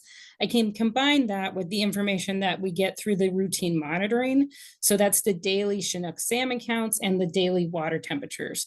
And I could put all that information together to kind of come up with an estimate of the percent of the run in each year that we think would have had heat stress, to look over time and see if there's a point in the time series where heat stress becomes a concern, or if it's always been there, and sort of what the year-to-year variation is in heat stress. And again, this is all going to be specific to that East Fork Andreevsky site, because we're using Andreevsky water temperatures for this modeling effort and the timing for the Andreevsky fish. We also know that in some parts of the world, salmon can adjust their timing based on the water temperatures. So when it's really hot, if there's a cold place to hang out, they'll wait in that cold place, and then they'll avoid the warm temperatures that way. So we call that behavioral thermal regulation. And so by combining the daily counts with the daily water temperature, we protect against thinking that fish are going to have heat stress, even if they just have a different timing. Sometimes you would just even be able to avoid warm temperatures by luck if you just happen to have, a run that was early in a year where it got warm later in the summer. Next. So this is what that heat stress curve looks like. And I think of it a lot like a growth curve. So we basically just have a model here that's based on the samples from the East Fork Andreevsky weir. I didn't have to do any more sampling to make this relationship. This is based on the data we collected from the samples in 2016 and 2017. And we're just here showing a relationship between how warm it got during the 3 days prior to sampling. It's the day that we sampled the fish plus the 2 days before, and the predicted risk that that fish had heat stress. And in this case, we're only basing that risk of heat stress on that elevation of the proteins, which we think is the thing that they would do when it gets just a little bit hotter. So this is a little more conservative than if we based it on the genes. So, and here you can see that about 18 degrees Celsius is about the point where we anticipate 50% of the fish have heat stress. And then when you get up to about 20 degrees Celsius, that's when we think 100% of the fish have heat stress. Next. So again, we are combining that with information on the daily salmon counts. So for example, if we have a day where 100 fish pass and it's 18 degrees Celsius, that for that day, the model tells us that 50 of our fish likely had heat stress and 50 likely did not. Next. For the water temperature data, as a lot of you know, we have a lot of gaps in water temperature data. So Becky Shaftel, who's with the Bureau of Land Management, she had been working already to try to fill in those gaps with modeled water temperature data, essentially using like a relationship between air temperature and water temperature at that specific place you're interested in, to try to see if we could fill in the gaps in the daily water temperature. And sometimes there are gaps, and sometimes I should really be clearer in saying there are whole years where we don't actually have water temperature records, but we did have escapement monitoring happening. So water temperature records start in 2005. And so each panel on this plot is showing the relationship between the actual data we got from putting a temperature logger in the river, that's the red line, and then the data that Becky Shaftel modeled, and that's the blue line.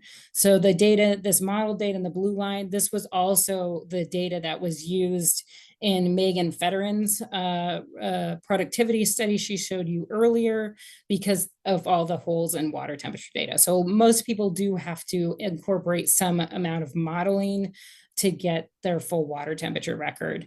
And when you look at this model, it does a really good job lining up with the data we have where we actually put that temperature logger in the river. And when the information doesn't line up, the in situ, the real data from putting the logger in the river tends to be the line that's a little bit higher. So if anything, the model data is going to underestimate temperatures and underestimate heat stress compared to what was really happening. Next. Okay, so just like that, we have done modeling to basically make a 30-year time series of heat stress estimates, which is really, I'm very happy to be sort of filling in this information. So this plot has our years on the x-axis, and then the y-axis is the proportion of fish that we estimate would have had heat stress. So dots that are already down, all the way down at the bottom of the plot, that's 0% heat stress. We think the water temperatures during that run were good, and that then none of them would have stressed the fish. And then the top of the graph would be 100% heat stress. So basically all the fish were running at a time on a day when it was above like 20 degrees to get to something like that. Next. So as we look across this time series, the first thing that jumps out is there's not a point in time where it's like, oh, that's when the heat stress started.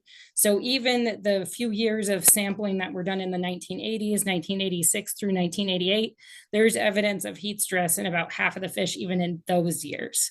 So here in the Andrewski, we're dealing with a system that has been really warm and pushing the limits of what Chinook salmon want to be at since the time we've been monitoring it with Western science.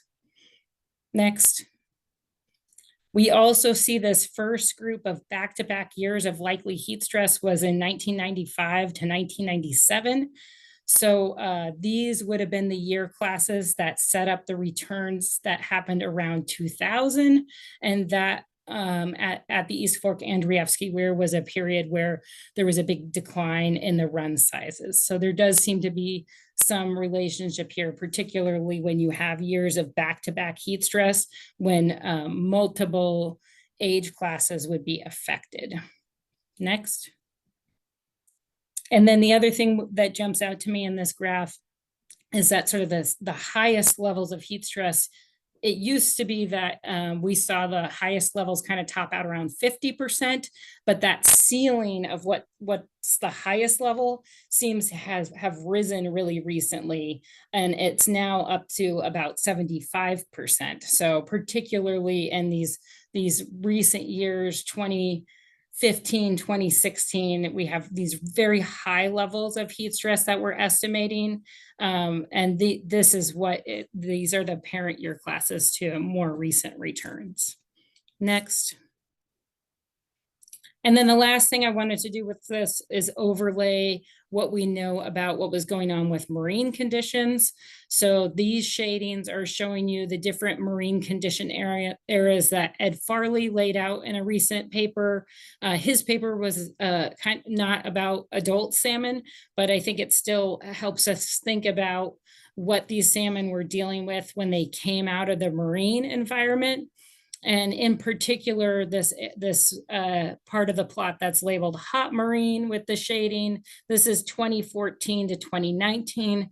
So here we're thinking about a salmon that comes out of a really warm marine system where food is thought to be more limiting, where the food that they have available is not the most nutritious food, is not as fatty for them. And then they're also going into a warm river. So that seems extra challenging to me for when you're thinking about what the fish is dealing with more cumulatively. Next. So, of course, you guys probably know that the Andrewski Weir is no longer an active monitoring project. 2024 was the last year this weir was run due to a lack of reliable funding and capacity. But that story also really interacts with the data that I've just shown here. In recent years, the environmental conditions have basically hampered the weir crew from getting their work done. When the water is warm, they've decided that it doesn't make sense to handle the fish because they're worried about the fish being stressed by the warm water and the addition of handling stress. And so they're doing their best to make sure that these fish don't die. And so there were years where they weren't able to handle fish. There was a year where the field camp had to be evacuated because of a wildfire. There's been a lot of years where the water levels are so flashy that the counts of fish are not reliable. So really since the last year where we got the right data for the recruit per spawner information from this location was 2016. So we have a very hard time figuring out how the productivity trends have continued, and we can't keep using this weir for all the things we want it for. Also, the counts of the focal fish species are down. So Chinook salmon and chum salmon counts are really low. So it seems from even before I had this modeled heat stress information, it was feeling like maybe this isn't habitat for these species anymore. And so part of what we take away from the results here at the East Fork Andreyevsky Weir is understanding why it isn't habitat for them anymore.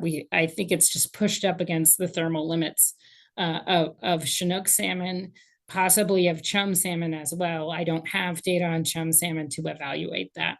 But I do think the decision at Fish and Wildlife Service to stop this weir is related to some of the results I just showed you. Next. So I want to talk about some of this research that has been going on in some other places in Alaska, because I think we can also learn some lessons from some of the other heat stress research in this portfolio. Next. So one of the other things we've been curious about, wanting to understand sooner than later. As somebody said earlier, I wish I would have had this presentation 20 years ago. Okay, so let's look at what's going on in the Kuskokwim River next door in Alaska. These plots here show the 4 years, 2019 to 22, how the river water temperatures in the Yukon main stem and the Kuskokwim main stem, how they are similar or not. They are similar. The dashed line is the Yukon River at Pilot Station, and the solid line is the Kuskokwim River at Bethel. So these are both low monitoring stations in these large rivers. They actually corresponded quite well to each other, both kind of changing synchronously, going up and down together, and also hitting very similar peaks. So the Kuskokwim River tends to be a little bit cooler, especially where you can see these lines start to go down for a series of days. And that would happen, because the air temperatures have cooled. But you see that when the Kuskokwim starts to cool, it cools off faster than the Yukon, particularly for the graph in 2021. It's most obvious, but you can look at some of the other years and see it too. So the Kuskokwim is just much better at dumping heat back out into the atmosphere when it cools down. The Yukon, because it is just so much water, it just holds on to that heat. And so it does not cool down as easily. And I think that's a piece of what is happening in the Yukon that's really important. And the reason we're seeing a lot of these issues happen in the Yukon with just more in a more extreme sense and in like an earlier sense, that these heat stress problems are becoming an issue in the Yukon before some of these other systems. We also see that the synchrony between these two large river systems is pretty good for water temperature. And, I've heard so many times that if you see synchronous populations changing, is probably because of the marine. And that's probably a component of it, no doubt, but it doesn't mean that freshwater can't also be a reason for that, because we do see synchrony again across freshwater temperatures. So I think it's important to remember that there is still some synchrony happening in freshwater conditions, especially when you're comparing main stem rivers and not just tributaries that can have very different water temperatures, because they have very different sources of water, depending on whether you're in a place with better snowpack or glaciers or groundwater. Next. The other thing we've been starting to do is think about the juvenile life stage. We want to know if we should be considering heat stress in juveniles, or is this really just a spawner issue? And we've started doing this work in South Central Alaska in the Deshka River, because there was already a project going on there looking at juvenile distribution. So it was an easy thing to layer on this heat stress sampling to. And so here we see a heat stress curve in gray for the juvenile Chinook salmon in the Deshka compared to adult Chinook salmon also in the Deshka. So this is within the same population, you know, asking which life stage is more sensitive to temperatures. And we were surprised to find out that the juveniles actually get heat stress at a cooler temperature than the adults. So the juveniles, it needs to be about 1.5 degrees cooler, and they'd get heat stress. But you know, before we see very much of it in the adults. So this was a surprise to us. We expected the spawners to be most sensitive, and you've maybe even seen me give a talk where I tell you that I expect the spawners to be the most sensitive life phase. Well, you know, that's probably not true in every population, as it turns out. Next, please. So that curve, you know, showed that I had data for Deshka adults. So you may have already been wondering, how do those Yukon adults compare to the Deshka adults? And here, this is maybe the only piece of, you know, hopeful news I have to offer. And that's that the Deshka adults do have a much higher thermal tolerance. So this genetic group of fish, they tolerate things for another 2.5 degrees compared to the Yukon fish. And this is a very interesting system. The Deshka gets really warm. In 2019, it topped out at 27.5 degrees Celsius. I mean, it's incredibly warm. It's a warm model system for the subarctic. And so there's a whole group of people trying to do research in this system just because we think it might show us something about the future, you know, of salmon in these warm places. So these salmon, they also, their main stem is the Susitna, and that's a glacier river. So I actually, in this case, thought that the salmon would just hold in the Susitna and maybe not have any special adaptations. They could just do it with sort of that behavioral difference. But that wasn't, they do that. People have observations of them doing that, but they also have some cool physiology adaptations that allow them to tolerate temperatures that are warmer. So this does suggest that, you know, in a longer time frame, maybe some of our Yukon populations would also have a chance to start adapting to warm temperatures, at least in the realm of a couple degrees Celsius. These are still cold water fish. You're not going to make them a warm water fish. They do not have the right heart system to be able to tolerate super warm temperatures all the time. Next. So the two takeaways I want to leave you with, which you probably already gathered earlier today, is that we anticipate that salmon's migrating through warm water will set up a weaker run in the next generation, 5 to 6 years later. And the variation in water temperature from year to year does give some idea that there's a cool year reprieve to a struggling population. So it's not warm every single year. Even in recent times, you know, 2020 and 2021 were years where it was just not as warm in the river. So I think that is good news, and I'm hopeful it gives you know, people a chance to at least keep these populations going. Maybe they're not going to be as productive as they've been in the past, but I hope this means we have a chance to just keep them living in these rivers and having some relationship with the people that live along these rivers as well. Thanks. I think there's one more slide, and then I'll take questions. Oh, and I wanted to put a plug here for a new website. It's called AK Temp. So the name makes it sound like it only is Alaska, but they're definitely welcoming of Canadians who want to put their water temperature data somewhere too. So this is a free database. Anybody can upload data. And if you're just interested to see the data that's already there, they just launched this cool Viz tool, Viz for visualization, where you can click on stations and you can put the water temperature data for up to 4 different places on a plot instantly by just like clicking a few tabs. So it's really cool if you just want to kind of explore around and see what we know about water temperatures in different places. And there's several data sets available for the Yukon, including Stan's Array's water temperatures are up there now.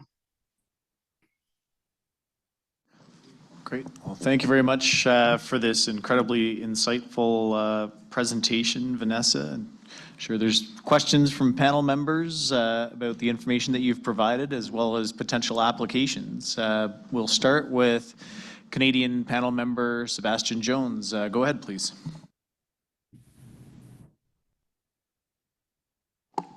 That was a very cool presentation, and pun intended. I'm sure you get that all the time. I have a series of questions. The first one is fall chum, Canadian origin fall chum, don't typically migrate through the heat of the summer. They enter the Yukon River sort of around the end of July when the temperatures are starting to drop a bit. So is there, in your opinion, is there a temperature factor behind part of the reason, one of the reasons for the decline in fall chum? Or would that be more closely related to maritime conditions, marine conditions? I think marine conditions are probably always part of what's going on for all of these species. So I never want to discount that there's going to be a marine component. And in terms of the freshwater heat stress component, at this point, I just don't know. We haven't studied any subarctic chum salmon population to know what temperature triggers heat stress for them. You know, as part of some of the new work that's proposed, and we hope that our funding continues for, we want to look at Chinook salmon in really cold places that are associated with glaciers to see if they have a heat stress curve that's actually slid the other way. They're more temperature sensitive because they really haven't had any dealing with things that are very hot. So it is possible that for your fall chum salmon, maybe 18 isn't the right trigger for them. Maybe it's 15 or 16, which would be possible that they would interact with a temperature like 15 or 16. So I think a lot of what we've learned through the last decade is that when we make assumptions about what life stage or what species is triggered by a certain temperature, it matters. We're better knowing what is actually triggering the temperature, and we're better figuring out what that is for the populations where we need that information. And so the sooner we do that, probably the better. And we've had a lot of projects that have tried to understand optimal temperatures for different populations, whether that's for physiology, a lot of great work coming out of British Columbia trying to do that, especially with different subgroups of Fraser River sockeye salmon. But what we don't often have is that information on that temperature limits. What is too hot? It's great to know what's optimal, but what I really want to know is what's too hot for this genetically different group of fish from that one, and like what is the range of temperatures that are too hot. You know, when we set something like a regulatory threshold and say, oh, here's a rule of thumb, it's like what's the group of fish that is on the leading edge of that, and what's the group of fish that's further along. So we also have some information that I haven't shown for juvenile coho salmon in the Deshka, because they rear at the same time as the juvenile Chinook, and the coho have way higher temperature tolerances by a couple degrees than the juvenile Chinook. So it's like, oh wow, like, and why do the coho even have that? You know, like adult coho are running in the fall. There's not like a reason for coho in general to have a much higher temperature tolerance than Chinook as a species. So we don't really understand why different species have different temperature tolerances in every sense, and why different life history stages do. But as we start to put together more of this information, I think we're seeing some of the rules of thumb we've been thinking don't always pan out. I'm just going to ask one more quick question, and that is, you mentioned about the Susitna tributary to the Deshka River, and that you were wondering about migrating Chinook, holding there to sort of cool down. And something that we've thought about here, should we map and identify and look after cold water refuges along the Yukon River, like for example, where there might be a tributary or a groundwater coming in or what have you. Do you have any thoughts on that?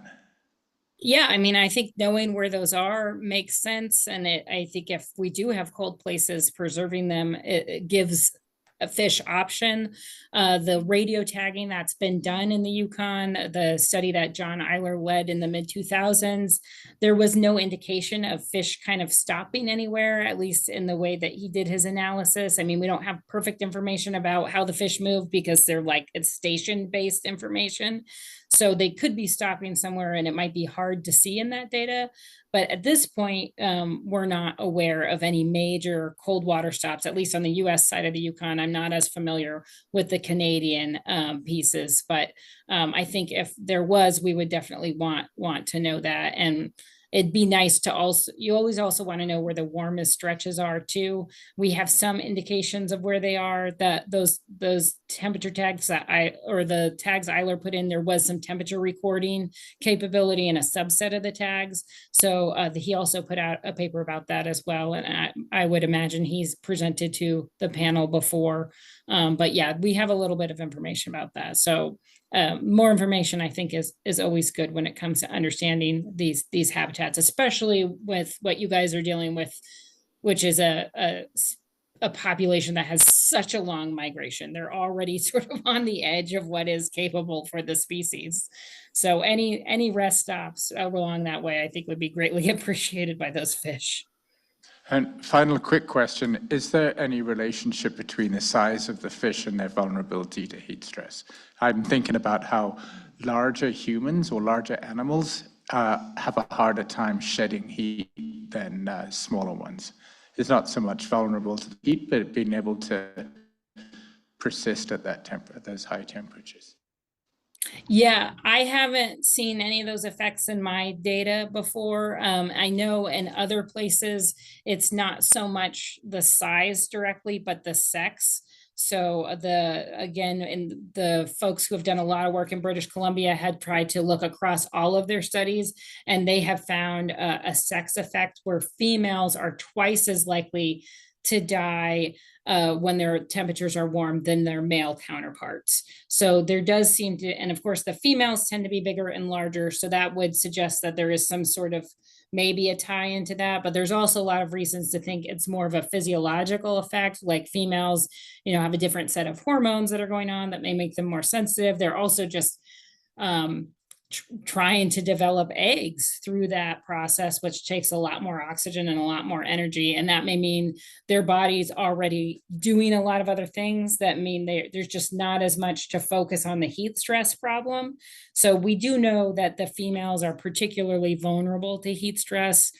There's also some, we see that with ichthyophonus too. The females tend to have higher rates of ichthyophonus as well. So we know in general, females have a harder time handling stressors during their migration. And I happen to be a mom as well. And I have had, I have 3 kids. I had one kid, just the one kid at a time. And then I had twins the second time I had kids. I can tell you that when you're trying to be more fecund, it's a higher toll on your body. So it does make me think that those big salmon moms maybe just don't have, that are trying to have a lot more eggs. Like I have a lot of questions about what their capacity to deal with stressors is, since I lived through that myself. And when you're having twins or triplets as a human, they're like, you got to go to the doctor all the time. You're a high risk pregnancy, And it's like, well, isn't that going to be the same for these fish, these really big,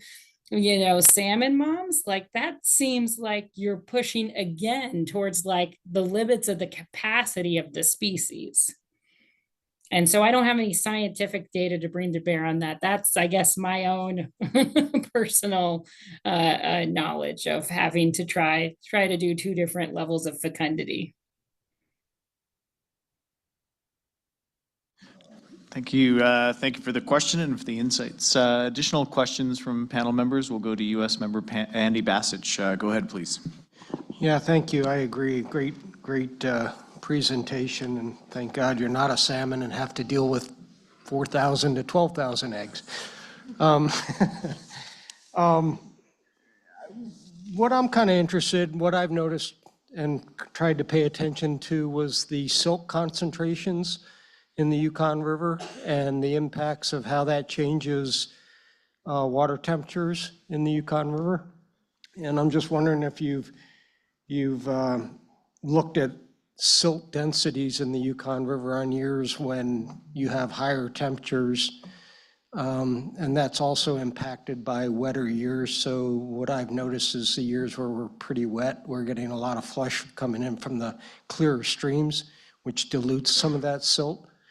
And I was just curious, in your Dodeshka, how does that compare with the silt with the Yukon? And also, I've never really been to the Cusco, so I'm assuming the Cusco probably has less silt, so that ability to shed temperature would be much greater in clearer waters. Is that a clear assumption? Oh, those are really good questions as always, Andy. I haven't seen any like sort of turbidity or silt load data. Oh, could you hear me before? I haven't, those are good questions. I haven't seen any turbidity or silt load data to actually get a really good comparison either among years or between those river systems. The Deshka is clearer. It's also just a much smaller system than the main stem Yukon River.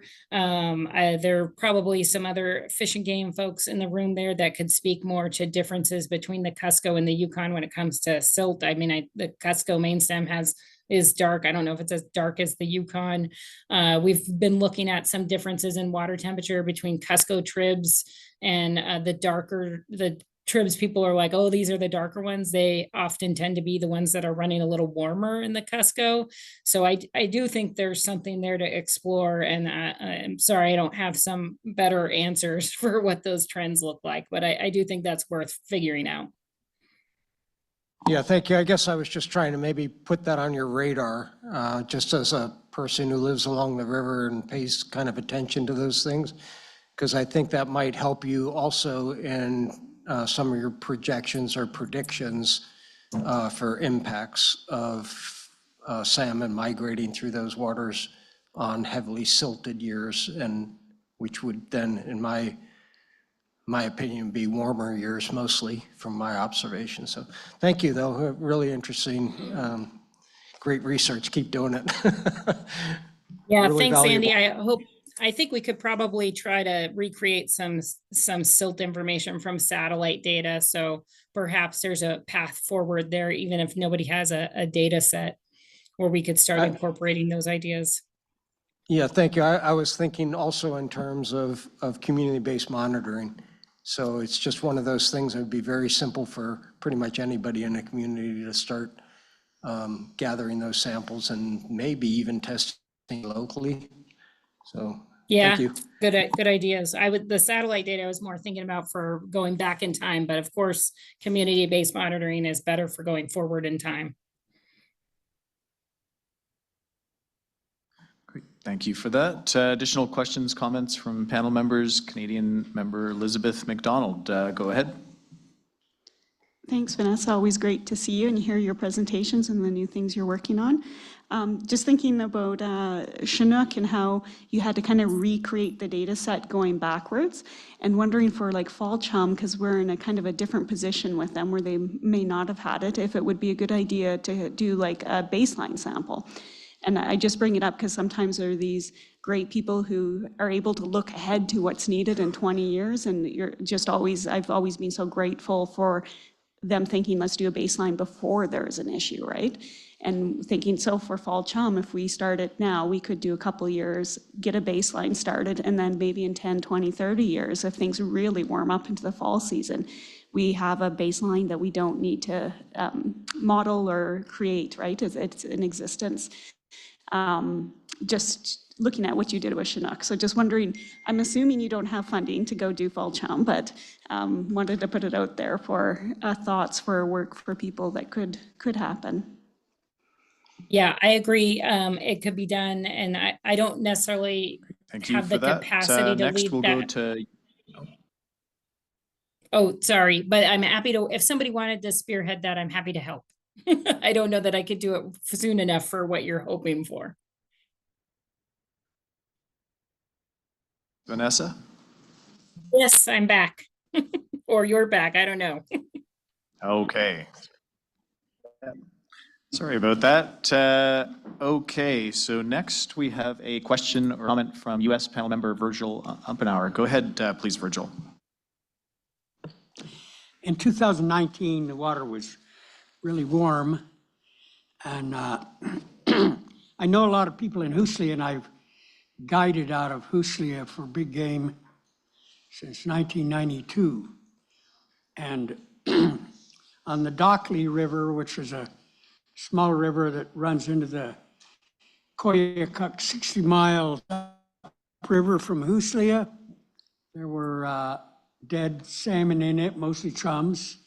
And then on the Koyukuk River itself, there was one eddy that I know had over 130 dead chums in it.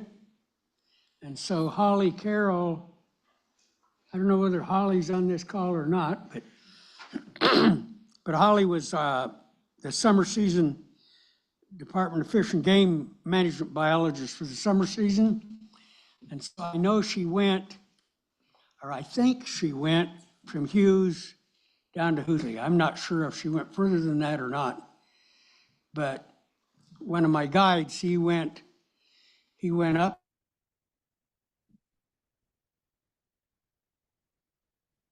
the Koyukuk River to find all the 130-something fish, and the females still had eggs in them. He cut them all open to see if they had spawned, and none of them had spawned. I don't know whether you were aware of that or not, but I was just pointing that out, and I was going down to the Tanana River and taking the temperature every day because I have super accurate, expensive thermometers for my fish processing business, and calling Holly every day and telling her what the temperature was. But anyway, and then I spent lots of time in the rapids, and I've been there with Randy Brown and Dave Dahm when they're doing research at Stan's place. And anyway, I think that the Canadian fall chums were migrating when the water was warm in the Yukon, because I know that they get to the rapids. They start getting to the rapids end of July, way earlier than the department.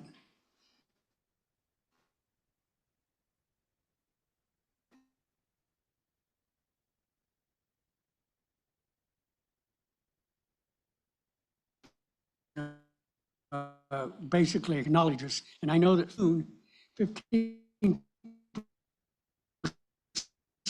of the fish were Canadian or fall chums. And so what caused me to think about that is Board of Fisheries for proposals to come up this coming winter will be, and part of them will be for Area M and AYK region and Bristol Bay. That deadline is tonight. And so we've been working on that because they do catch Canadian fish, chums, and they like to deny that they catch kings. In 1917, that's a lot of kings. And no one knows where the hell they were going because they have never analyzed those fish genetically to see where they're going. The Chinooks, only the chums. That's because we put so damn much pressure on them back in the 80s. Anyway, I just wanted to point that out because we're on this subject. Thank you. I don't know whether you want to comment on what I said or not, but maybe you do. But the fish. No, thank you for that, Virgil. A lot of fish died in 2019. I know that. Yeah, and I want you to know that those observations did make it in this paper where we tried to pull all the observations from the state. So I definitely want people to get that feedback that, you know, the things that they reported in 2019, you know, we put them all in a paper. So anything that went to the fish and game managers, anything that went to Holly, Stephanie Quinn Davidson from the Yukon River Intertribal Fish Commission, she did that trip. She was spearheaded that trip. And so, yeah, all the great information that was provided did get put together. And I will send you those papers. I sent you another paper from Ricker in the 80s since you brought them up earlier. So I'll just add to that email string and send you these other ones too. Great, thank you for that. And just checking, Canadian panel member Brandy Mays next. Go ahead, please. Hi, thank you for that presentation. That was very interesting and really, really well done in a way that I could understand it because I'm not a scientist. But I don't see a lot of pictures like what the fish would look like in heat stress, for the, observations on the land, what we look at when we're seeing them. And of course, I'm at the headwaters of the Yukon River, so fish don't always look so great by the time they get there anyway. But I'm just trying to figure this out because we do carcass surveys too, and I would like to include this into some of our work when we do our sampling. And that's my question. Have you sampled carcasses for heat stress, or, I mean, it's a little tougher where you are, but at the same time, I'm just wondering if that. Yeah, we're just trying to understand if it would work to sample carcasses for heat stress. So we have been getting some samples from the Chena and the Salcha carcass samples and running those. We were, our initial question was, could we even measure HSP 70 in a sample that had been sitting out on the bank of a river? And we can. The numbers of HSP 70 are actually incredibly high. Some of the highest values we've ever measured are from carcasses. So unfortunately, right now, we don't, it basically looks like HSP 70 as a protein doesn't break down very fast. It's not degrading with that carcass, but I think all the other proteins in the fish's muscle are. So it makes the HSP 70 value look very high because when you do that as a lab analysis, the value is like standardized to the total protein in your sample. So we have to get a better grasp on how that protein, the other kinds of proteins in the fish break down. So at this point, we're just at the very early stages of trying to see if that would work from carcass samples. And I mean, it's possible that we'll have some sort of indication that like some fish have higher HSP 70 than others, but it's not exactly going to map as well as the other work we're doing, where we basically have gotten sort of a range, just like how your doctor has a range of like what's normal for a blood test. We have a range like that from a live salmon. What's a normal low amount of HSP 70? And then where is that line where we say, it's high? And so we don't know how to do that yet for a carcass. So for one carcass by itself to say this fish was high or this fish was low, we can't do that yet. But perhaps as we start to build the data and look at some of the information that people give us with that data, like if we always saw that the HSP 70 values were higher for the fish that had like egg retention, that might start to clue us into the idea that it's working. In terms of your overall general question, what does a fish with heat stress look like? When fish first start to get heat stress, we don't have any visual cues or change in behavior cues. All those cues start to happen once the fish is already basically about to die. And that's like the lethargy. So in 2019, people said I could grab a salmon out of the river with my bare hands, right? Because they were so weak at places in the river where they would normally still be strong and vibrant. So the loss of equilibrium where the fish kind of turn on their side and they're just sort of not actually swimming efficiently anymore.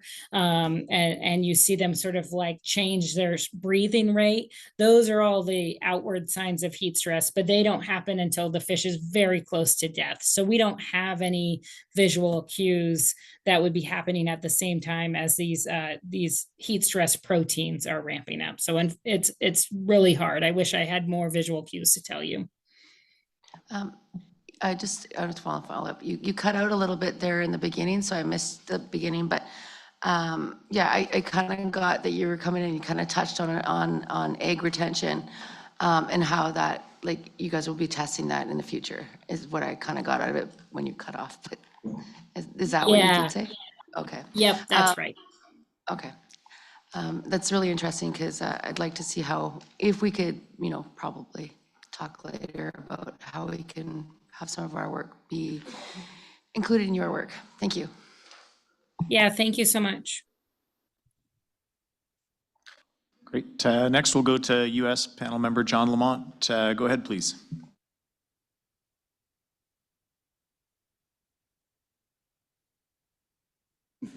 Bill, I had two questions, but I guess I'll ask the first question on your two takeaways. Is that related to both marine and freshwaters? So the exact number of year, go ahead. Oh, Yeah, you want me to answer the first one? Yes. Mhm. Yeah. The takeaways will be more related to the freshwater piece. I'm sure there would be a lag effect on the marine piece too, but it's going to be a different number of years. That 5 to 6 years later is like if a salmon parent experiences something, it takes 5 or 6 years later before you basically like, oh, where's that next generation of fish, right?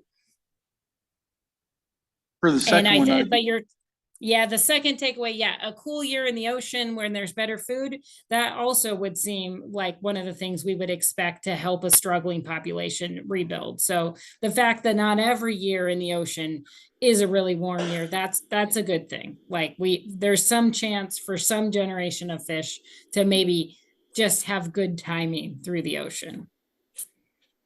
Yeah, I can recall a number of years ago, I think it was Dr. Kate Troll who did the study out in the Bering Sea with the colder temperatures, the Chinook stayed out there longer and came back as larger fish. And when the water temperatures were warmer, they came back more as younger fish and smaller in size.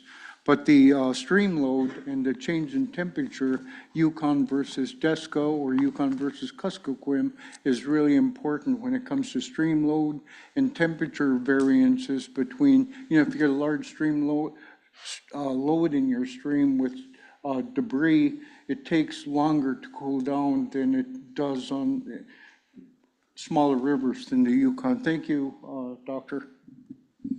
Yeah, thank you very much for your comments.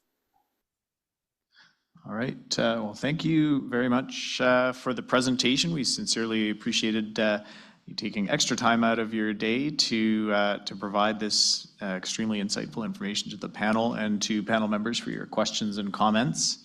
We will now proceed with our next presentation, which is, I think, directly tied to the topic of warm water and Chinook salmon migration, and that is a presentation that the panel requested on Yukon River Chinook salmon telemetry. So this is a project that's been undertaken by Alaska Department of Fish and Game, Fisheries and Oceans Canada, and Yukon First Nation governments over the last number of years.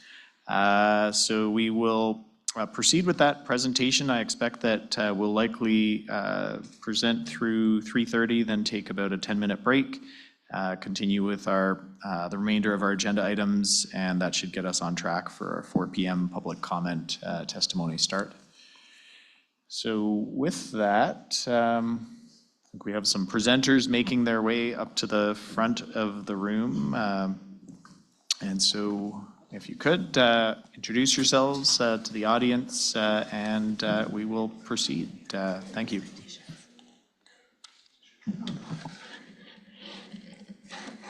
Is Luke on? Or Josh? He's there already?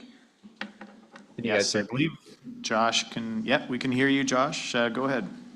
Yeah, I'm Josh Clark. I'm the Assistant Research Biologist for the Alaska Department of Fish and Game. And I'll be starting this presentation, and I'll let those two introduce themselves as well. Drin Hozo, hello. Thank you for the opportunity for us to share with you the summary of collaborative telemetry study by Alaska Department of Fish and Games, Fisheries and Oceans Canada, and the Yukon First Nations.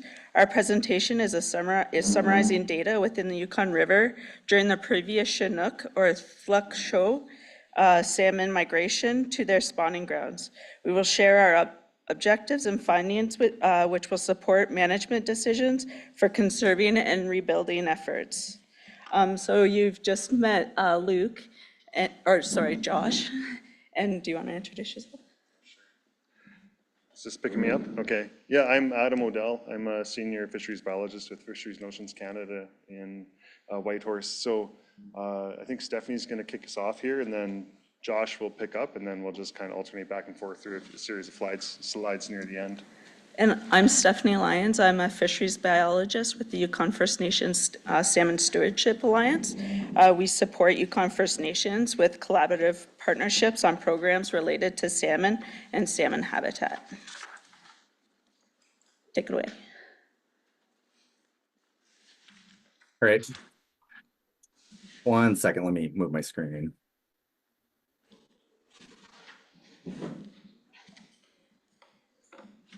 All right. Hello and good afternoon. My name is Josh Clark. I'm the summer season assistant research biologist for the Alaska Department of Fish and Game. I'm here today to talk about a project update with the ongoing radio tagging project for Yukon River Chinook salmon.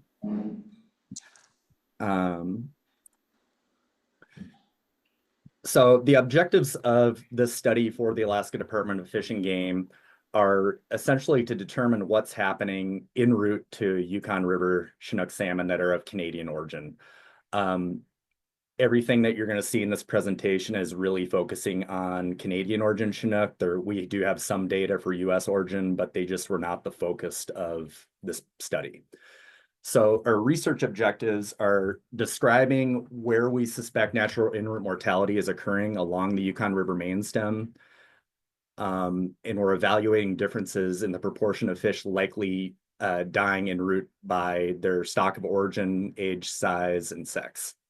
We're also evaluating potential correlations between suspected en route mortality and any potential biological or environmental stressors, some of which Vanessa just spoke about. Next slide. So capture and tagging is occurring in District Y1 near Amonic. And we're splitting effort between the south mouth there and the green star on the right-hand map and the middle mouth of the Yukon on the pink star. The middle mouth location is above the confluence of the north mouth, so we are in theory getting all Chinook that are coming up the river. We're fishing a specialized type of gill net, similar to past tagging studies on the Yukon, using a soft mesh webbing and utilizing safe capture and handling methods. So essentially we'll start fishing the net and we're pulling it on every single bump of a fish. We're not letting the fish soak in the net, struggle, anything like that. As soon as we get a hit, we're pulling it in. Upon capture, each fish is placed in a large soft cradle with a tote of fresh water that's recirculating. And we are collecting some scales for age, sex identification. Also, we're taking their length and a small tissue sample so we can uniquely identify every one of these fish. The first tag that we use is a spaghetti tag on the lower center diagram. It's the brightly colored piece of wire. And that just lets anybody that gets that fish know that it has an esophageal tag as well, because you can't always see that one. But it's a visual indicator. You can see it at weirs if the fish goes upstream there. And it also just makes it easier for stream surveys. And I'll add that was a request of Yukon First Nations when we were developing this project that we use that kind of tag for an identifier. The primary tag is an esophageal radio tag. You can see it there on the lower left. There's two sizes for large and small Chinook. They're about the size of a AA battery, and they just get inserted down the fish's esophagus and sit in the upper part of the stomach. Since the vast majority of salmon, once they move into the freshwater environment, discontinue feeding, it doesn't really inhibit them, and there's no surgeries or anything like that required. It just sits in their stomach. Sometimes you might see the little whip antenna poking out, but they can swim just fine with it. It doesn't inhibit their movements, and we've had great success with these on many projects over the years. And I should add that the genetic tissue sample that we're taking, it's similar to the pilot station GSI project, except that we're applying the genetic origin to each individual fish. It's not a batch sample. It's a little bit more expensive, but it allows us to say exactly what region each of these fish are going to, and we can get a better idea if they're lower, middle, or upper or Canadian stocks. Next slide. So this is one of Stephanie's slides, but I think it's a great one to introduce here. So these radio tag fish, as they're swimming upriver, they'll encounter stationary towers. And we just kind of get a nice profile of how the fish are swimming up. So there's an antenna pointing downriver and one pointing upriver. As the fish gets closer, we'll encounter an increasing signal strength on the lower one. We'll see it pass, increase on the second one, and then taper off. We can also detect downriver directionality if a fish backs off, and generally get average run timing between the towers of how fast the fish are moving. Next slide. So these are the tracking locations that we're using in Alaska. I'll start with the tributary towers first. In comparison to previous studies, again, we're primarily focusing on Canadian origin fish. So we do have a few U.S. tributary sites. It was just kind of out of curiosity, what goes up the Kayakuk, what goes up the Tanana. The real only important one for this study is the Porcupine, because we do, of course, have Canadian origin fish going up the Porcupine, and those are all in the orange dots. We're also conducting aerial surveys where we have a few that occur in the lower river as part of management surveys, and we have multiple ones throughout the season occurring up in District 4 and 5, looking for dropouts, because that's where we've hypothesized that intermortality may be occurring. However, the primary focus of monitoring for this study is occurring using the main stem tracking towers. There's 7 of them.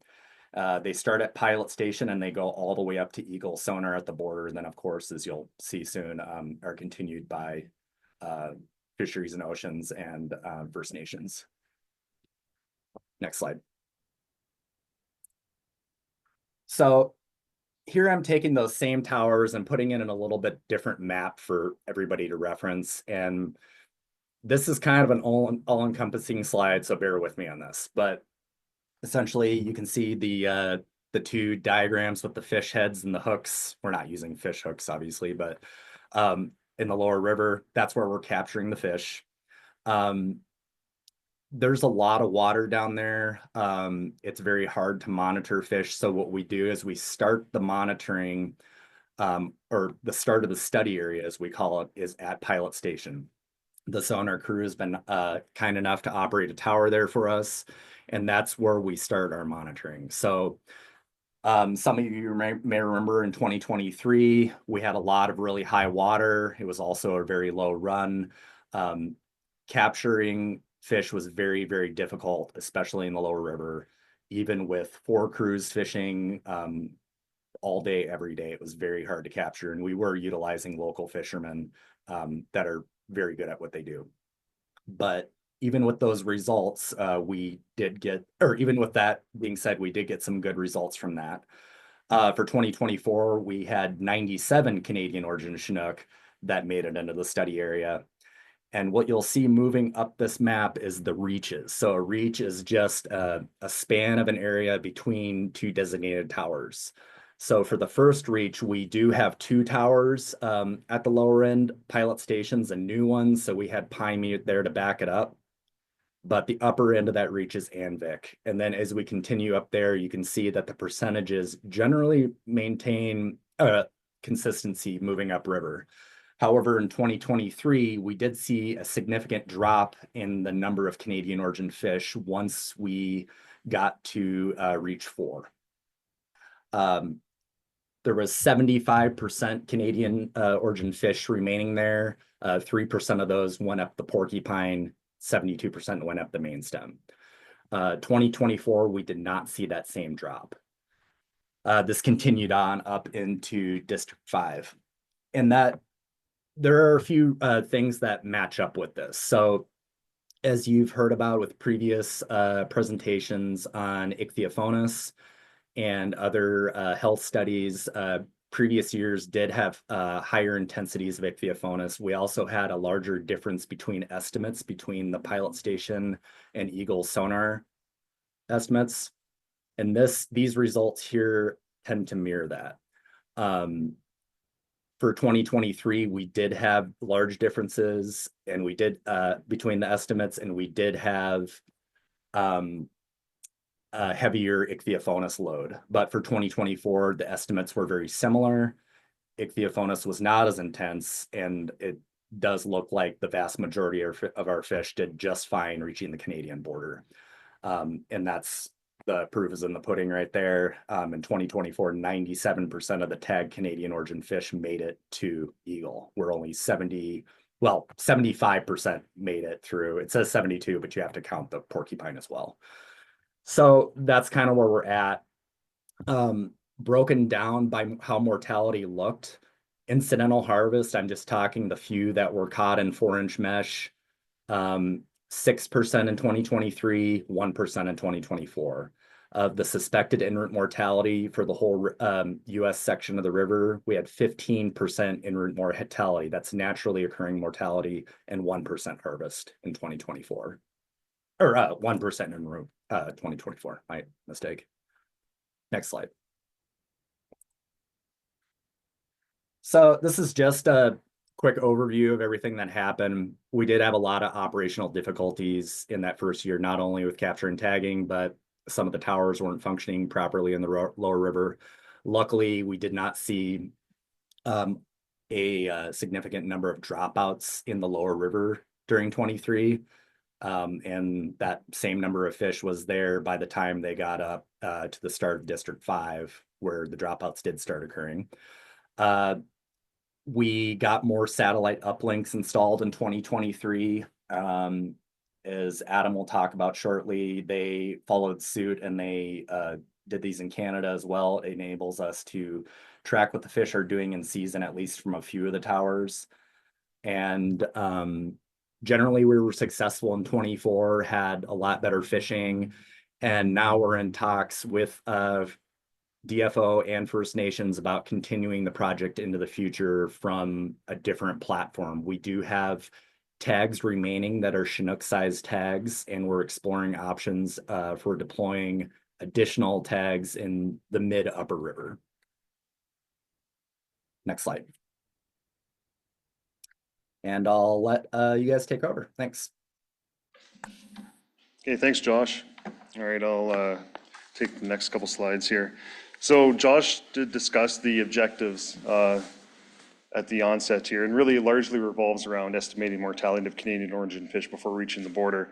But now focusing on Canada, we do have a few more objectives specific to what we were hoping to achieve.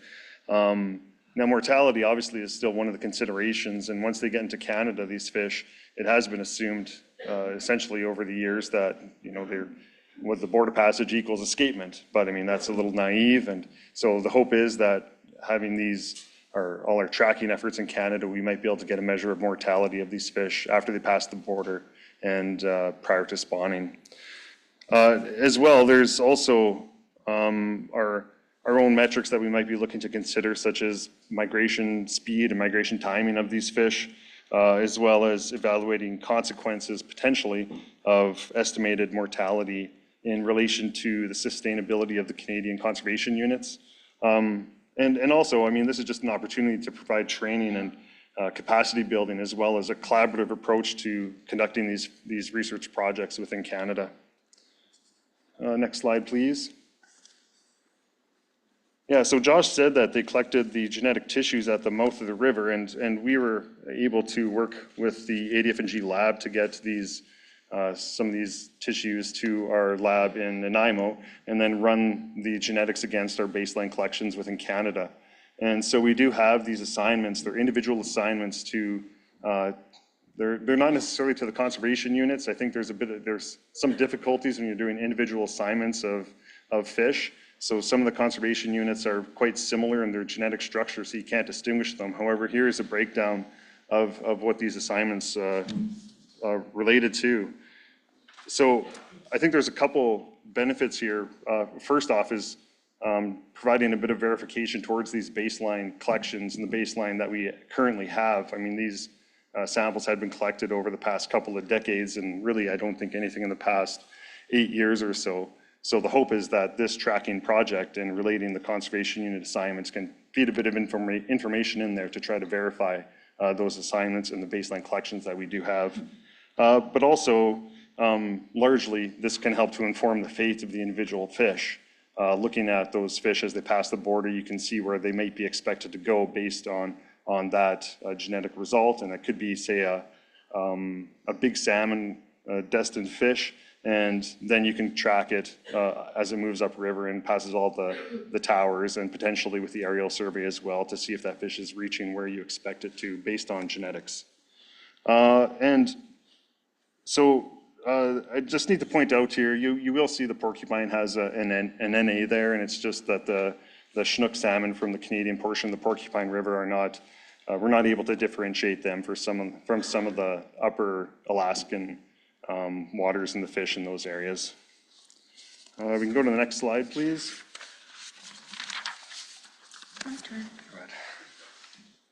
Okay, so through the Yukon Territory, Department of Fisheries and Oceans, and the Yukon First Nations deployed 20 towers to detect and record each of the tagged salmon. And the map shown here displays the distribution of towers. So the yellow dots are the Fisheries and Ocean towers, and the green are the towers owned by Yukon First Nations Salmon Stewardship Alliance and deployed by various Yukon First Nations. And the towers were placed within the Yukon to monitor nearly all the Canadian River Chinook conservation units that Adam just previously showed you on the last slide. The opportunity for Yukon First Nations to actively participate and contribute in this monitoring program was well received. And 7 First Nations participated for each of the 7 towers that we deployed, and this provided an excellent opportunity to connect traditional knowledge and Western science while we were deciding where to place the 7 towers within the traditional territories. And it helped with also building relationships. Next slide, please. So one of the towers was operated by Yukon First Nations, Salmon Stewardship Alliance and First Nations, was located in Fort Selkirk, which is the only tower that we placed on the main stem. And there was 81% of the Canadian Chinook tagged salmon that were recorded going past this tower. And the remaining 6 towers were all placed on tributaries of known Chinook spawning habitat in respective traditional territories. The Teslin River recorded the second highest number of tagged salmon passing the tower. These fish had the longest migration in the upper watershed. And then no tagged Chinook were observed, unfortunately, in the McClintock River, and this is the only tower that is upstream of the Whitehorse hydro dam. And which this corresponds with the observations at the fish ladder. They didn't notice any tagged salmon that passed through. And so there was also tagged salmon observed in the Nordenskjold and the Takini River, but at fewer numbers. And the average travel time for the Canadian tagged Chinook salmon ranged between 49 days to reach Fort Selkirk to 60 days to reach the Takini or to pass the Takini Tower. And we're confident that we captured the migration of salmon because we are looking at the number of days from putting the tower up to when the first salmon was observed to when the last salmon was observed to when we took the tower down. So we had quite a few days in between. So we're pretty confident that we caught all of the tagged salmon going by. And this photo shown here demonstrates the secondary benefit of this program, as it shows the Little Salmon Carcross, or Carmax First Nation, contributing to the assembly of the tower within the traditional territory. And there was about a dozen participants, all employees of the First Nation, that came out to help, and they were very excited to be able to participate in putting it up. And then we provided explanation of how the tower worked and how the tags would be recorded by the tower. Thank you. Next slide.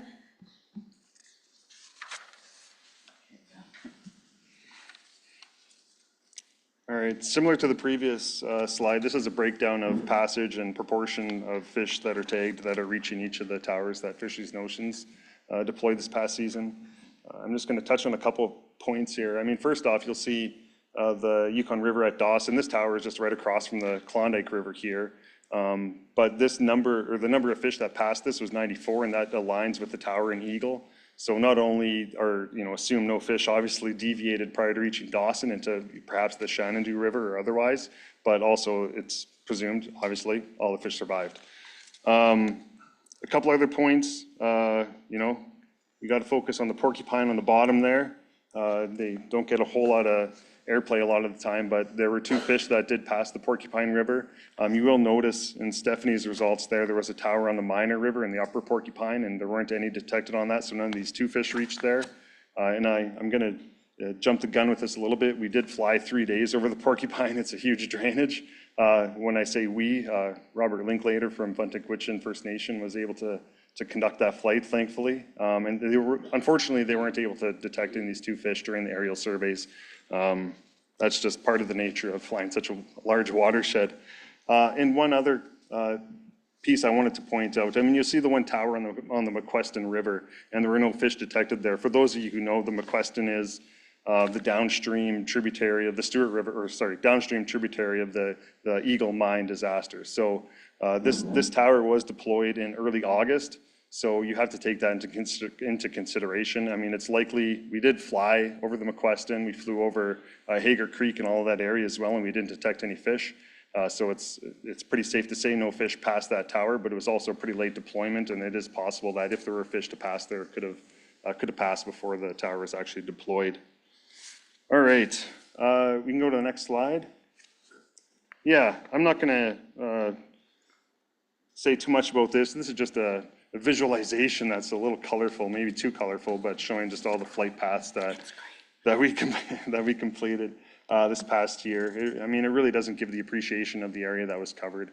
I'll talk a bit more about some of the summary results afterwards, but we can go to the next slide. Okay, so Buntakwitchin was the only Yukon First Nation to conduct aerial telemetry surveys last year within their traditional territory. And there was 3 different streams that they flew up. And so they had the Klondike, which is, for people that aren't from here, as you're driving back to the airport today, you're gonna go over a bridge, and that's the Klondike River. And so this is a known important spawning habitat. And then the Shenandoah is downstream of Dawson, and they're interested in there because, as we've heard earlier, there was a large landslide, so they wanted to know if the migrating salmon are able to get past the landslide. And then also Rosebud Creek and Stewart River Buntakwitchin wanted to know if the salmon are using these systems for spawning. Next slide, please. So, I was going to jump the gun. Yeah, so here's just a quick overview of the results from the aerial surveys. I mean, it's pretty quick and dirty. I include 2023 results are here too. We did have 4 towers in 2023, and we did fly just a few surveys that year as well. You'll see that the detection rate was about 50%. There was, 26 that entered Canada, and we captured about 13 of them during those aerial surveys. But again, the coverage wasn't great. So that one's maybe a bit more challenging to interpret. But when you're looking at the 2024 results in that center column, I was alluding to it. We did 12 days of flying this past year, which frankly was insufficient. There's a lot of headwater tributaries that we weren't able to cover. So hopefully we'll be able to increase on that this coming year, yet to be seen. But this year we did capture about 70% of those tagged fish. So I think that's a pretty decent coverage. Yeah, and some of these include some of the fish that we did detect. I mean, now I'm going off script. So one of the, I mean, yeah, I mean, it's not that exciting. Yeah. No, I mean, when you're in the air, it is. I mean, it's kind of neat just to go and I mean, you can spend the whole day flying for, 10 hours and you don't come across anything. It can get pretty dull at times. I mean, you have a beautiful landscape you're looking at. However, when you go through some of them, and I mean, the south end of Teslin Lake, you're in northern British Columbia, and we ended up pinging one in Jennings, which I think was captured even in a previous study. So, I mean, these are some fish that are traveling a substantial distance. And I mean, that does need to be said to you folks, but I mean, it is kind of neat just to actually get an actual detection, right? So you have something on a map that you can point to, and you can have that, even though I know it isn't here on any kind of map, but hopefully in the future it will be. We can go to the next slide. Or sorry, no, we can hang on here for a moment. Pump the brakes. Jumping the gun. So Trundle-Gwitchin, with their aerial flight, they surveyed for 11 days, and they were very excited with the one fish that they detected, because this was in Rosebud Creek. And so this supports the drive for future monitoring efforts in this area to observe and manage activity, to be able to help with doing management and support a salmon population. Now you can go to the next slide. Thank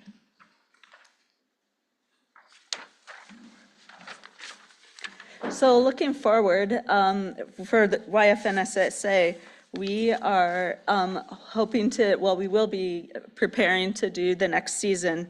And this is the final season of the program funding that we currently have. And we are hoping that more tagged Chinook salmon will be able to be done in Alaska for better tracking within the Yukon. However, we greatly appreciate the extensive effort that it took to get the 189 salmon that they were able to tag, and we realize with the low numbers, like, it is something to consider. So hopefully this year we're able to get more tags deployed, and then also for future funding to be able to track an improvement in numbers of salmon. And then eventually we'd also like to consider being able to switch to chum and coho to see where they're going for spawning. And then also continued collaboration with Alaska Department of Fish and Game and Fisheries and Oceans and the Yukon First Nations.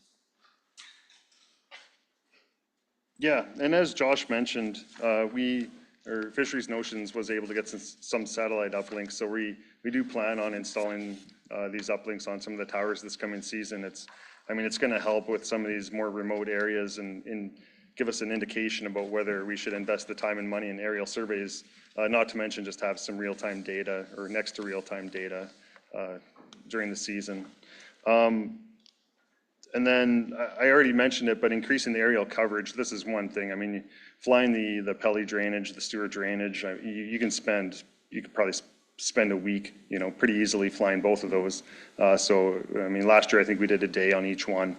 And so the hope is that we can get the funding and really have the opportunity to get into some of those headwater systems and try to identify fish on the spawning grounds. And I mean, obviously there's a lot that goes into it, but I mean, we might as well be trying to have the best coverage as possible when these fish are being tagged and entering the system. And then lastly too, what has already been said, just exploring options and value for beyond this coming season. This is the final year of the current scope of the project, but just seeing what considerations there might be or options to further it or to adjust it potentially from 2026 onward. And I just want to say this project is planned to go through this coming year, so I anticipate hopefully next year we can provide maybe a presentation at this same meeting, but have more sound results that we're able to speak to, because that kind of is the intent, that the analysis will be completed after the following year. But anyway, we can go to the next slide.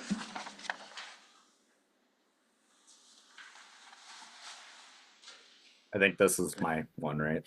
Yeah. Yeah, I just wanted to add in that the collaboration has been great with YFN and DFO, and we've been doing that since day one when we found out that we were going to be putting tags in Canadian origin fish.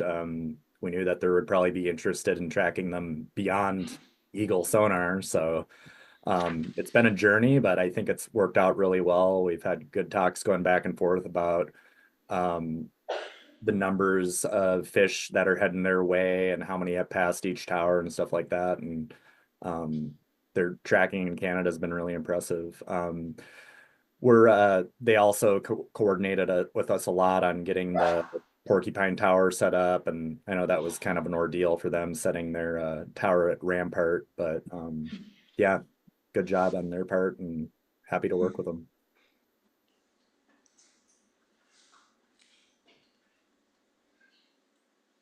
Great. Well, thank you. Is there more? There's Oh, there's more. Might as well advance Okay. the next. Yeah, it's wrapping up though.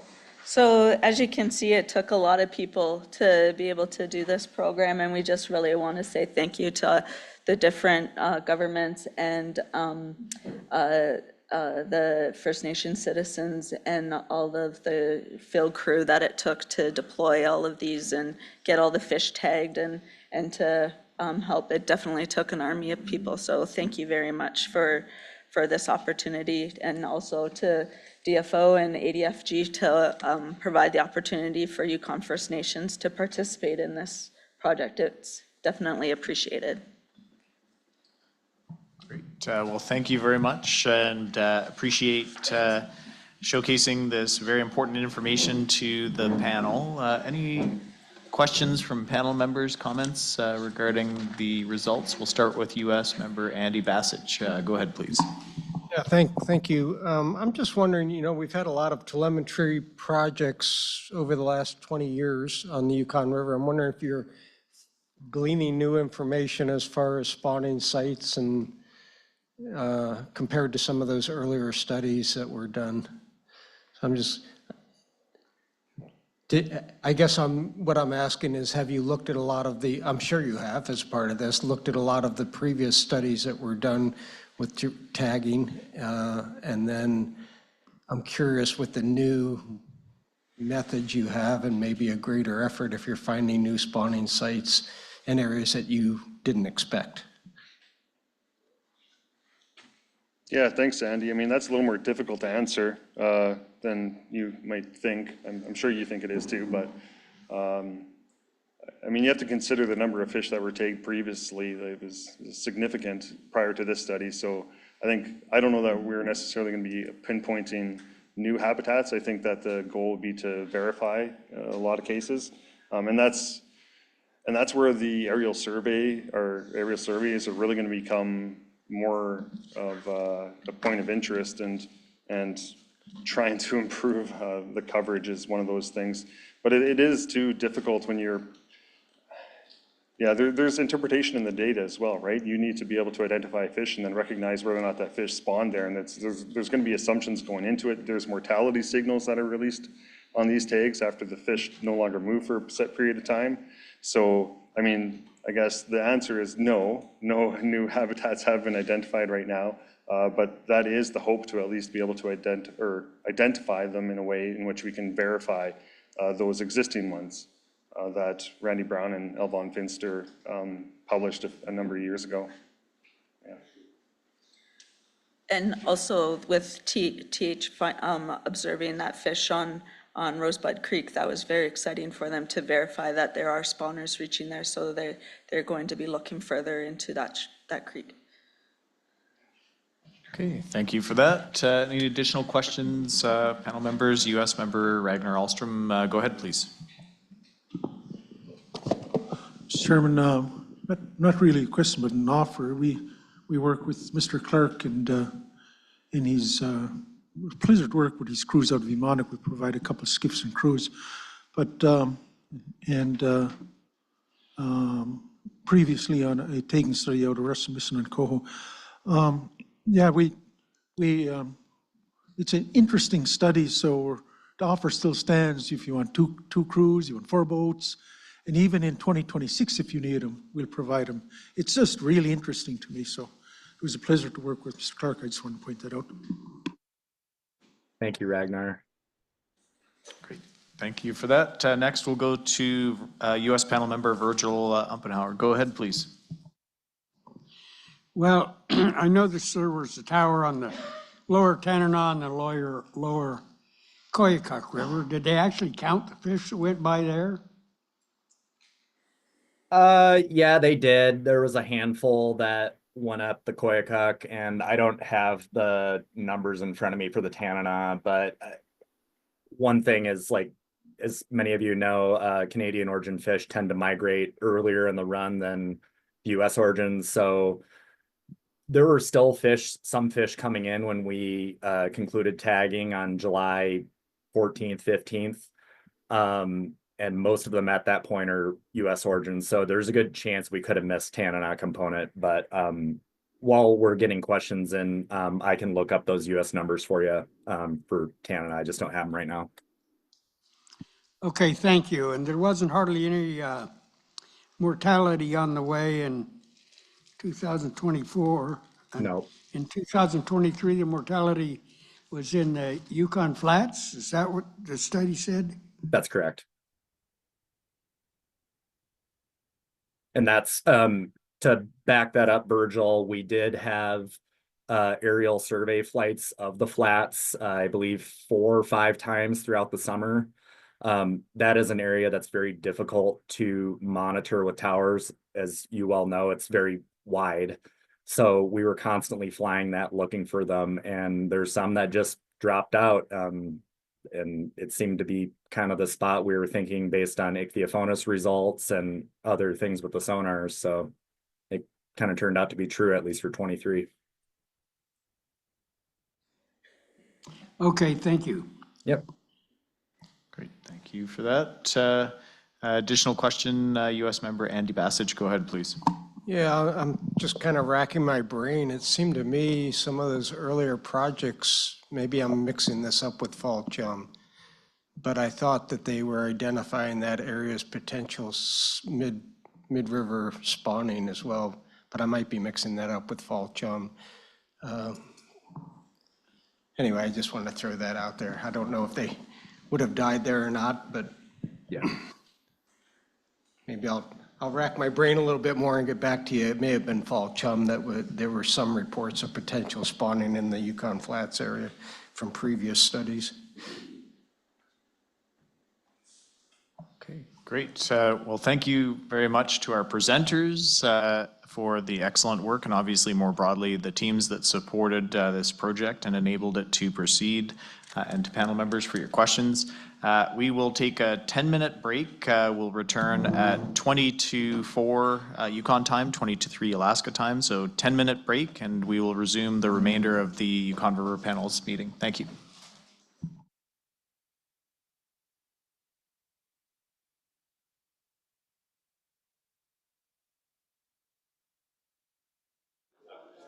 Okay, if I could ask panel members and advisors to return to their seats, please, and we will resume the remaining portion of the Yukon River Panel meeting session.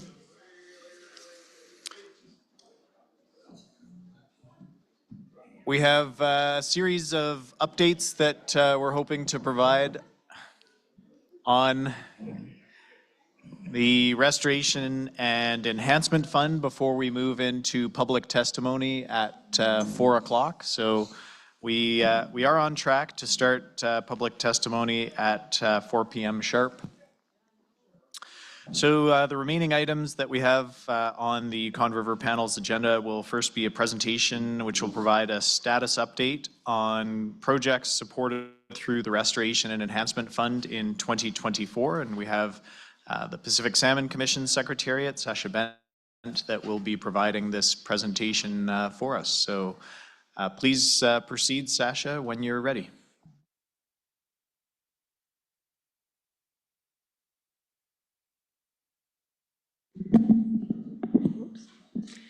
Good afternoon, everyone. Thank you very much, Mr. Co-Chair. My name is Sasha Bent, and I am the Grant Program Manager for the Restoration Enhancement Fund for the Yukon River Panel. It is one of 4 grant programs that we administer at the Pacific Salmon Commission Secretariat. So starting with the 2024 R&E Fund project status. Next slide, please.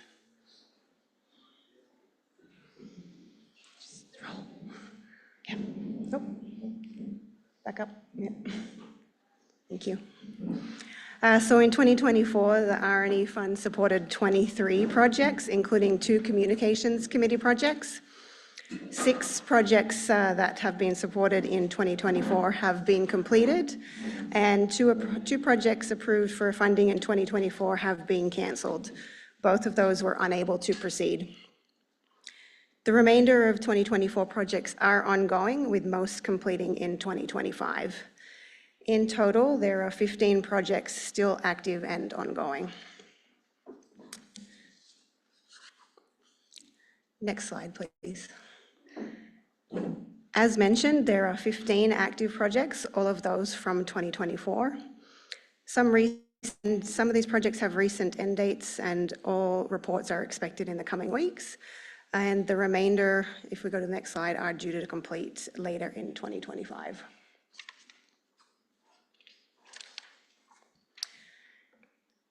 Next slide, please.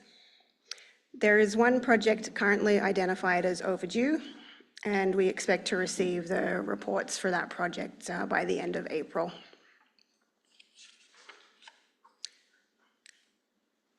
Thank you. Since the panel last met in January, 7 projects were completed. 3 projects completed that were 2023 projects, and then 4 projects from 2024 have been completed. And I'm just going to pause there to see if there's any questions on the 2024 project updates. I don't believe so. Not seeing any questions. Thank you, Sasha. Please proceed. So for this next agenda item, I'm going to be deferring to the co-chairs to speak to. Oh, okay. Yes, for agenda item 24. So thank you for your, yes. Sorry? For number 24, yes. Yep, yeah, okay. So thank you for the 2024 project status update. As far as the 2025 Restoration and Enhancement Fund cycle, the chairs did submit the annual request for restoration and enhancement funds to the U.S. Department of Interior Fish and Wildlife Service in January 2025. And we did receive confirmation that issuance of the funding is in progress. And so that information is being used to inform decisions around project selections. Were you going to speak to the number of projects submitted, yes. Or did you want? Okay, yes. So I'll pass it over to you. Thank Go you. ahead, please. Thank you. So for the overview of 2025 proposals, the panel initially received 29 proposals for consideration. Since the panel met in January, 2 of those proposals have been withdrawn, which leaves 27 proposals for consideration. 15 of those proposals are for conservation, 6 for restoration, 4 for stewardship, and 2 for communications. And then for agenda item number 26, I will defer to Mr. Co-Chair. Great, so thank you for that. The Yukon River Panel did meet first in section meeting and then subsequently in bilateral session to review all of the proposals submitted for 2025, seeking funding to proceed. The panel did consider both responses to questions posed by the panel in January 2025, advice from the Joint Technical Committee, Traditional Knowledge Committee, as well as Communications Committee, and has selected, I believe we have 18 projects that are listed that have been selected to proceed in respect of funding for 2025. So we will be providing notification to the successful project proponents over the coming weeks. So thank you for that. I believe our next item is the 2026 call for proposals.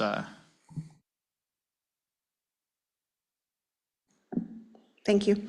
So for the 2026 call for proposals, for the near-term priorities, the panel has recommended that priority consideration be given to projects that build in elements of communications, stewardship, and youth. So all of the priorities identified in the 2024 panel Restoration Enhancement Fund Priorities Plan will be welcome to submit, but priority consideration will be given to projects that build in elements of these items. And for the 2026 call for proposals, the deadline for proponents to submit their project applications will be Monday, November 3rd, 2025. There will be new clauses in the application for proponents to address any projects that may have potential salmon mortality and any projects that may be impacted by low run thresholds. Some minor changes in regards to the look of the call for proposals will include some accessibility changes, so font style, a bit more clarity around the questions and simpler language. And then later in May, the Secretariat will be launching a new grantee portal that all applicants will be able to use and log on and submit their proposals. We will be hosting webinars and training sessions over the summer and available to help applicants navigate this new system. And then finally, as in previous years, there will be guidance documents available for applicants, and those include guidance around the general scoring criteria, sonar proposal applications, stock restoration proposals, stewardship proposals, and communications proposals scoring criteria. And happy to take any questions. Great. Thank you for the summary on the 2026 call for proposals. So issuance of the call will be going out over the coming weeks as per usual, and information will be available on the Yukon River Panel's website. Okay, not seeing any comments or questions on the Restoration and Enhancement Fund updates. Thank you very much, Sasha, for the information and for the updates on the program. And so next we have the opportunity for public testimony and public comment, and we did intentionally position our day to ensure that we had sufficient time to accommodate each of our presenters that would like to provide testimony this afternoon. And I will just check in. I know we're a few minutes before our scheduled start time, but I believe we had scheduled Crystal Lapp from Tanana Chiefs Conference, I believe yesterday. She's not online. Okay, so with that, perhaps we will invite Olivia Haney-Irwin. I believe, Olivia, are you in the room with us? Oh. Okay. I think we're setting a record here where we're early for our public testimony, but we will see how we do. One person whom I do know is in the room that has signed up to provide testimony is Serena Ahlstrom. So Serena, happy to have you providing testimony, and yes, either at the rear or at the front, whichever you prefer. So maybe I'll go in front. Okay, yes, that would be fine. Yes, we do have time. We've built-in transit time during public testimony, so.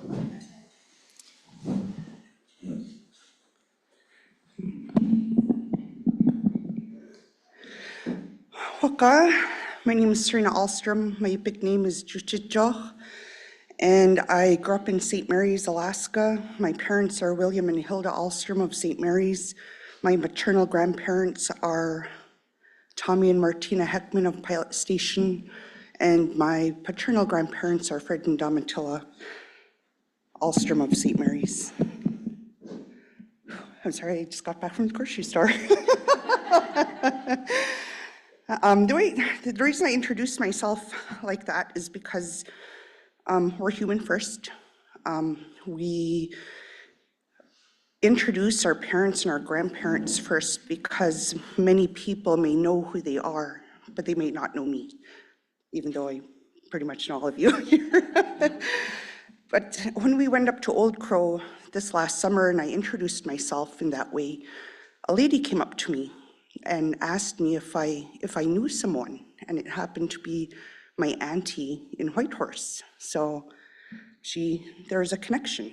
And so that connection was just automatically built just by us knowing a common person. I am executive director of the Yukon River Drainage Fisheries Association. I've been with the organization for 5 years. We have gone through ups and downs, but right now we're in the high note of our organization. I do have 11 staff members. We do have a fisheries biologist. We haven't had one for probably about 15 years or so. So we got a lot of projects going on in our organization, and we try to highlight them at different platforms, and mostly our board meeting and our pre-season meeting. Some of the big projects that we're doing is one of them is the Watershed Ecosystem Action Plan. We're doing assessments along the Yukon River drainage, not only culvert assessments, but we're also dropping temperature loggers and doing baseline water quality monitoring. We may do some eDNA testing. And I want to highlight these projects because there's many agency or management staff around the Yukon River drainage that may not know these projects that other organizations or nonprofits that are doing. And I think it really shows the collaboration work that's been going on between agency and organizations along the Yukon River drainage. And we're trying to work together to really collaborate and capture as much data as we can along the river. For instance, we did have a restoration summit in Alaska, and right now we're going to start partnering with ADF&G on some of our assessments that we're doing. Where we prioritized our assessment sites this last February, and we selected the Kayakuk River drainage, and then we selected the Dalton Highway area. And the reason for that was because there was a road that was trying to be presented and promoted for a pipeline. So our board members prioritize those areas, so we're going to be focusing on those. Another big project that is funded by the state of Alaska is our Clearinghouse project. That Clearinghouse project is it's going to be a collaborative effort between with traditional knowledge and Western science. And right now we're doing all the, looking at all the research that's being done along the Yukon and all the traditional knowledge indicators, warnings about our salmon, and kind of showing how traditional knowledge and Western science can go hand in hand. And this will be on a clearinghouse. It'll be a map, like a story map, if you will, and it'll highlight different areas. It'll also identify gaps along the river. So that's another project that we've been working on. Our organization's a communication organization, and so I'm going to promote a lot of what we do. We do a lot of newsletters. We have our website. We have social media platforms, and they could all be found on our website at yukonsalmon.org. We just released our newsletter a couple of days ago. And we are having our Yukon River Drainage Fisheries Association annual board meeting, April 22nd and 23rd in Fairbanks at Pike's Waterfront Lodge. And we're going to have our YERDFA preseason meeting the 24th and 25th of April. Our preseason meeting actually consists of a representative from each tribe, not community, but tribe, to go to this meeting to talk about the upcoming season and with the information that is presented to you guys as well. What's unique about this year is that we're celebrating our 35th year anniversary for YERDFA. And I've only been with YERDFA for 5 years as the executive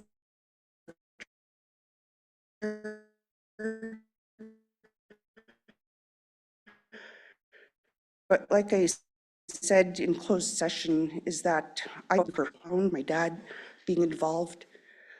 But he also used to go to the tribal annual membership meetings where all of the members of our tribe would be there, and he'd update what's going on at the Yukon River Panel. And that's how I learned about this platform and this, what you guys do and how you guys are here to talk about the salmon across borders. And I really want to encourage that, you know, utilizing organizations and to put that information out there from the Yukon River Panel, because I think it's really necessary and needed.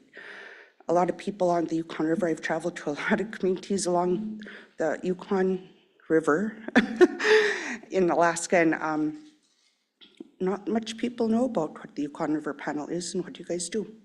And so I think it's very necessary for us to try to push that and tell people what exactly is going on. Yeah, 35 years. We have a lot of people in this room that participated with the Yukon River Drainage Fisheries Association. I started right out of high school doing traditional knowledge interviews. So it's part of who we are, always integrating salmon.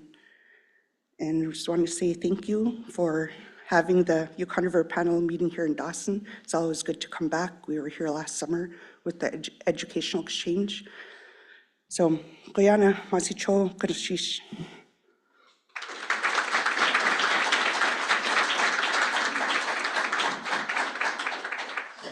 Thank you very much, Serena, and in particular, thank you for your contributions over the years and your ongoing commitment to spreading the word about the Yukon River Panel and the importance of Yukon River salmon. So we do appreciate your efforts. Thank you. Next, I believe we have Crystal Lapp online. Good afternoon, Crystal. I hope you can hear us. Are you there? Here, can you hear me? We can hear you, and I apologize that we missed you yesterday, but happy that you were able to accommodate returning this afternoon. So please proceed whenever you're ready. Yes. Yeah, my apologies for yesterday. We had some power interruptions and it just froze everything up. So my name is Crystal Lapp. I'm the Natural Resource Policy Analyst for Tanana Chiefs Conference. And although I wish I could be in the room with everyone today, I'm still out here fighting for a fish. I did want to provide an update from TCC specifically as the cooperating agency for the Chum Salmon Bycatch Environmental Impact Statement. TCC and Kuskokwim River Intertribal Fish Commission, we are cooperating agencies along with the primary authors, who is NOAA and NIMS, the Fisheries National Marine National Marine Fisheries Service. So I'm not sure how familiar people are with this, and I do encourage people to reach out to myself or Therese with Cusco Fish Commission. So in 2023 and 2024, TCC and CRICFIC were formally recognized as cooperating agencies in the Chum Salmon Bycatch EIS that targets the pollock industry in the Bering Sea. And so since then, we were listed as special expertise in traditional knowledge, local knowledge, chum life cycles, health implications. There's quite a few things on the MOU that we were able to provide in this EIS process. A little bit of an overview of what we have provided is the impacts on chum salmon declines on our health, food security, our economies, and cultural and traditional identities. We provided documentation of long-term subsistence use patterns, and we also provided information on discrete spawning populations. Keep in mind, most of the information that we've provided was not in a Western context, it was in a traditional knowledge context. We provided cumulative stressors on chum populations, including climate change and mixed stock impacts. Our contributions were key to this EIS, especially on ecosystem impacts, indigenous overall well-being, and the need for subsistence use, as well as the importance of salmon escapement to the headwaters. Our efforts and contributions were grounded upon a millennia of traditional knowledge observations, traditional knowledge on our stewardship, as well as a little bit of mix of some Western science data that was produced by TCC and CRICFIC. In February 2025, we had a special meeting with the North Pacific Fishery Management Council. During that time, we saw a really strong tribal turnout testimony as well, with over 180 people testifying to the council themselves, almost 100 people testifying to the advisory panel. Because of this testimony, the council decided to make some modifications to the current 5 alternatives, which are being, that analysis is currently being done right now. With that said, we are going into the final draft of this environmental impact statement that is scheduled to be published to the United States Federal Register in mid-August. That is going to be a crucial time for people to provide comment per our processes here. All comments made to the Federal Register have to be considered. We, sorry, I'm got a little bit of low bandwidth here, so I'm trying to go through this. After that, after the 60-day comment period is done, the North Pacific Fishery Management Council has planned to make a final decision, which means that they will choose an alternative or a combination of alternatives in December of 2025. So between now and December of 2025, I know there's a lot going on, but there's still opportunity to engage. And this could be done through government to government consultation with the National Marine Fisheries Service. You can also reach out to TCC and CRICFIC, and we can facilitate those as well and invite.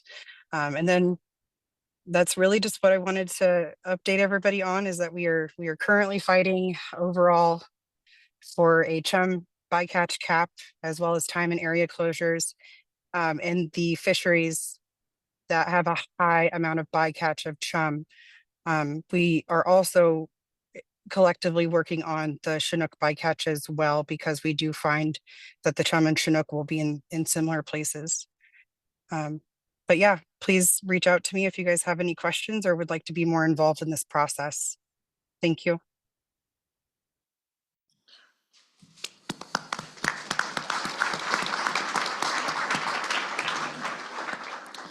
Okay, thank you very much for providing your comments and testimony and information and broader update, Crystal. Very much appreciated. Next, we will check in again to see Olivia Irwin. Do we have Olivia? Oh, yes, there you are, Olivia. Okay, I apologize. We are ready to go when you're ready, so please proceed. Hi, thank you, Mr. Chair. Thank you for your grace in the second call. Zan Hazoon, Olivia Sauza, Dehundanaka Hile, Hanahi Seasni, Inaa, Gretchen Sumter Irwin, Bauza, James Timothy Irwin, Hakaila A, Tagatili Hutan Eslan. Good afternoon, everyone. My name is Olivia Hanahi Irwin. I'm the daughter of the late Gretchen and James Irwin of Nenana. I'm from Nenana and live there. I am a YURDFA employee, but today I'm going to be speaking on behalf of myself. I wanted to start off by thanking the Trondoc-Gwich'in people for hosting us this summer during the educational exchange. Was the first time we had the opportunity to come to Dawson and explore the Yukon Territory. And I just want to continue to be an advocate for funding the educational exchange program. I'm aware that because of this year funding, you all are taking a year off to do some planning for the following season. But I just want to stress the importance of the educational exchange. I believe that it changed so much of my heart and the hearts of others on that trip that I'm pushing for us to do an Alaskan educational exchange between Upper and Lower River, because the information that was provided for us opened our eyes to understand what you all have been going through. And I'm sure that folks from our Canadian relative side who have been to Alaska have maybe felt the same thing. I wanted to first speak a little bit to two things that I'm noticing not really being discussed a lot in this meeting space. And I ask for some forgiveness. This is my second Yukon River Panel meeting, so I'm just going off observations from these two.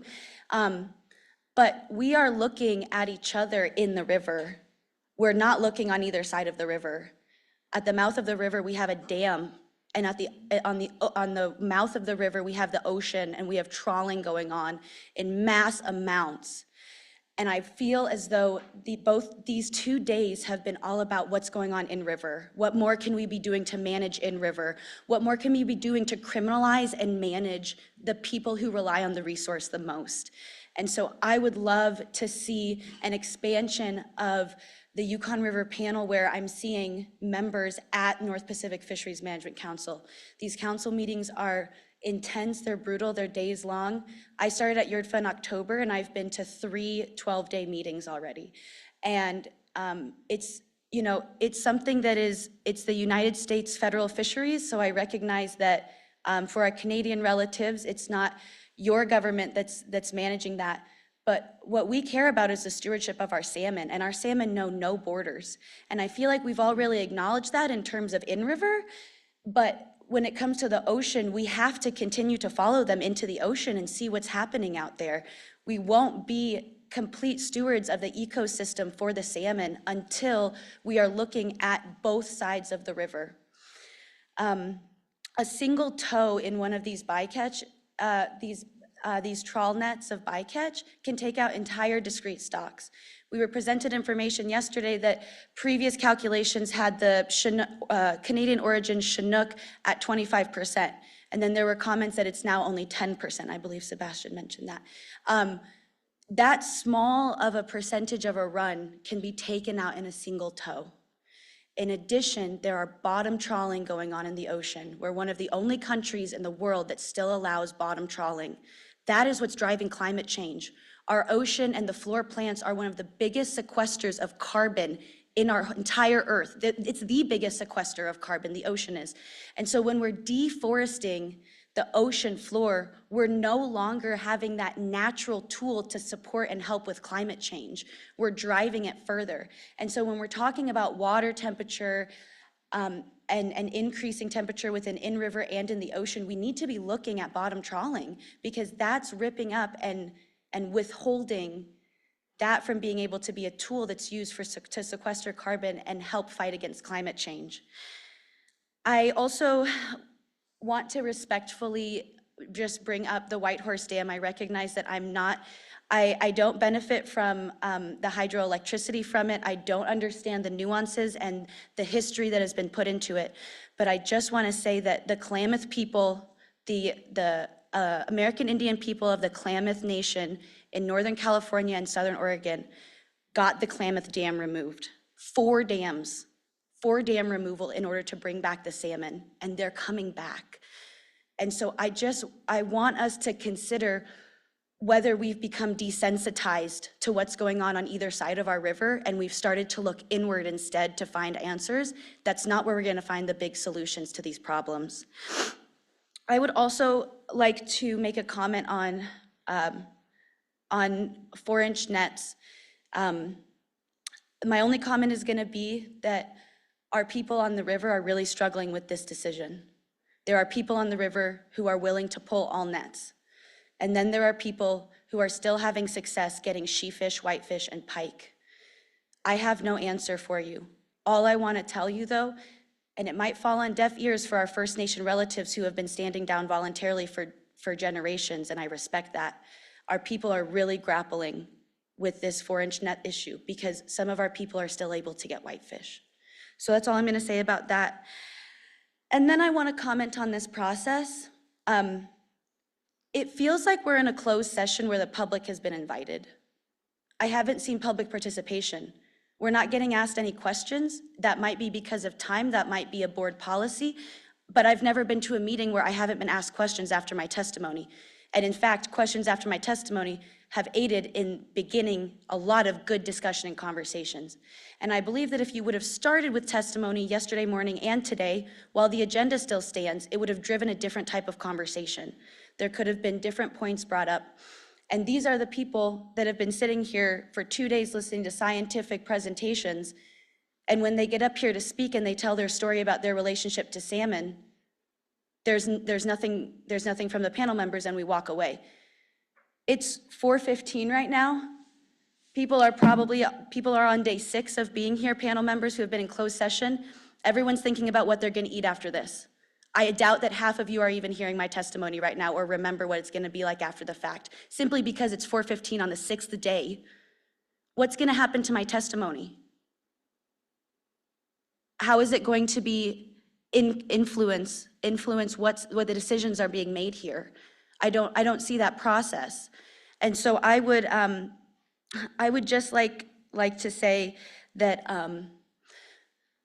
it takes a lot for the public to engage in these processes. It took us 17 hours to get here. We drove from Fairbanks, Alaska. Many may have traveled further. Our stories are important. And we are traditional knowledge holders, and we represent traditional knowledge holders. And when we don't get the chance to ask questions to rebuttal what has been assumed of us, then what's the point in us showing up?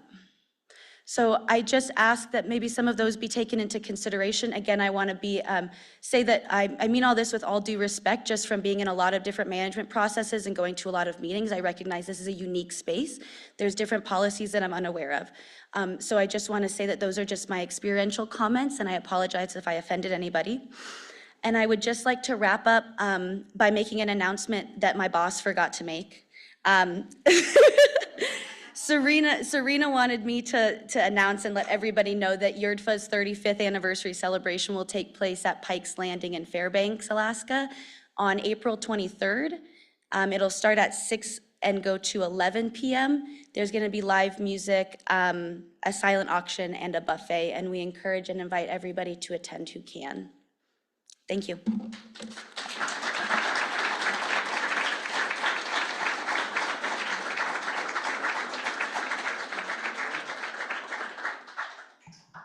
Thank you very much for the testimony, Olivia, and credit to your boss. She did let us know that the 31st anniversary was going to be at Pike's Landing on the 23rd and 24th, but it's good to have that reminder as well. And just wanted to note, we do pay attention to the details in the testimony. So thank you very much for that. Any questions from panel members, comments? Brandy Mays, Canadian panel member, go ahead. Thanks for that, Olivia. I was thinking the same thing about the questioning. But can you mention what you just got appointed to? I think that is significant as well as a young person. Yes, thank you, Brandy. I was uplifted by the interior region of Alaska to put my name in for the Alaska Board of Fisheries, and I was just recently appointed by Governor Dunleavy to the Alaska Board of Fisheries. I'll be taking Sans Serif seat.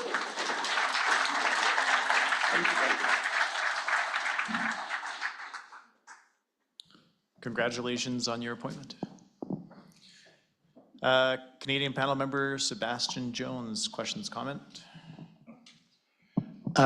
Yeah, sure. So I remember meeting you last summer at the campground across the river, and I can turn around. And I'm glad to see you back here. And I was really happy to hear you talk about bottom trawling in the Bering Sea.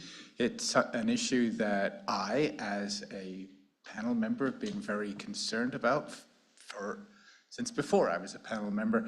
And it's really, really hard to get traction on this issue. Mm-hmm. And so I'm very relieved that there are other people who see that it's a problem, because it seems like a lot of people don't. And then I hear that, yes, you're going to sit on the Board of Fish, then that really gives me some cause for optimism, because your voice is very powerful. And so, awesome, good for you. Thank you very much for doing all you do. Thank you.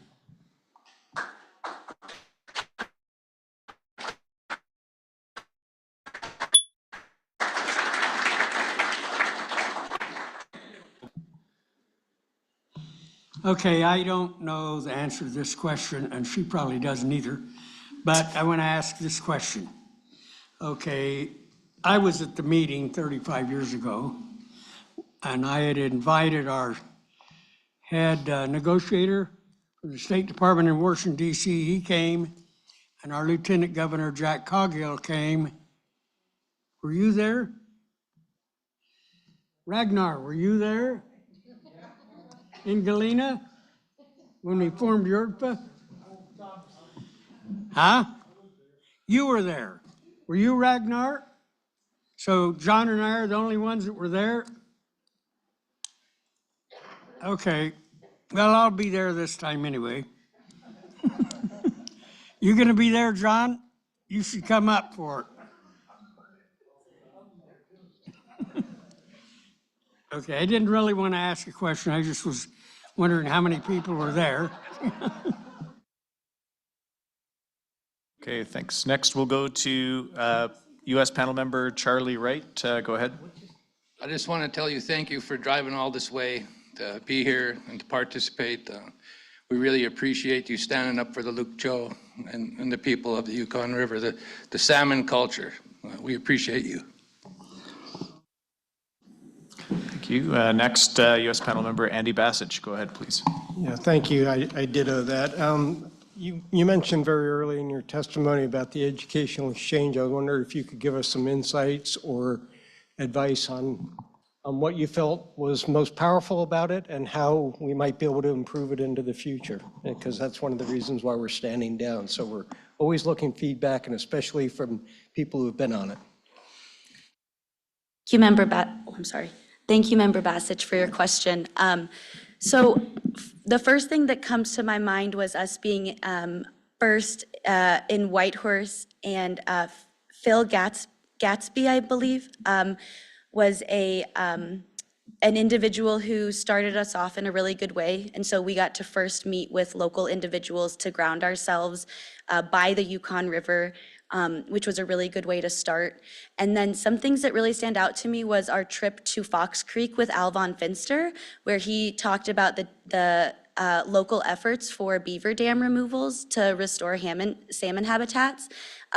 So I really enjoyed seeing the way that our relatives on the Canadian side were addressing some of the habitat issues, things that were really localized, and the way that the DFO, in addition to First Nations, collaboratively were working on those projects was really interesting. We were able to attend Moosehide Gathering, which was really, really important because while we weren't actively engaging in conversations about fish when we were at that gathering, we were building relationships and building trust. And I feel that that's one of the most important aspects of the educational exchange, is that I feel comfortable enough coming back to Whitehorse and Dawson, knowing that I know individuals and I know the landscape now. And I think that the biggest benefit to the educational exchange is understanding what other people on the other side of the river are going through, because you really cannot I had heard that our First Nation relatives had been standing down for years, but when I heard it from the mouths of these individuals when I came over here, it was completely overwhelming. And it has led me to, I don't know when I'm gonna fish again, even if I'm allowed to, because if our Canadian relatives have been standing down for this long, why won't I? And that's what I think is really integral. It's something that I see is needed within the state of Alaska, within the Yukon River as well, is there's different levels of abundance at different areas of the river. There's different species at different areas of the river. And so for somebody in Eagle to understand why there's a summer chum opening at the mouth of the river and what that provides is really difficult without going down there and seeing that opening happen, right? Because you guys aren't experiencing the same thing. And so I think that the most integral part of the educational exchange is ensuring that you're creating spaces where people are building trust and talking really openly and honestly about what's going on in their area, what their experience has been, and what they're hoping their relatives throughout the river are gonna do to also help save the salmon. Thank you for that. You want a job on the communications committee? I think that'd be a conflict of interest, Andy.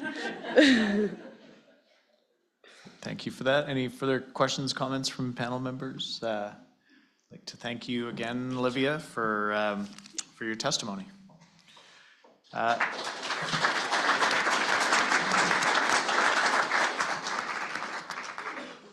Next, I would like to call on Roberta Joseph. Roberta, happy to welcome you to provide testimony.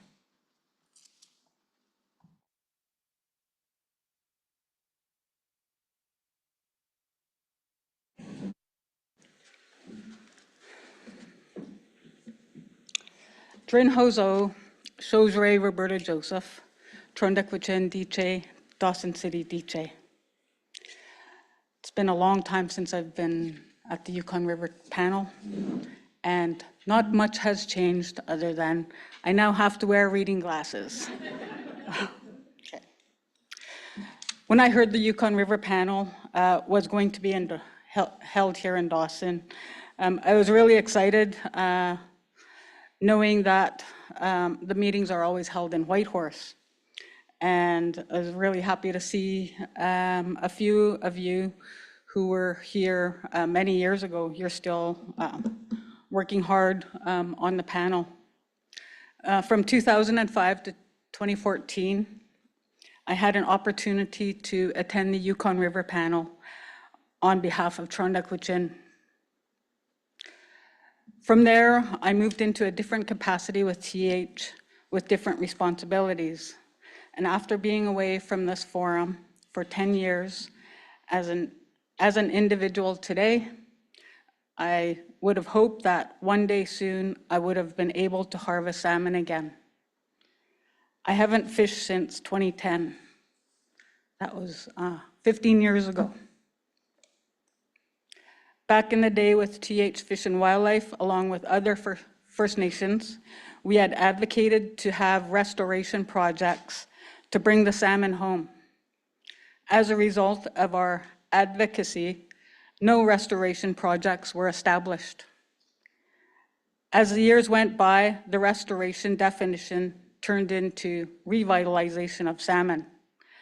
Maybe 2 to 3 projects were developed: Fox Creek, Salmon in Schools, and Mitchie Creek. In yesterday's presentation, I was surprised to hear the definition, rebuilding salmon stocks. In 5 or 10 years, if we still have salmon, what will the next definition be used? I really thought about why our sacred salmon declined, as I never really heard stories about salmon from our ancestors' stories declining. This reminded me about the words from our elders. Take only what you need, leave the rest for future generations.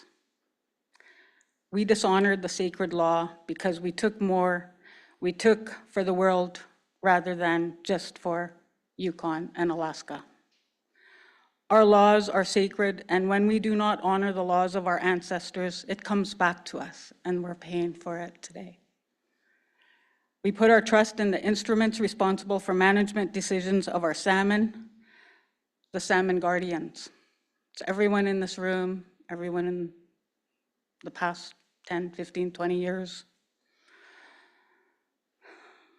There was just too much talk and more talk, with nothing much done for rebuilding the salmon populations, just more studies, with less salmon being produced. Should we put our hope in the rebuilding definition that's on the table now?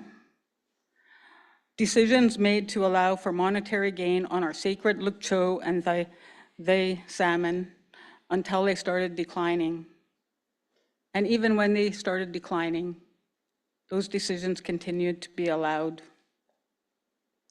I'm also guilty of this, as I worked at our local fish plant when I was very young, not knowing what the future had in store for our future generations. For almost 2 decades, many advocated for higher escapements. Although due to poor escapements, we have not allowed our sacred Chinook and chum to make it to their spawning grounds in the upper Yukon. Our children, grandchildren, future generations are paying the price for the poor decisions that have been made. We can't pass on our sacred way of life onto our children, future generations, and this way of life is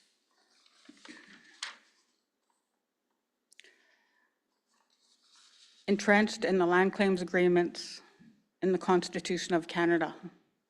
Without our traditional foods, our bodies are in starvation mode of not keeping our DNA in balance, spiritually, physically, and mentally well-being. It was suggested yesterday to allow the chum at 720 escapement. I strongly support the recommendation as a majority of spawning takes place in Upper Yukon. It's critical to get 6 and 7-year-old eggs and fertilizers from the mouth of the Yukon transported to Upper Yukon to increase the rebuilding of the older stocks.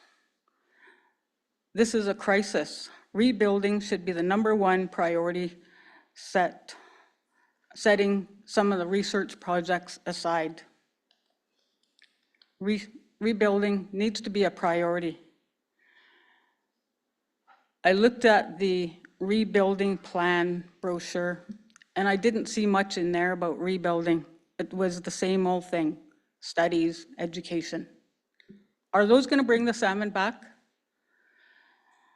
No, they're not.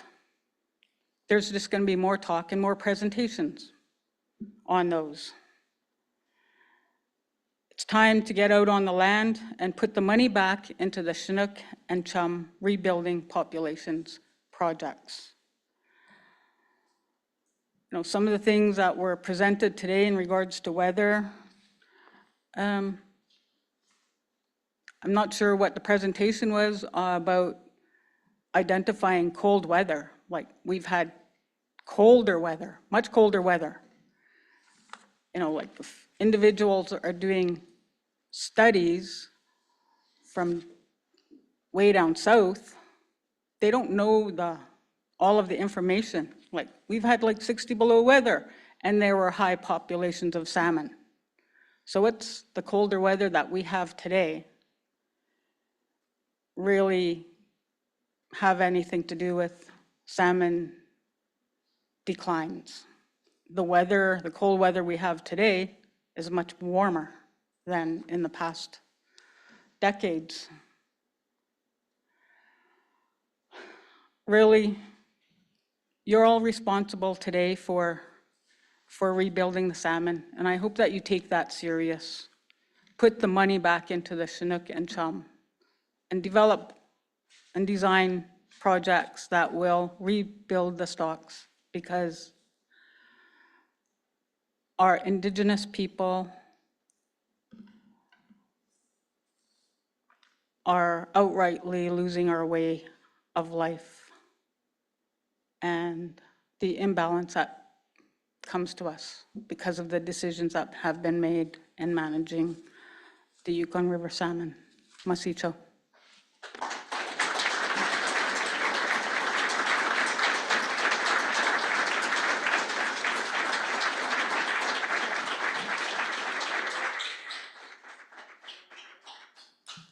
Thank you for your testimony, Roberta. Questions from panel members? Canadian panel member Brandy Mays, go ahead, please. Thank you for that, Roberta. I don't know if you'll need a response. I just wanted to thank you for your testimony. It was very powerful, and it's exactly what needed to be said. You're right. We need to put it back into rebuilding Chinook, put our money where our mouth is, and do what's right. And I believe that's what we're trying to do here in a roundabout way. I think we've all decided on both sides of the border through this, coming together. We're finally doing what we need to do for salmon and not managing it into extinction. And I think that, everybody has that, the panel's always had that in their hearts to do that, but we need to do more and, look at that. And always looking for great ideas and inclusion. And I'm really happy that we got to come here to your traditional territory and that you had the opportunity to testify in person. And Ganesh cheese to you and your people. Thank you. Go ahead, U.S. Member Andy Bassich. Yeah, I also wanted to thank you for your testimony, and I really like your idea of focusing on the older age class of fish. We've been identifying those for over 25 years and watching their decline over time, and it's been a huge concern of mine, and I think it's really important that you bring that up because I think that's a big part of the solution. I think there's a lot of us that are trying to think about how we can protect those fish, and quite frankly, it was very innovative to think, catch them down in the lower river and ship them up here. That's innovation, and that's the kind of thinking we need moving forward. But I really think it's important to highlight those older age classes. They are why we had what we had in the past, and they are what we have lost right now. So any other thoughts on the older age classes, or how we might do that from you? Well, I think it's important to, not only bring it to the upper Yukon, but main tributaries where there are spawning grounds for the Chinook salmon on both sides of the border. I mean, I'm sure that many tributaries are declining, have declining populations as well on the Alaska side. And, I think that, the larger salmon, the larger Chinook, the larger chum are the ones, or the older ones, are the ones who have the highest survival rates. And, the age composition now is they're just not surviving. Like, their returns are just not surviving. And I think that being able to do something like that, there would be hope for survival for the larger salmon stocks to be returning, which are the older salmon stocks, to be, to have some hope in them being, spawning here in the upper Yukon and then making their way back. I think that they have a higher rate of returning back, and I think also honoring our ancestors' laws, taking only what you need if we ever get to fish again, for ourselves, not for the world. Like, we dishonored their law, and now we're paying the high price of it. In the north here, living is really hard. It was hard on our ancestors. It's a little bit easier on us that we could buy food from the store, but it's still in our DNA. And it's still in our, it's like, it's the way we it's the way we share our laws, our traditional laws it's the way we bond as families, and all of that is pretty much lost. So I think finding other ways innovative ways to bring the salmon home is to begin working on the projects and not talking for another 5-10 years until there's nothing left to talk about.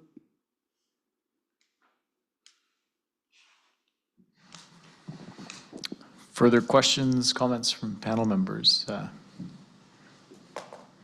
like to thank you, Roberta, for your advocacy and for your words of wisdom, and for taking the time to attend this week's sessions. So appreciate it.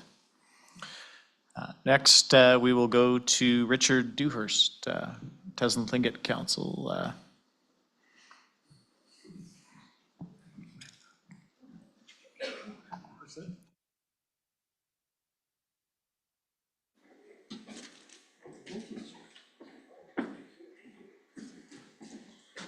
Good afternoon. Well, I'm Richard Dewhurst. I've been to these meetings for a number of years. And, I've seen lots of different faces change in this meeting. I have lost a lot of people in my community since I've been coming to these meetings. My mother, my brother, uncles, aunts, friends, gone, and still no fishing. Last year, my First Nation, the citizens, we buy salmon from the Taku River. And just out of that little community of 300, and like the First Nations, only maybe 150 people there who live there year round. We spent $20,000 buying salmon. Our First Nation helped us out with 10,000, but as individuals, it added up to 20,000. We come out of our own pockets, just so we have salmon for our kids. And myself, I never buy any.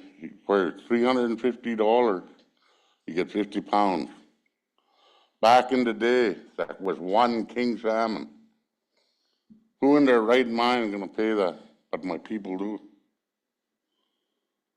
Just so they could have salmon for their kids. You know, we got to keep fighting. You know, there's no fishing on this river for 5 more years. You know, maybe it's going to take longer than that. Maybe we're going to lose more people. But we got to think of those little ones, and they're coming along behind us. Try to leave something for them. We already know what fish tastes like. Let them have a chance at it. And I agree with that young girl in the back there.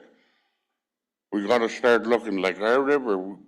All of us here, we know how we're not fishing. If the number's not coming out, we got to go out to that North Pacific and fight. See if we can get rid of those guys, those bottom trawlers. It's no good. And I was just wondering one more thing. Is Trump going to let our salmon come home? Or is he going to take it? Thank you.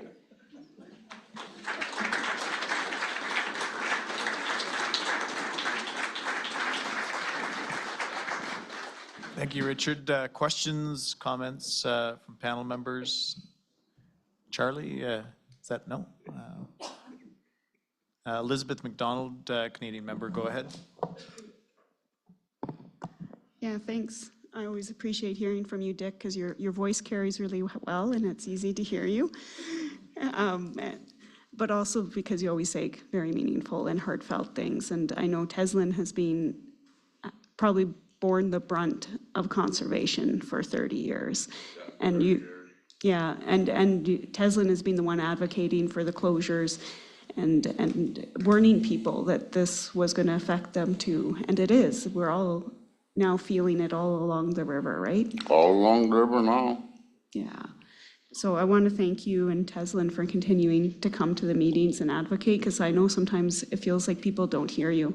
But I bet the only reason we have that 7-year agreement is because Teslin Tlingit Council has shown up at these meetings for 30 years. And people, it took a long time, I'm not going to lie, but people listened and it changed people's perceptions and they heard and they had developed those relationships. So we can't thank Teslin enough for the continued support of salmon and the continued telling us what we need to do, because we need to listen. So thank you. Thank you.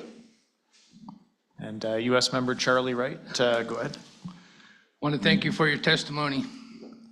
Every time I met the gentleman some years ago, and his brother was with him. So every time I come to Canada now, I look forward to seeing him and hearing his testimony. And I really appreciate seeing you and having you come and testify to us every time we come here. Really appreciate you for coming. Thank you. Thank you. Brandy Mays, Canadian member, go ahead. I echo what everybody else said, but I also just really appreciate that you bring the elders with you and you take care of them and get them here and to all the meetings in Alaska, wherever we are safely. And I wanted to make a shout out to everybody who traveled all the way here for this. Thank you. Cheese.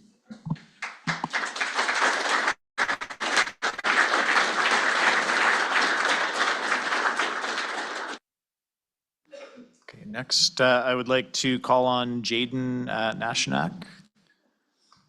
Jaden, back of the room, feel free to join us at the podium at the front, please.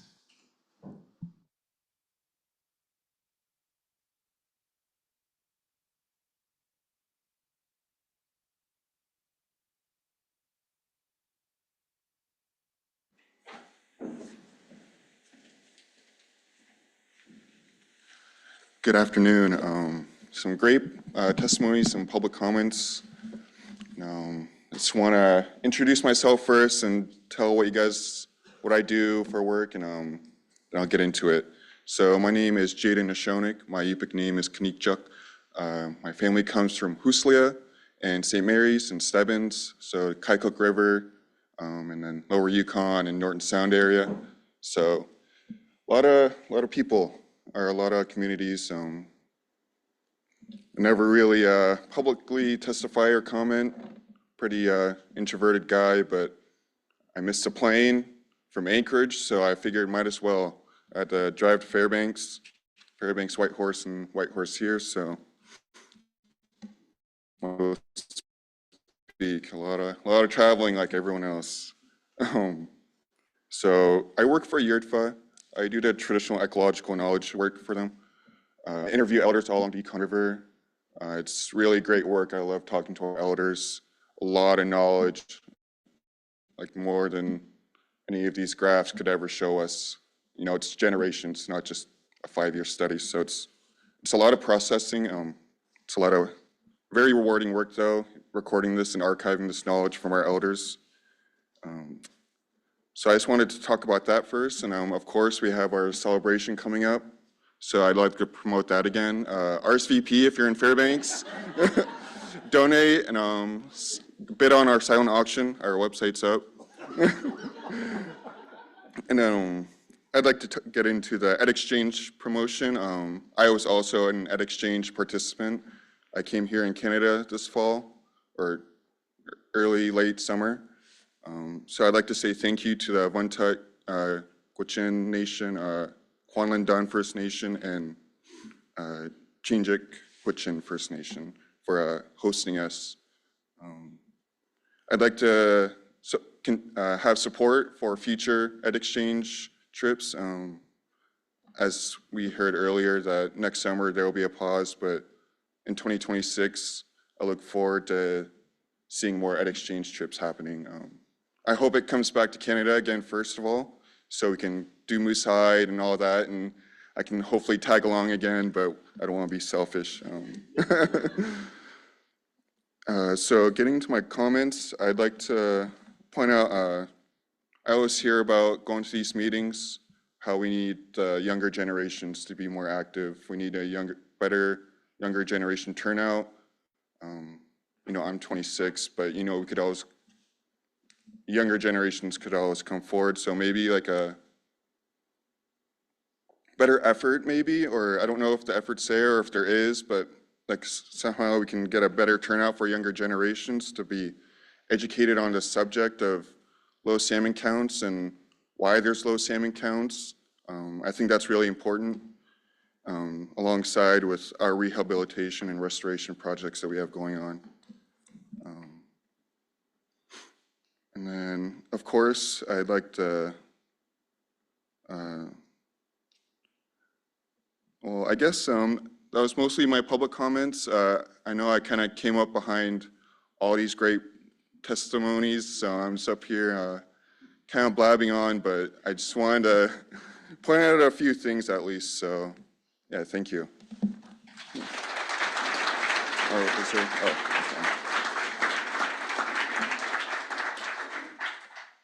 Thank you very much for your testimony, Jaden, and for your courage. I know it's not always easy to get up in front of a crowd, and so do very much appreciate it. Comments from panel members, questions. We'll start with Andy Bassett, U.S. member. Go ahead. Yeah, thank you. I'd just like to ask, why did you get engaged in the fisheries?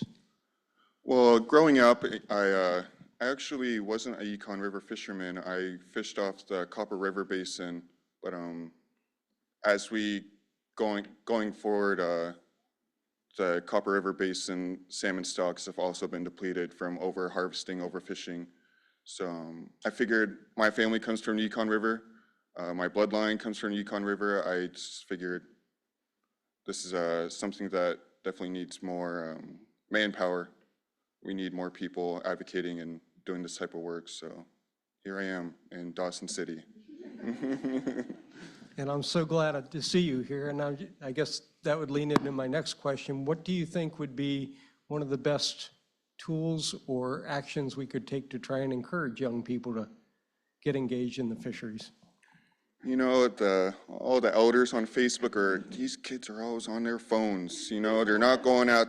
So I think more social media presence, obviously, you know, more promotion on YouTube. I'm sure you guys have YouTube videos that you guys put out for these type of meetings.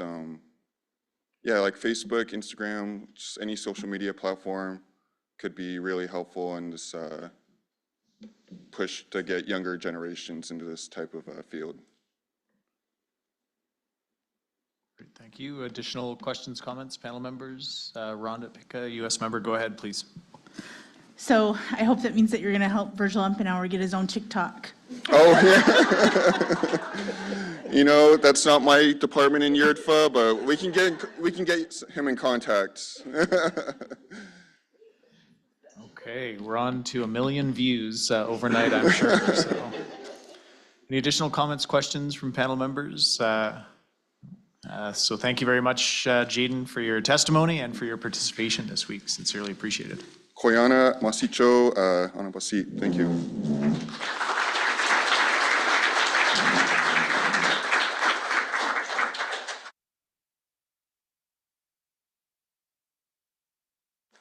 There we go. So I wanted to take the front as we draw the meeting to a close. We have a few additional items. Thank you to all the members who provided testimony both today and yesterday. Sincerely appreciate your words, your advice, and your guidance for the panel. And we do take the testimony to heart. So thank you for taking advantage of the opportunity and providing your words of wisdom. As we look ahead, one of the commitments that the Yukon River Panel has made is to try to promote and encourage participation at our meeting sessions. And in doing so, we did commit to developing a one-year look ahead. So we do schedule our meetings a year in advance. And in doing so, I wanted to take the opportunity to confirm that the Yukon River Panel's 2025 post-season meeting will be held January 24th to the 29th, 2026. So that's the 2025 postseason meeting, January 24th to the 29th, 2026. And that meeting will be hosted in Canada. We'll be providing specific details on the location closer to the date, but it will be in Canada. And looking ahead a year from now, the 2026 preseason meeting will be hosted in Alaska. And the date of that meeting will be April 11th to the 16th, 2026. And that information will be posted on the Yukon River Panel's website very shortly, but we did want to communicate it here. As we conclude the Yukon River Panel's 2025 preseason meeting, on behalf of the panel, I wanted to extend our sincere appreciation to the Trondakwitchin people whose lands we visited this week to receive information on Lukcho, the Chinook salmon, as well as the chum salmon, and what the prospects are for the Yukon River Masicho. In particular, we wanted to take a moment to pay special appreciation to a few individuals that helped make this meeting happen. We did have an organizing committee who worked tirelessly to sort out the details of our agenda, our various activities that were put on this week in the community. And so because I know they're very happy to be in front of the camera, I'd like to call you up and ask you to join me at the front. So we'll start with Carly. Come on up to the front. Huey. I think Huey's hiding at the back. Yes, at the very back corner. Great. Kathy, please join us at the front. And we did have Marie Ben, who I think has departed, unfortunately, but we will mention Marie, and then also a last-minute lifesaver stand-in, Yvette Hatcher, who's hiding. Yvette, yes. So wanted to take the opportunity on behalf of the Yukon River Panel. Where are we? And to express our sincere gratitude and appreciation to all of you and the many that supported you to make this meeting happen. We're just blown away by the hospitality in Dawson City here and by the hospitality of the Trondheim Wiccan people, the cultural events, the various activities that were planned this week. So standing ovation for our hosts and committee.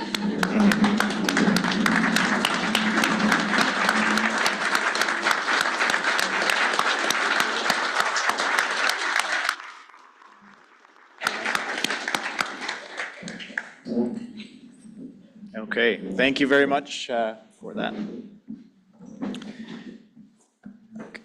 I would like to also take the opportunity, we will allow panel members to provide some closing remarks as well. I'd like to take this opportunity to express our sincere appreciation to all of the technical staff and presenters who shared information at the sessions over the last number of days. As well as our advisors from throughout Alaska and Yukon. And in particular, I'd like to extend appreciation to members of the public who are watching these proceedings online. We do have quite a few participants watching on YouTube, and I know that those that aren't able to watch live will be watching the pre-recorded sessions at a later date. They will be posted on the Yukon River Panel's website. And in particular, wanted to note that all of the testimony that's provided is also posted to the Yukon River Panel's website. So we did initiate that a number of years ago, even before we started live streaming. We started posting testimony on the panel's website in audio-only format, but now it's posted in audio and video format. So the message is not just for today and for here, but it will live on the Yukon River Panel's website. And I encourage everyone to visit the Yukon River Panel's website to view previous meeting sessions and in particular public testimony. I think a year ago we had over 4 hours of public testimony on our closing day, which was a record for the Yukon River Panel, but it was important to hear the voices of the people who wish to provide testimony and address the panel.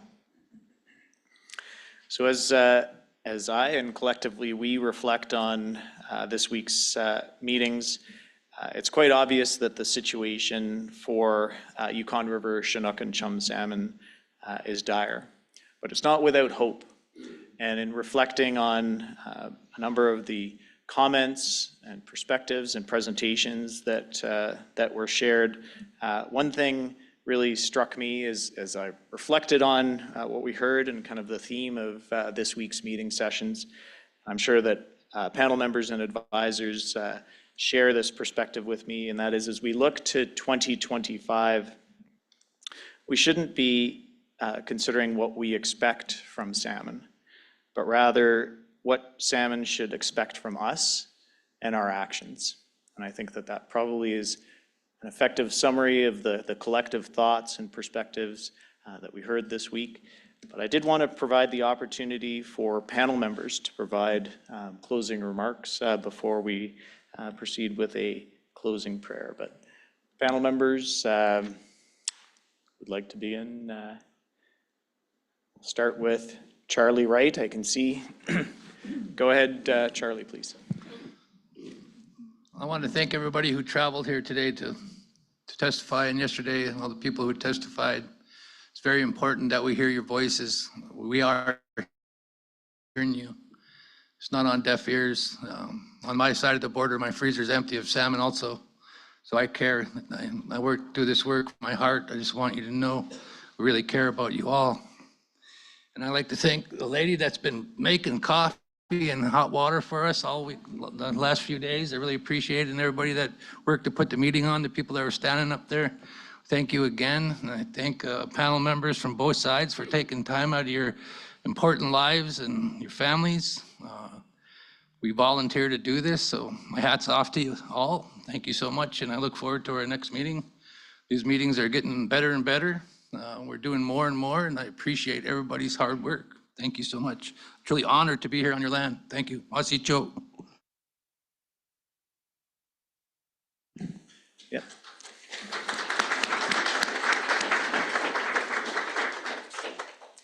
I think Brandy, go ahead. We'll have an opportunity for any panel members that would like to provide closing remarks. Go ahead, please.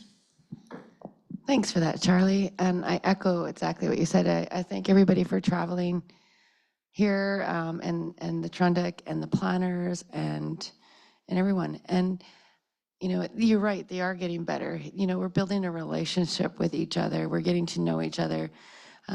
It's a family for us when we come here. You know, we're all pretty close and long friendships, like, you know, that we actually are, we hang out, we do lots of stuff together. It's, you know, it brings us back together every year, and I appreciate it, and I appreciate the messaging that we're doing with each other up and down the river, and how we're connecting, and how salmon are really connecting us.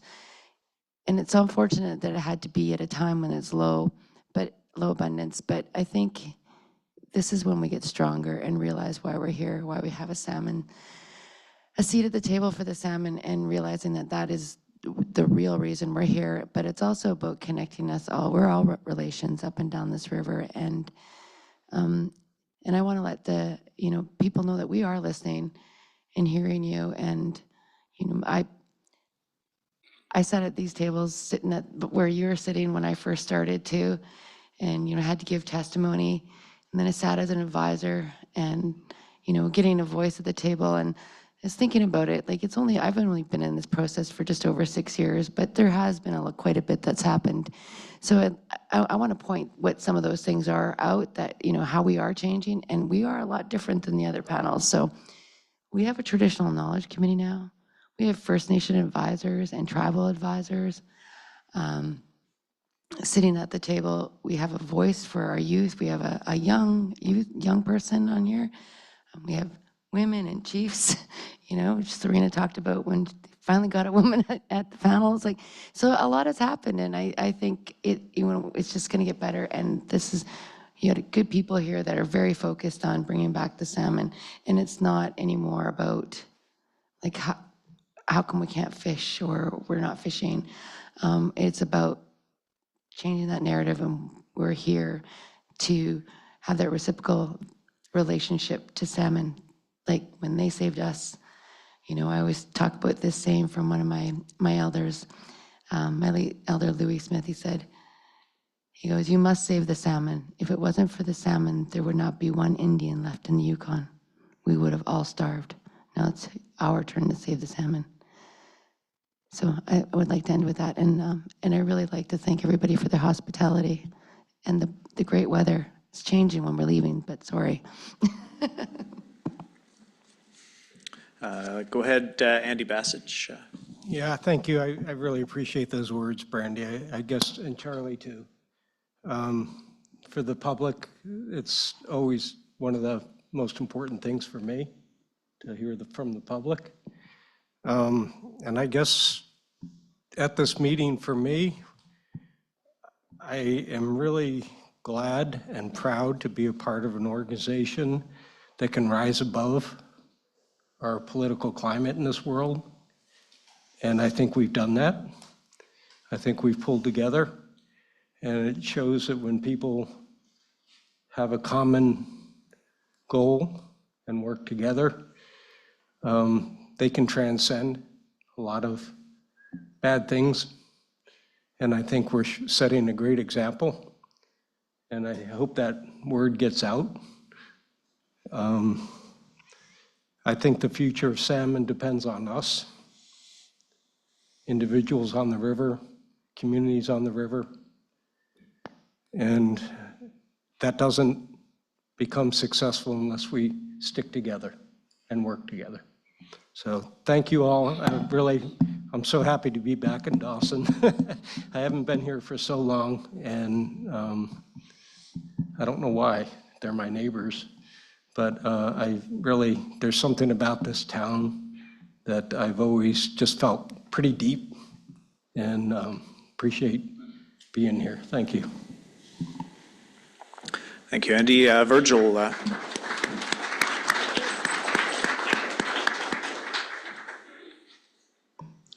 really appreciated the hospitality from the people here. It was great. The first day to come here, I went the wrong direction and I got rescued. I was going the wrong direction. Anyway,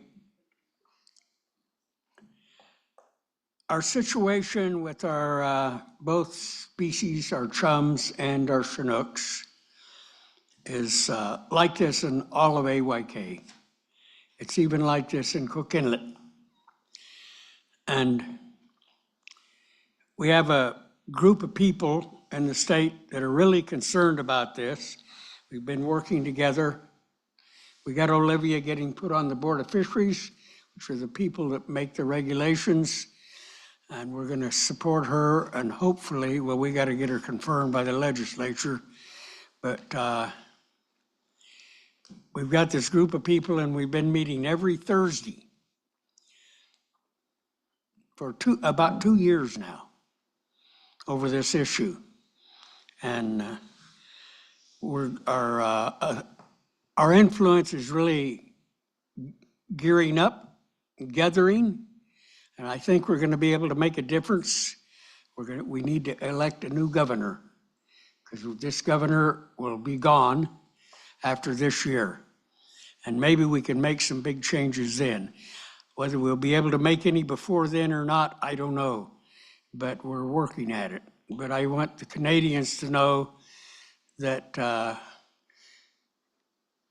Yukon River is not the only place where people can't go fish for a Chinook salmon.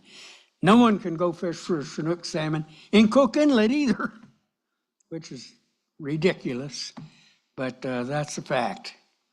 And the chum salmon is about in the same situation, plus the coho salmon. And for those of you here, you don't realize it because you don't get hardly any coho salmon across the border into Canada. A few, I guess, go out to Porcupine. But our coho salmon is in just as bad a position as our Chinook salmon. Most of them go up the Tanana River, or the largest spawning grounds are up there, but they're the same thing. They count them at the sonar at Pilot Station, and there's only about 20% of the long-term average is all that's been going past the sonar the last several years. So it's just not us, it's a whole bunch of us, all in the same boat, and people are working together and coming together to try to solve these problems. So we all have to stick together and do that and respect each other's work that we're trying to do. Thank you.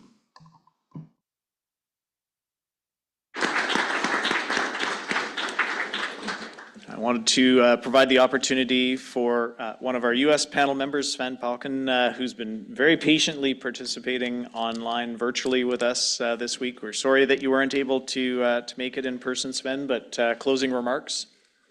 Yeah, thank you, Mr. Chair.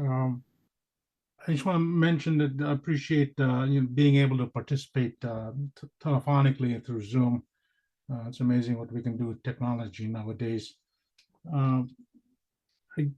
I do enjoy hearing everyone provide testimony during a public session. It's actually my favorite part of these meetings. I get to hear what folks all up and down the Yukon say, provide their testimony. One of the main things is it comes from their hearts. It's important that, I think the panel does hear that. So I do appreciate the time to speak now. I just want to thank everyone that provided testimony. Again, I'm sorry I couldn't be there in person, but hopefully I'll be there at the next in-person panel meeting. Thank you. Thank you.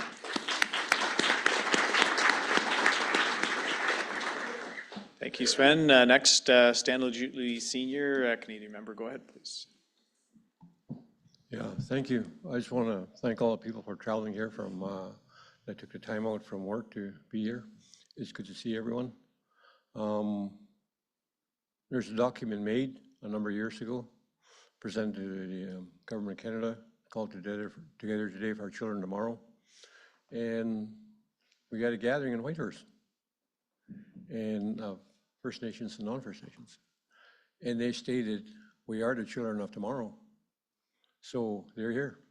And they're speaking out in Alaska and in the Yukon. And as Elijah Smith would say, like, the land claims is not only for First Nation people, it's for all Yukoners. We see the benefits of that today. And it's been accepted, and I think it's got, a lot of legislative and jurisdictional authority to work at. One thing we have, though, is a transboundary river that runs through to federal jurisdiction. But I think we're doing a great job on our side, and on the other side, to look at how we can manage this resource together and fix some of the issues that was laid out by Olivia, that we should concentrate in terms of what happens in the international waters. We got the direction from a younger generation. There we go.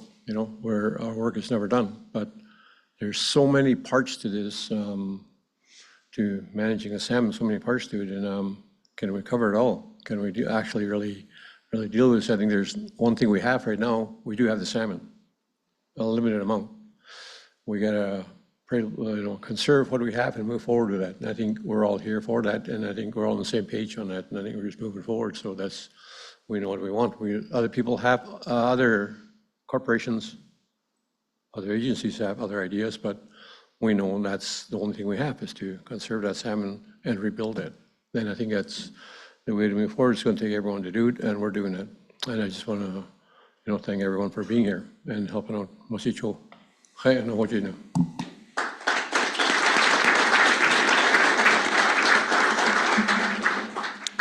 Okay, thank you. And so to conclude our meeting in a good way, I'd like to invite Darcy McDermott to honor us with a closing prayer.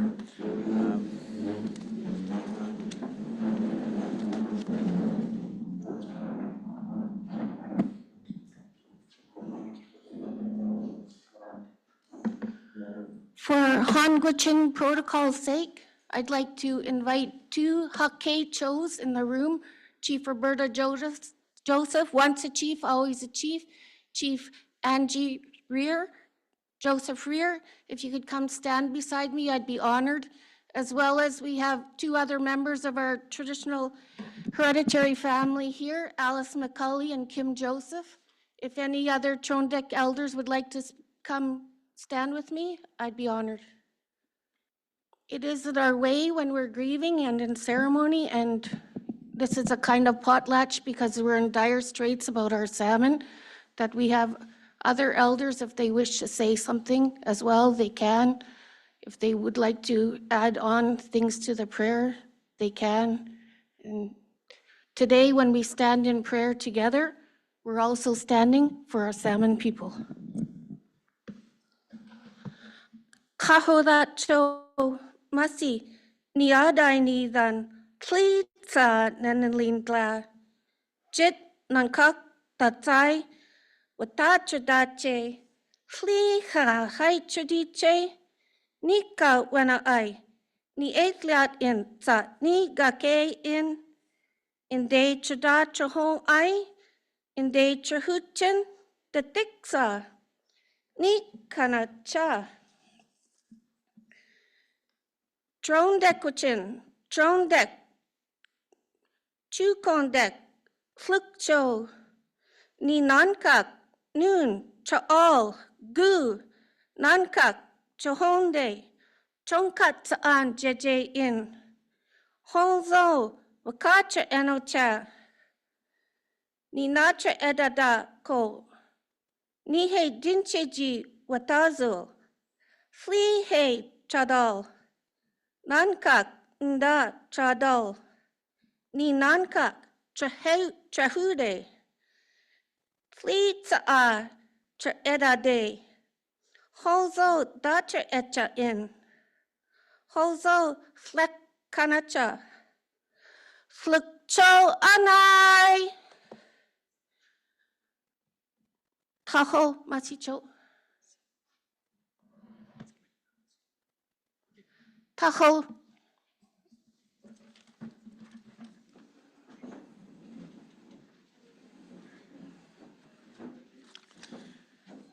Thank you for honoring us with the closing prayer, and I guess on our our parting words are that we hang on to a future where we realize Trodek Lukcho Hole, many Chinook salmon returning to the Klondike River.